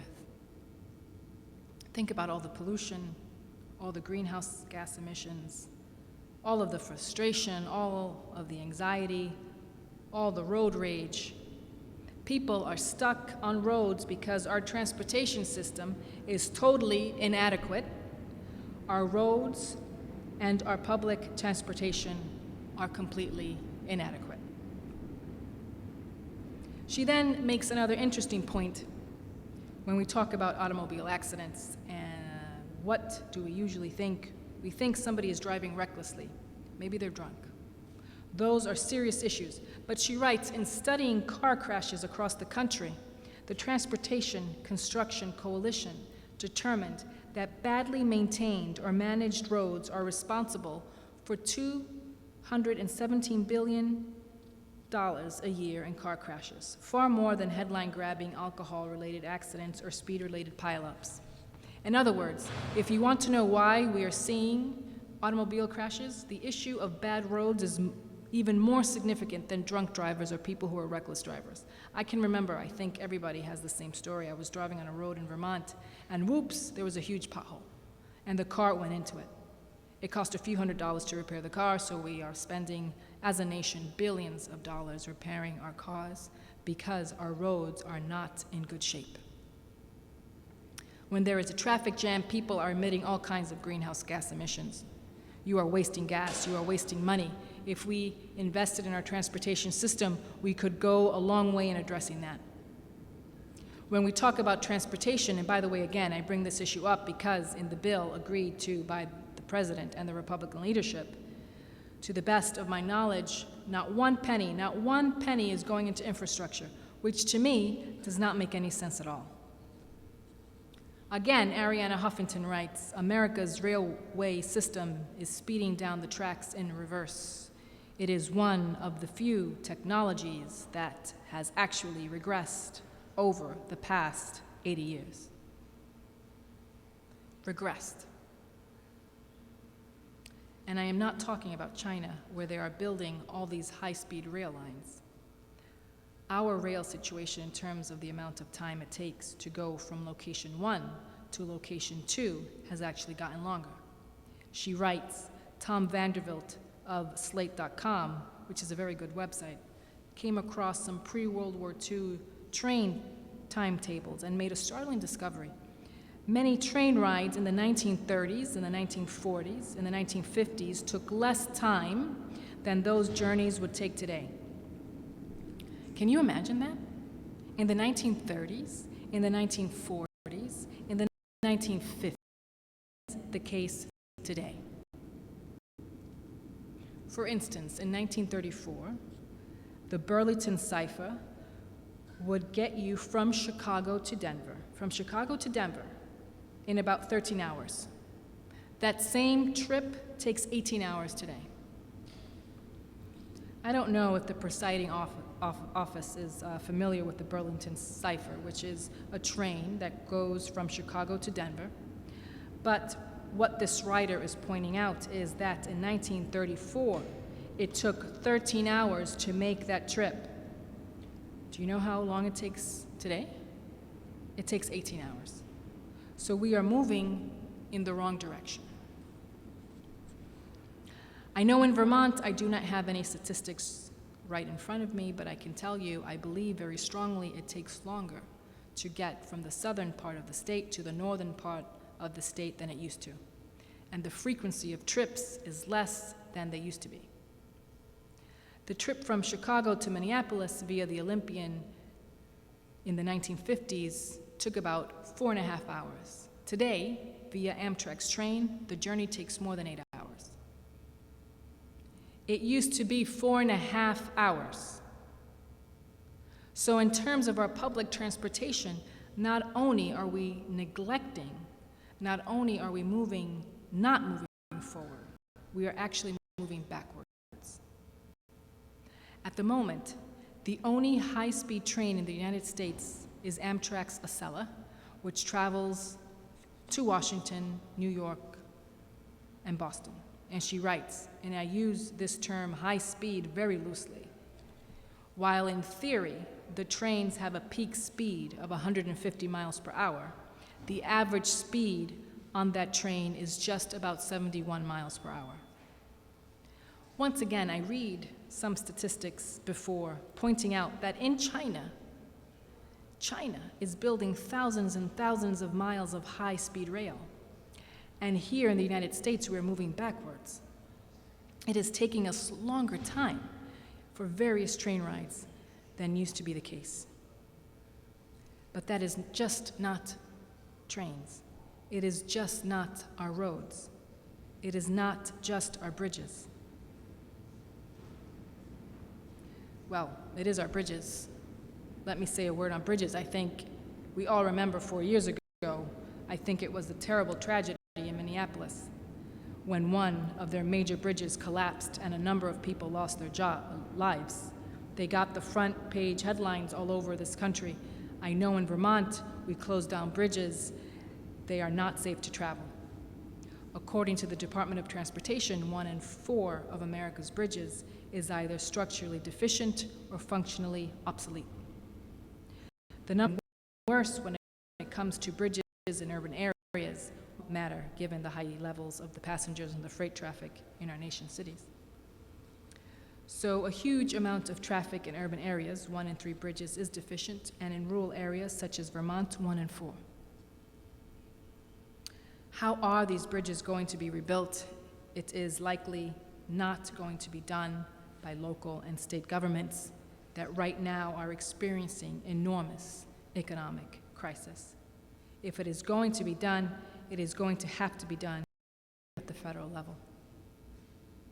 I have to say that in Vermont, we saw some significant improvements as a result of the stimulus.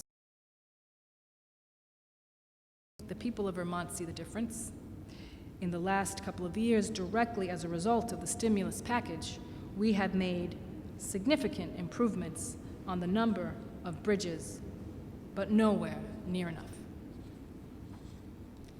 The point I want to make is that with our infrastructure collapsing, with the American Society of Civil Engineers suggesting we need to spend $2.2 trillion in the next 5 years just to maintain where we are, we have an agreement before us which put in infrastructure. According to this book, we need to invest $850 billion over the next 50 years to get all of America's bridges into good shape. And trust me, we are not coming anywhere near that right now.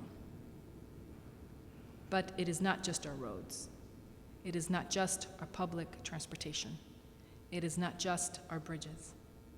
When we talk about infrastructures, we also have to talk about dams. On March 16, 2006, the Kaʻaloko Dam in Hawaii collapsed, and 7 people died when the Kaʻaloko Dam breached after weeks of heavy rain, sending 1.6 million tons of water downstream. Dams are a vital part of America's infrastructure. They help provide for drinking, irrigation, agriculture, and generate much-needed power. Often offer protection from floods, yet our dams are growing old. There are more than 85,000 dams in America, and the average age is 51 years. At the same time, more and more people are moving into developments located below dams that require significantly greater safety standards. But we have had a hard time keeping up with the indeed further and further behind. So the point here is we have a major agreement. People are concerned about creating jobs. We are investing zero in our infrastructure, and dams are a very important part of our infrastructure, as are our levees. As I suspect Senator Landrieu, who was here a little while ago, would have something to say about levees. All right. So we are talking about an infrastructure which is collapsing. We are talking about China investing far more in terms of their GDP into infrastructure improvement than we are. We are talking about being in the midst of a major recession where we desperately want to grow jobs, and yet this proposal does not add 1 cent into our infrastructure. Now again, I am going back to the very good book written by Arianna Huffington called Third World America, and she writes, as bad as America's sewers, roads, bridges, dams, and water power systems are, they pale in comparison to the crisis we are facing in our schools.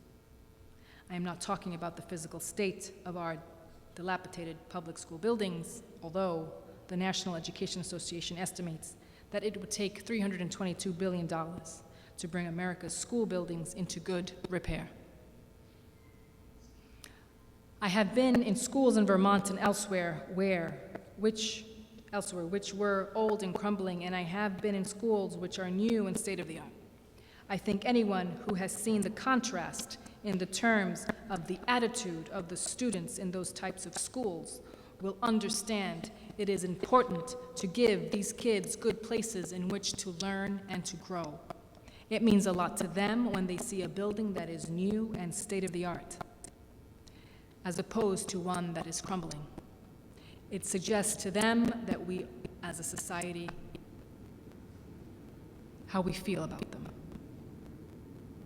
Arianna Huffington writes, nothing is quickening our descent into third world status faster than our resounding failure to properly educate our children. This failure has profound consequences for our future, both at home and as we look to compete with the rest of the world in the global economy. She writes, historically, education has been the great equalizer. That is certainly the case. that has been the incredible virtue of our public school system. What we have taken as kids who spent, my father did not graduate from high school, my mother did, that was it. And given millions of young people the opportunity to get a good education in school and be able to go to college and use their potential. The springboard to the middle class and beyond has been education. It was a promise we made to all our people. What we as a nation said is, regardless of your income, we are going to provide you with the best possible education in order to succeed in life. There is something extraordinary that no matter what your income is, we are going to provide you with a great education. As a kid, I went to public schools, and I did have a very good education. But something has gone in recent years terribly wrong. And we have slipped further and further behind many other countries, among 30 developed countries ranked by the Organization of Economic Cooperation and Development. That is the OECD. The United States ranked 25th in math and 21st in science. So, 25th in math, 21st in science. Even the top 10% of the American students, our best and our brightest, only ranked 24th in the world in math literacy. There was another study, I think probably just more updated than the OECD study, that came out just the other day, reported in the New York Times, where kids in Shanghai were leading the world in these types of tests as compared to our own students. They are studied. They have better schools, better teachers, more investments in their education, and there is a culture there. There is a culture there. It is not fair to blame the kids. Does anyone seriously believe in the United States of America we take intellectual development seriously? I was reading today, I do not remember the guy's name, who it was, a basketball player or a baseball player, just signing a contract for untold tens of millions of dollars. Yet you have teachers starting off at $30,000, at $32,000. Is anyone going to suggest in a serious way we reward people who become child care workers or teachers? We have child care workers taking care of little kids, which may be the most important job in our society, because there is a brain development that takes place between 0 and 3 that has a large part to do with what a human being becomes. People leaving early childhood education in order to move up the economic ladder and get a job at McDonald's because pay is so low, benefits are so low. What are we doing as a nation? She writes, a National Assessment of Educational Progress report found that just 33% of U.S. fourth graders and 32% of eighth graders were proficient in reading,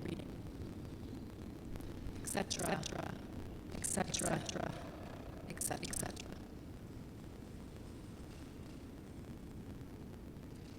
So I think her point is that if we are not going to become a third world nation, we have to start investing in this country, in our physical infrastructure, in our human infrastructure, in our educational infrastructure. Let me give you some examples of what this means in real terms. Today, unemployment in our country, the official unemployment rate is 9%. For those without a high school diploma, it is 15.6% compared to 5.6% for college graduates. Mr. President, 67% of high school graduates do not have enough skills required to succeed in college in the 21st century. As many as 170,000 high school graduates each year are prepared to go on to college but cannot afford that. Let me repeat that. About 170,000 young people in this country graduate high school want to go to college are unable to do it because they cannot afford it. Are we nuts? Are we doing wasting extraordinary potential of all these young people? What are we saying to them? What we're saying is that because you don't have the money because college is so expensive, and because our federal government is more busy giving tax breaks to billionaires and fighting two wars, we are not investing in you. That makes no sense at all. When you invest in your kids, you are investing in the future of America. They are America. And if they are not well educated, how are you going to become productive members of society?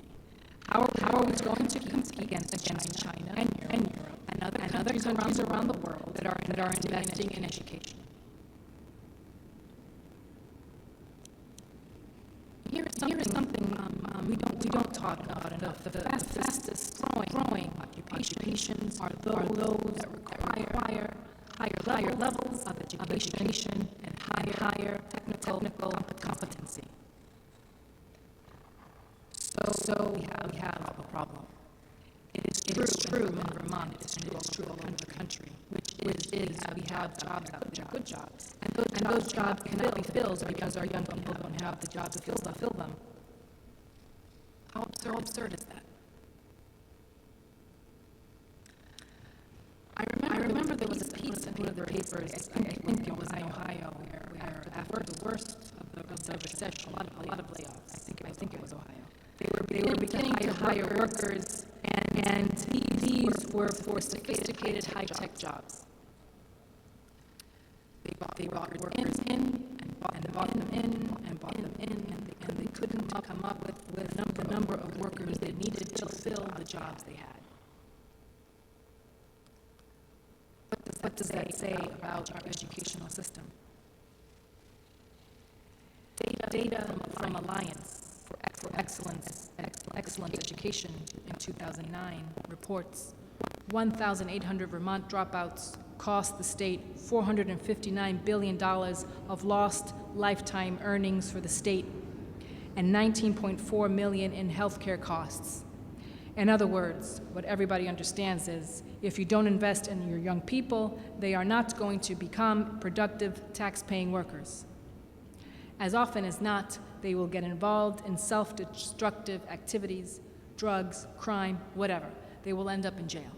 And we will end up spending tens of thousands of dollars keeping them in jail rather than seeing them out there as productive members of society contributing their fair share in taxes.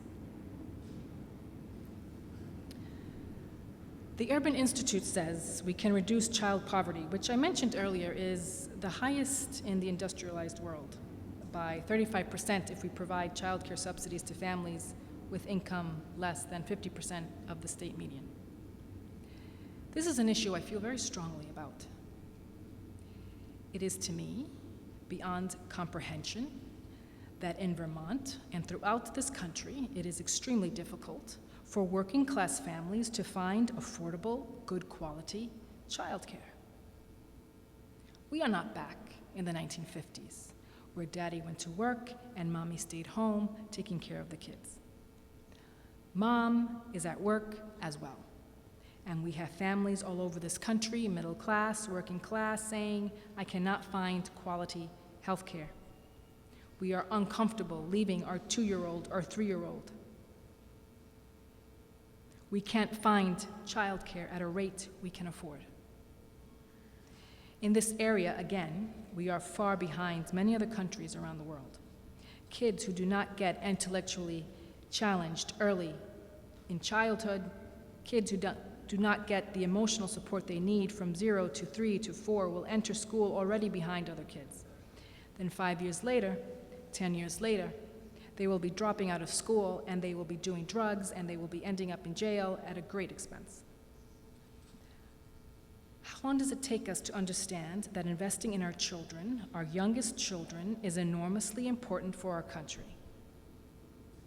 It is a good investment. It is much better to invest in childcare than keeping people locked up in jails. 75% of American youth who apply to the military are ineligible to serve because of low cognitive capacities, criminal records, or obesity. This is quite unbelievable. Now, we are not only talking about not being able to compete internationally because we are not bringing forth the kind of educated people we need because of the inadequacies of our schools and childcare and so forth. This is because of a national security issue, if you like. 75% of American youth who apply to the military are ineligible to serve because of low cognitive capacities, criminal records, or obesity. It gives me no pride, no happiness to bring forth these statistics. But as a nation, we are going to have to grasp these things. Either we can ignore them, either we can run away from reality, put our heads underneath the carpet, or we can say we are not going to allow America to become a third world nation, and we are going to turn this country around. But we are not going to turn the country around unless we rethink our priorities. One of our priorities cannot be more tax breaks for the richest people in this country. From the 1960s to 2006, the United States fell from 1st to 18th out of 24 industrialized nations in high school graduation rates. What happens in today's economy if a kid does not graduate from high school?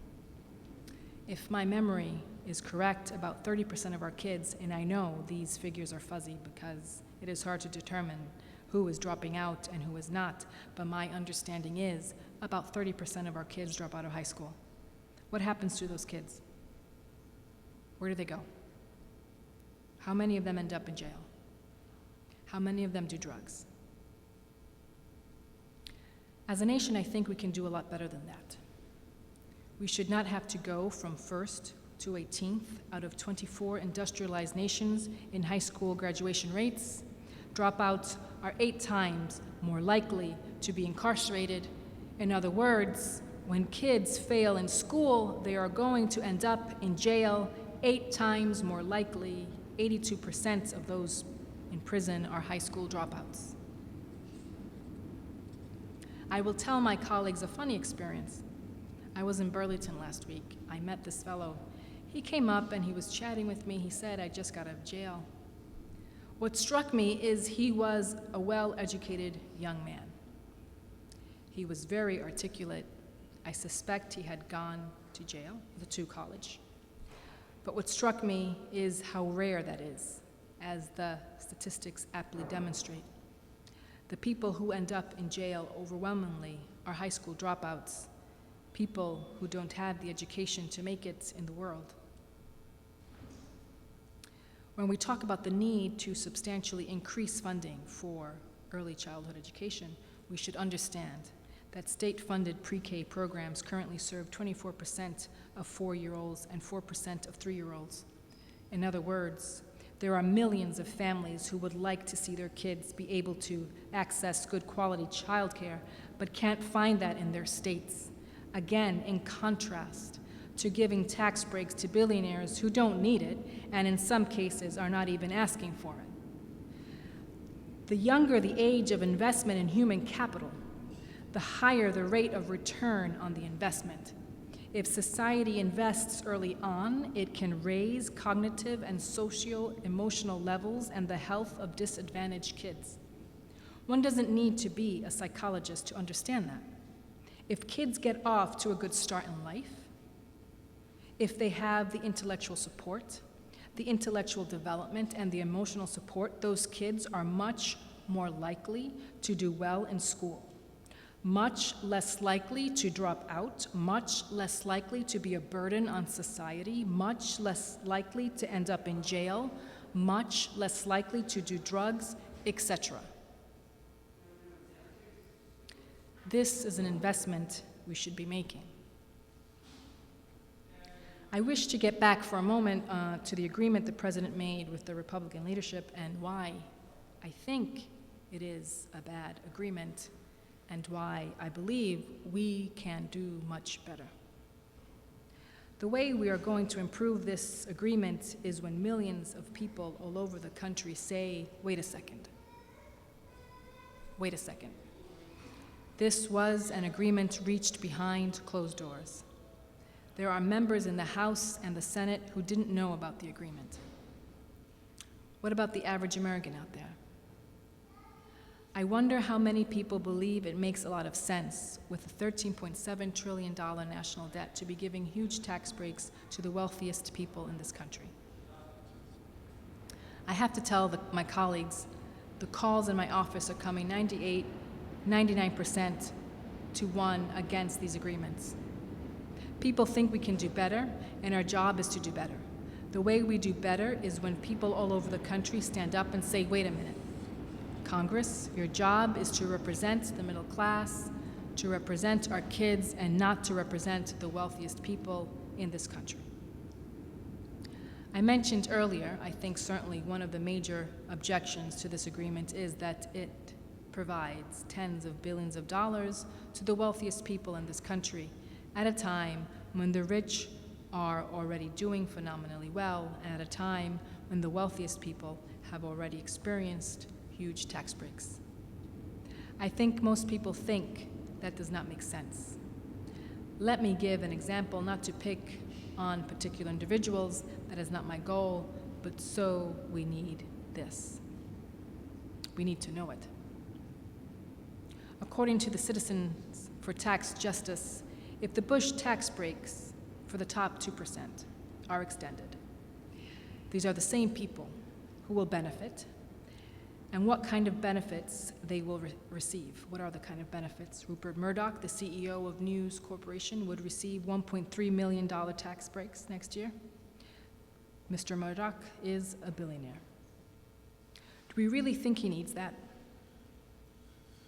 Jamie Dimon, the head of JP Morgan Chase, whose bank got a $29 billion bailout from the Federal Reserve, will receive a $1.1 million tax break. Trust me. Jamie Dimon, the head of JP Morgan, is doing just fine. Vikram Bandit, the CEO of Citigroup, that bank got a $50 billion bailout and would receive $785,000 in tax breaks. Ken Lewis, the former CEO of Bank of America, a bank that got $45 billion in bailout, the guy is already fabulously wealthy, would receive $713,000 tax break. The CEO of Wells Fargo, these are the largest banks in America. The CEOs of these banks are already making huge compensations. John Stumpf, who was the CEO of Wells Fargo, would receive $318,000 tax break every single year. The CEO of Morgan Stanley, John Mack, whose bank got a $10 billion bailout, would receive a $926,000 a year tax break. The CEO of Aetna, Ronald Williams, would receive a tax break worth $875,000. I contrast that, as I did earlier, to the fact that 2 days ago, the presiding officer and I, and a total of 53 members of the Senate said, maybe we should provide a $250 check this year to seniors on Social Security and to disabled vets because they haven't gotten a COLA for 2 years. A $250 check. People making $14,000, $15,000 a year desperately need a little bit of help. We couldn't get one Republican vote. But when it comes to the CEO of a major bank, who is already a multimillionaire, we are talking about $6 million, $7 million, $8 million a year in tax breaks. That is not what we should be doing as a nation. Furthermore, I know President Obama and others have said, well, let's not worry, because these tax breaks are just temporary. They're only going to be given for 2 years. I have been in Washington long enough to know that when you give a temporary tax break for 2 years, you are, in fact, giving a long-term tax break, or maybe even a permanent one. Because 2 years from now, the exact same arguments will be made. If you do away with those tax breaks for the rich, you are raising taxes. If you want to raise taxes, a terrible thing to do, the same argument will be made. But there is one difference. The difference is that when President Obama ran for president, and since he has been president, he has time and time again come out against those tax breaks. He does not believe in them. I believe him. I know that he doesn't.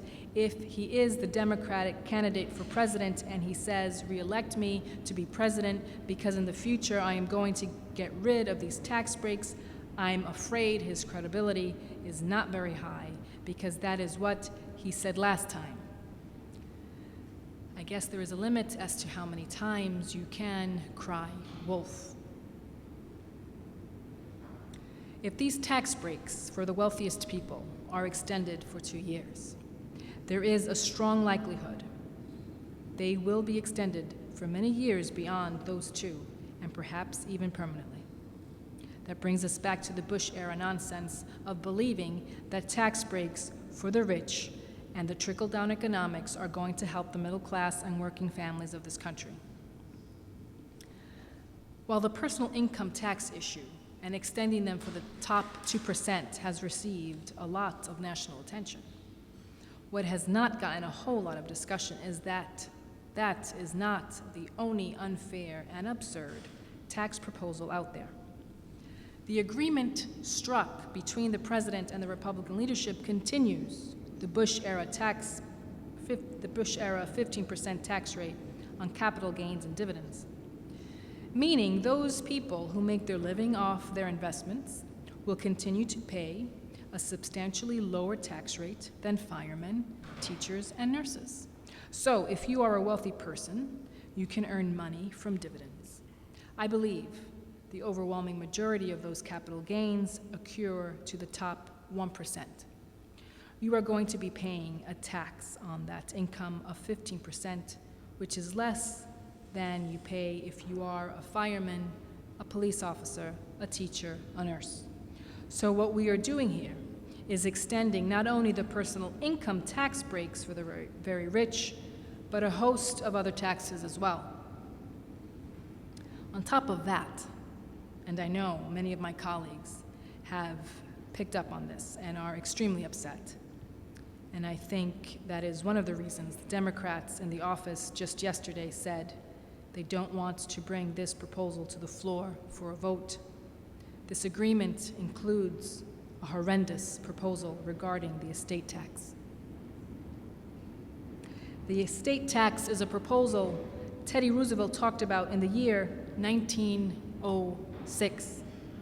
It was eventually enacted in 1916. And here is what Teddy Roosevelt said about this issue in August of 1906. And it is worth repeating this because what the proposal struck between the president and the Republican leadership does is lower the estate tax substantially. Here is what Teddy Roosevelt said in 1906. The absence of effective state and especially national restraint upon unfair money-getting has tended to create a small class of enormously wealthy and economically powerful men whose chief object is to hold and increase their power. This is Teddy Roosevelt, who, by then, had served as President of the United States. He continued, "No man should receive a dollar less.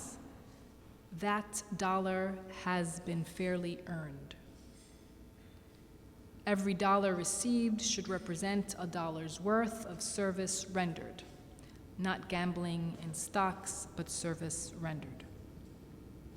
This guy was pretty prophetic back in 1910, and he continues. The really big fortune, the swollen fortune by the mere fact of its size, acquires qualities which, differentiated in kind as well as in degree from what is passed by men of relatively small means. Therefore, I believe in a graduated inheritance tax on big fortunes, properly safeguarded against evasion and increasing rapidly in amount with the size of the estate. Wow. Teddy Roosevelt hit the nail on the head. That was 100 years ago. He was worried that a small group of people with incredible money would be able to pass that money on, and what you would create would be an oligarch form of government with a small number of people not just holding economic power, but significant political power. It is ironic that right now, as a result of the disastrous Citizens United decision, what Roosevelt foretold, predicted, is exactly what is happening. You have a handful of billionaires now sitting around deciding how much of their fortune they are going to invest in political campaigns all over this country to defeat people like me who are opposed to their agenda and support other people who are in agreement with it. That is what Roosevelt talked about. That is exactly what is happening. So what are we looking at in this proposal? What we're looking at in this proposal is a situation where the estate tax rate, which was 55% under President Clinton, will decline to 35%, with an exemption on the first $5 million of an individual's estate, $10 million per couple. Here's the important point that has to be made. I think a lot of people don't understand this. Certainly, our Republican friends have done a very good job in distorting reality on this one. There are millions of Americans who believe when they die, their children will have to pay an estate tax. That is absolutely and categorically incorrect. As this chart shows, only a tiny fraction of estates from deaths in 2009 owed any estate tax. That number is about 0.24%, less than 0.3% of American families paid any tax on estates they were left. So 99.7% of American families did not pay 1 cent in estate taxes. That is the simple truth. The so-called death tax our Republican friends talk about, a whole lot is the estate tax, and 99% of families don't pay a nickel on it. The people who do pay are not the rich, they are the very, very rich. Let me give you one example of the absurdity of lowering the tax rate, or even worse, ending the estate tax, as some of our Republican colleagues would like to do. Here is this chart. One example of, well, this agreement doesn't do that. It lowers the rates. If they were to wipe it out completely, as Republicans want to do, Walmart owners, Sam Walton's family, the heirs to the Walton fortune, which is worth, well, it may be more or less, but it is about $86 billion. One family is worth $86 billion. They're doing pretty well. If we abolish the estate tax, as our Republican friends would have us do, the Walton family alone would receive an estimated $32.7 billion tax break. If the estate tax was completely repealed, one family, $32.7 billion. This is patently insane. This is insane. It's insane. We have the highest rate of childhood poverty in the industrialized world. We have massive unemployment. I am trying to get seniors, 50+ million people, a $250 check, by the way, because we have not seen a COLA for the last 2 years for seniors and disabled vets. That would cost in 1 year about $14 billion. The Walton family itself would get more than double in a tax break that some of us are fighting for over 50 million seniors and disabled vets. We can't afford to give $14 billion to help some of the people in this country who are struggling the hardest. We cannot do that. But somehow we can afford to give $32.7 billion in tax breaks to one of the richest families in this country. If that makes sense to anybody, please call my office. It doesn't make sense to me, and I don't think it makes sense to the vast majority of the American people. Under this agreement, the estate tax, which was 55% under President Clinton, will decline to 35%, with an exemption on the first $5 million of an individual's estate and $10 million for couples. Let's remember again that this tax applies only to the top 0.3% of the break for the very, very rich. Again, this agreement says we are only going to extend this for 2 years. Well, frankly, I doubt that very much. I suspect that 2 years from now, the same argument will be made. They will be extending it. Frankly, our Republican colleagues representing the richest people in the world are hell-bent on abolishing the estate tax completely. Those are some of the reasons I think we should be voting against this agreement. Thirdly, and this is an issue I have been talking about, and I'm happy to hear there is more discussion about this in the last few days, is the so-called, what that is about is that this payroll tax for workers. On the surface, this sounds like a very good idea because the worker, instead of paying 6.2% into Social Security, pays 4.2%. If you think about it for 2 seconds, you really understand that that is not a good idea because this money is being diverted from Social Security. Social Security, in perhaps the history of our country, in the last 75 years, whether in good times or in bad, Social Security has paid out every nickel owed to every eligible American. Today, Social Security has $2.6 trillion surplus. Today, Social Security can pay out benefits for the next 29 years. Our goal and what we must do is make sure we extend it beyond 29 years for the next 75 years. Well, if we divert $120 billion from Social Security and give it to workers today, what you are doing is cutting back the viability and the long-term viability of Social Security. And this is not just a Bernie Sanders issue. There are many people representing millions of senior citizens who are deeply concerned about this policy, this provision in the agreement between the President and the Republican leadership. The National Committee to Preserve Social Security and Medicare is one of the very largest senior groups in America. Is one of the very largest senior groups in America. They do a very good job. They have seniors in Vermont who are members of this organization, the National Committee to Preserve Social Security and Medicare. Their job is to do what the title of the organization suggests, which is to preserve Social Security and Medicare. Just the other day, they sent out a news release, and the title of the news release was, "Cutting Contributions to Social Security Signals the Beginning of the End. Payroll tax holiday is anything but." Let me quote from Barbara Kenley, a former member of Congress who is the president and CEO of the National Committee to Preserve Social Security and Medicare.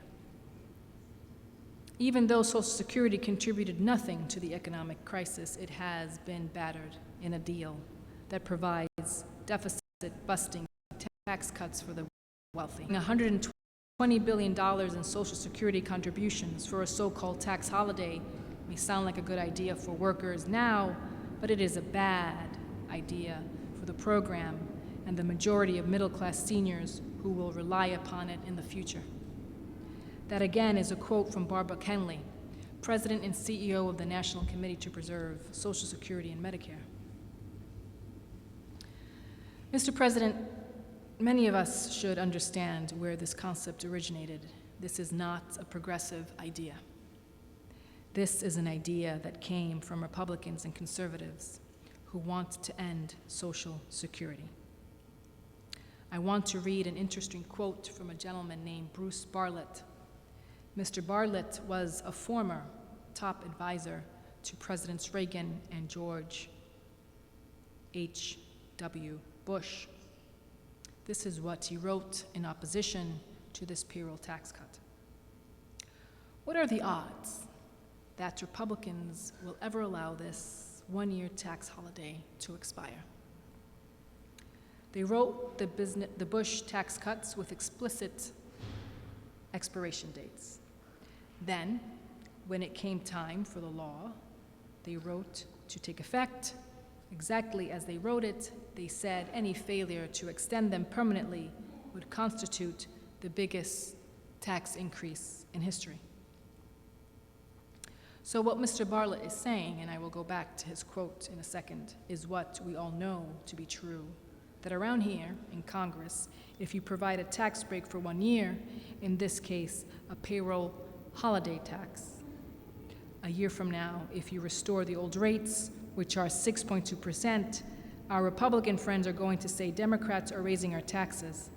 It ain't gonna happen. This 1-year extension could well become a permanent extension, and if it becomes a permanent extension, you are diverting a huge amount of money from Social Security, and you are weakening the entire financial structure of Social Security in this country, which I expect is exactly what some would like to do. President Obama says, well, not to worry. It is only 1 year. Don't worry. That 1 year is going to be covered by the federal government. For the first time, out of the Treasury Department, money is going to come into Social Security, which has always been 100% dependent, as it should be, on payroll taxes. For the first time, we are breaking that. Around here, you do it once, and it is going to continue. Barbara Kenley, the president of the National Committee to Preserve Social Security and Medicare, says, cutting these contributions to Social Security signals the beginning of the end. So we should be very, very, very mindful of that. We should not support this payroll tax. It is one of the most dangerous provisions in this agreement. But let me get back now, if I might, to what Bruce Bartlett, a former top advisor for the presidents Reagan and George H.W. Bush, recently wrote. If allowing the Bush tax cuts to expire is the biggest tax increase in history, one that Republicans claim would decimate a still fragile economy, then surely the expiration of a payroll tax holiday would also constitute a massive tax increase on the working people of America. Republicans would prefer to destroy Social Security's finances or permanently fund it with general revenues than allow a once suspended payroll tax to be reimposed. Arch Social Security hater Peter Ferreira once told me that funding it with general revenues was part of his plan to destroy it by converting Social Security into a welfare program rather than an earned benefit. Once again, that is a quote from Bruce Bartlett, a former advisor to President Reagan and the first President Bush.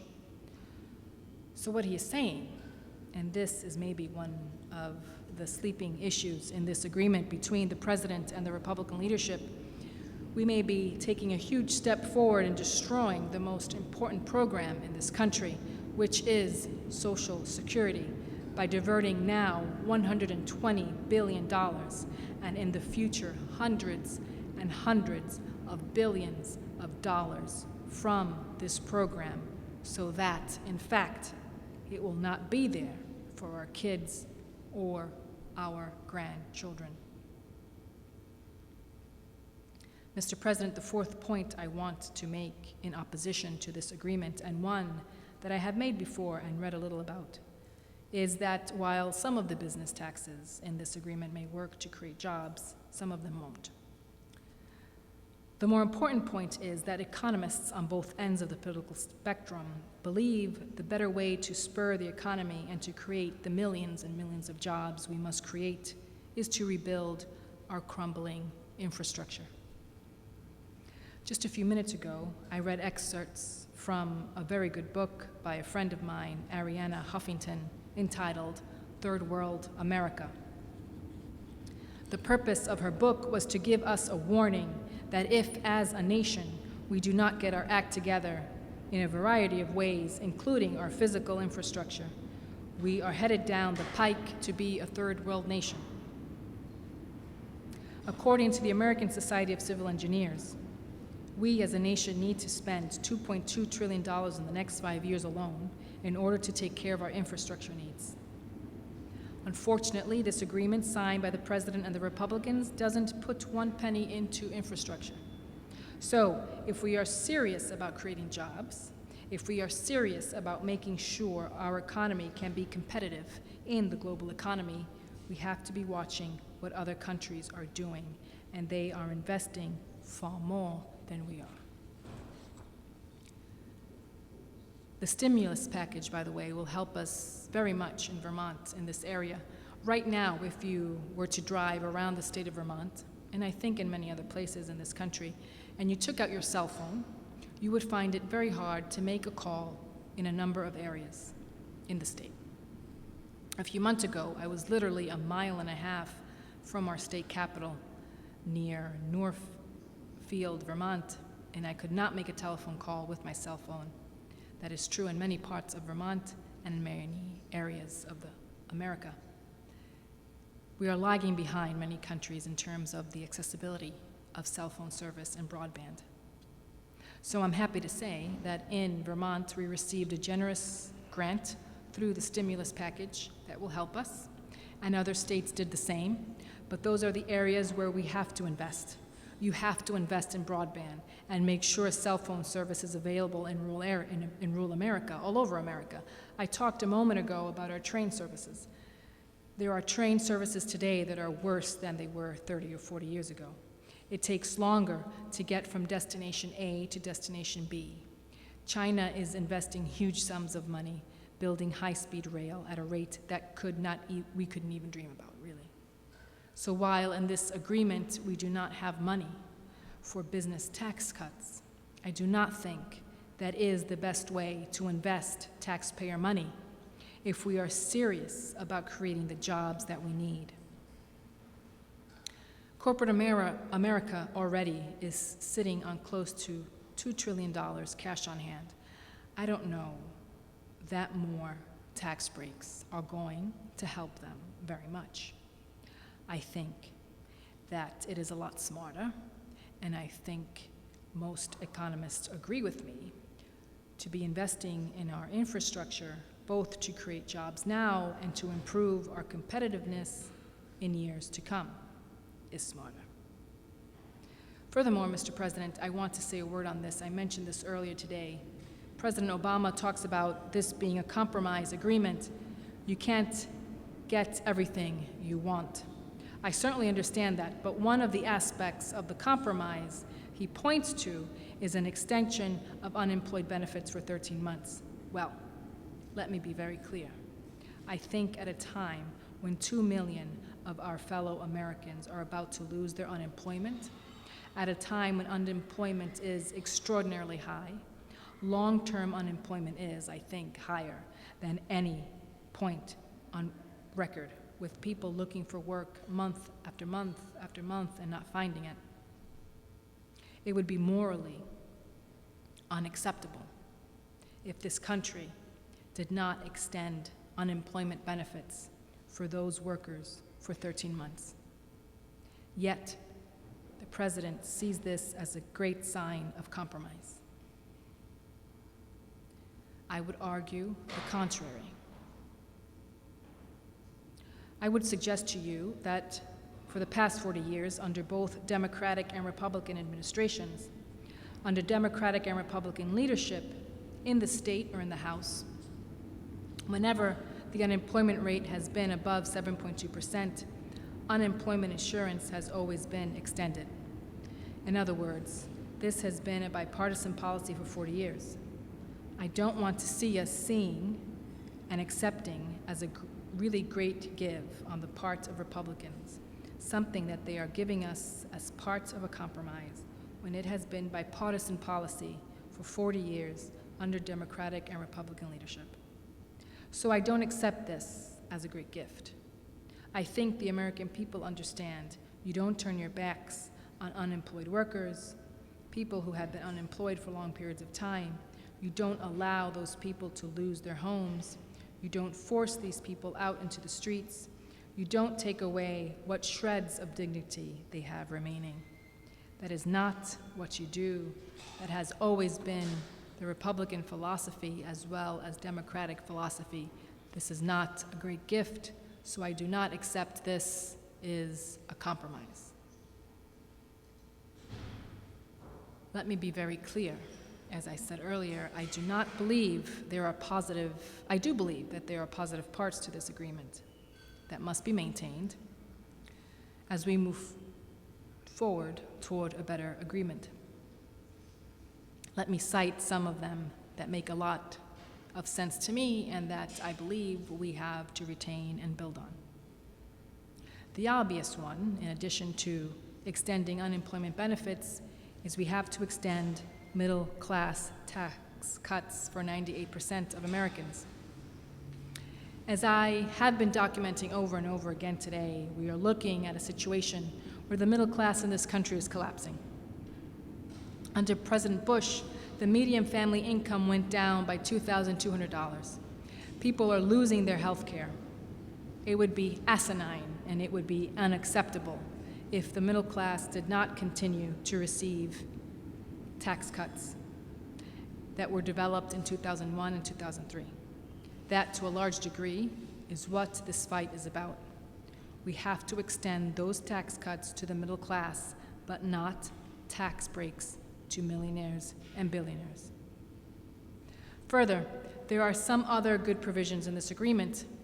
The Earned Income Tax Credit for working Americans and the Child and College Tax Credits, and they are very important. They will keep millions of our fellow Americans from spilling out of the middle class and into poverty. And they will allow millions of our fellow citizens to send their kids to college. I just talked a moment ago about the fact that we have over 100,000 families in this country where kids graduate high school wanting to go to college but can't afford to do so. This proposal will help them do that, and that is right. But despite the fact there are some good and important provisions in this proposal, when we look at the overall package, when we look at a $13.7 trillion national debt and a declining middle class, I think what we have to say is this package just doesn't do it. It's just not good enough. The president says he knows how to count votes. I understand that. He says, well, you had a couple of votes here to make sure that we would not give tax breaks to millionaires, and the president has been very clear he does not want to do that. I understand that. But he says, what choice do I have? I think the answer is that we have to fight this issue. In my view, the solution ultimately will not be in the Senate or in the House. And when we have a huge national debt, this agreement contains huge tax breaks for those people who don't need it. That is how we defeat this. I am not sure that all alone here in the debate I am going to turn any of my Republican or even some Democratic colleagues around. But I do believe that if people all over this country stand up and say, wait a minute, how much do the richest people in this country want? I just documented a few moments ago that the top 400 wealthiest people in this country saw a doubling of their income under President Bush, a doubling of their income, and the tax rates went down. When is enough enough? How much do they need? I think, and I would hope, by the way, that this is certainly not just a progressive issue. Year after year, something about the deficit,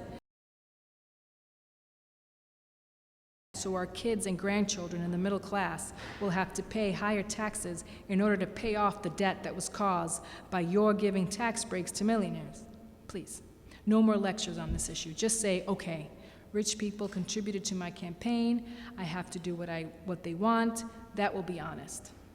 Please. Just no more lectures about your concern about the national. I want to read. These are not. I am sure I will be proven right that after 2 years from now, our Republican friends will come back and they will say, oh my word, if you repeal these tax breaks, you're going to be raising taxes. We can't do that. What will make the situation even more difficult 2 years from now than today is you have President Obama. If he is the Democratic candidate 2 years from now, he will say, I don't believe in these tax breaks for the rich. I will do my best to repeal them. But his credibility has been damaged because that is what he said in the last campaign, and that is what he has been saying all along. The president does not believe in extending tax breaks for the wealthy. I know that. Everybody knows that. But if he caves in now, who is going to believe he is not going to do the same 2 years from now? That is the damage.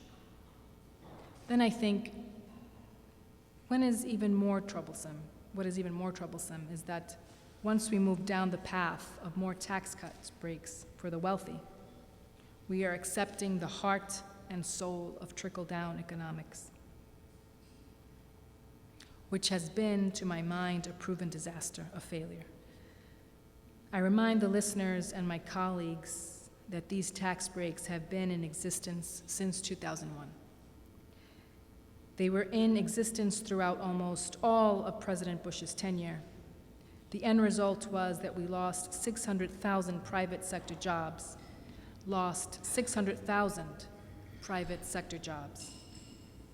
The worst job performance record maybe in the history of this country. Trickle-down economics does not work. Giving tax breaks to billionaires does not stimulate the economy. Helping working families and the middle class get decent jobs and tax breaks for people who need the money and are going to spend the money in what creates jobs, not giving tax breaks to billionaires who do not need it and who are not going to spend it. Again, the point I want to make here is that if people think, oh, this is just temporary, this is just 2 years, I believe they are kidding themselves. I believe that 2 years from now, the debate will be about extending them or perhaps even making them permanent. At a time, as I mentioned earlier, where the top 1% has seen a huge increase in the percentage of income they earn in this country, going from 8% in the 1970s to 23.5% now, and where the top 1% now earns more income than the bottom 50%, it is totally absurd to be giving tax breaks to people who do not need them. And it is not good economics as well. Here is the other irony, as I also mentioned earlier. I guess by this time I am going to be doing a little repetition here. But as I mentioned earlier, you have a number of millionaires and some of the richest people in this country who will benefit from those tax breaks. Do you know what they are saying? Do you know what Warren Buffett is saying? Do you know what Bill Gates is saying? Do you know what Ben Cohen from Ben & Jerry's is saying? Do you know what many other wealthy people are saying? Hey, thanks very much, I don't need it. It is more important that you invest in our children. It is more important that we protect working families. We are doing just fine, thanks. Our incomes have soared, our tax rates have gone down, and we don't need it. In other words, we have this absurd situation that not only is this bad public policy, we are actually forcing tax breaks on people who don't need them and don't even want them. The richest people in this country, Bill Gates, Warren Buffett, we don't want it. Here is something else that needs to be understood. Rich and driving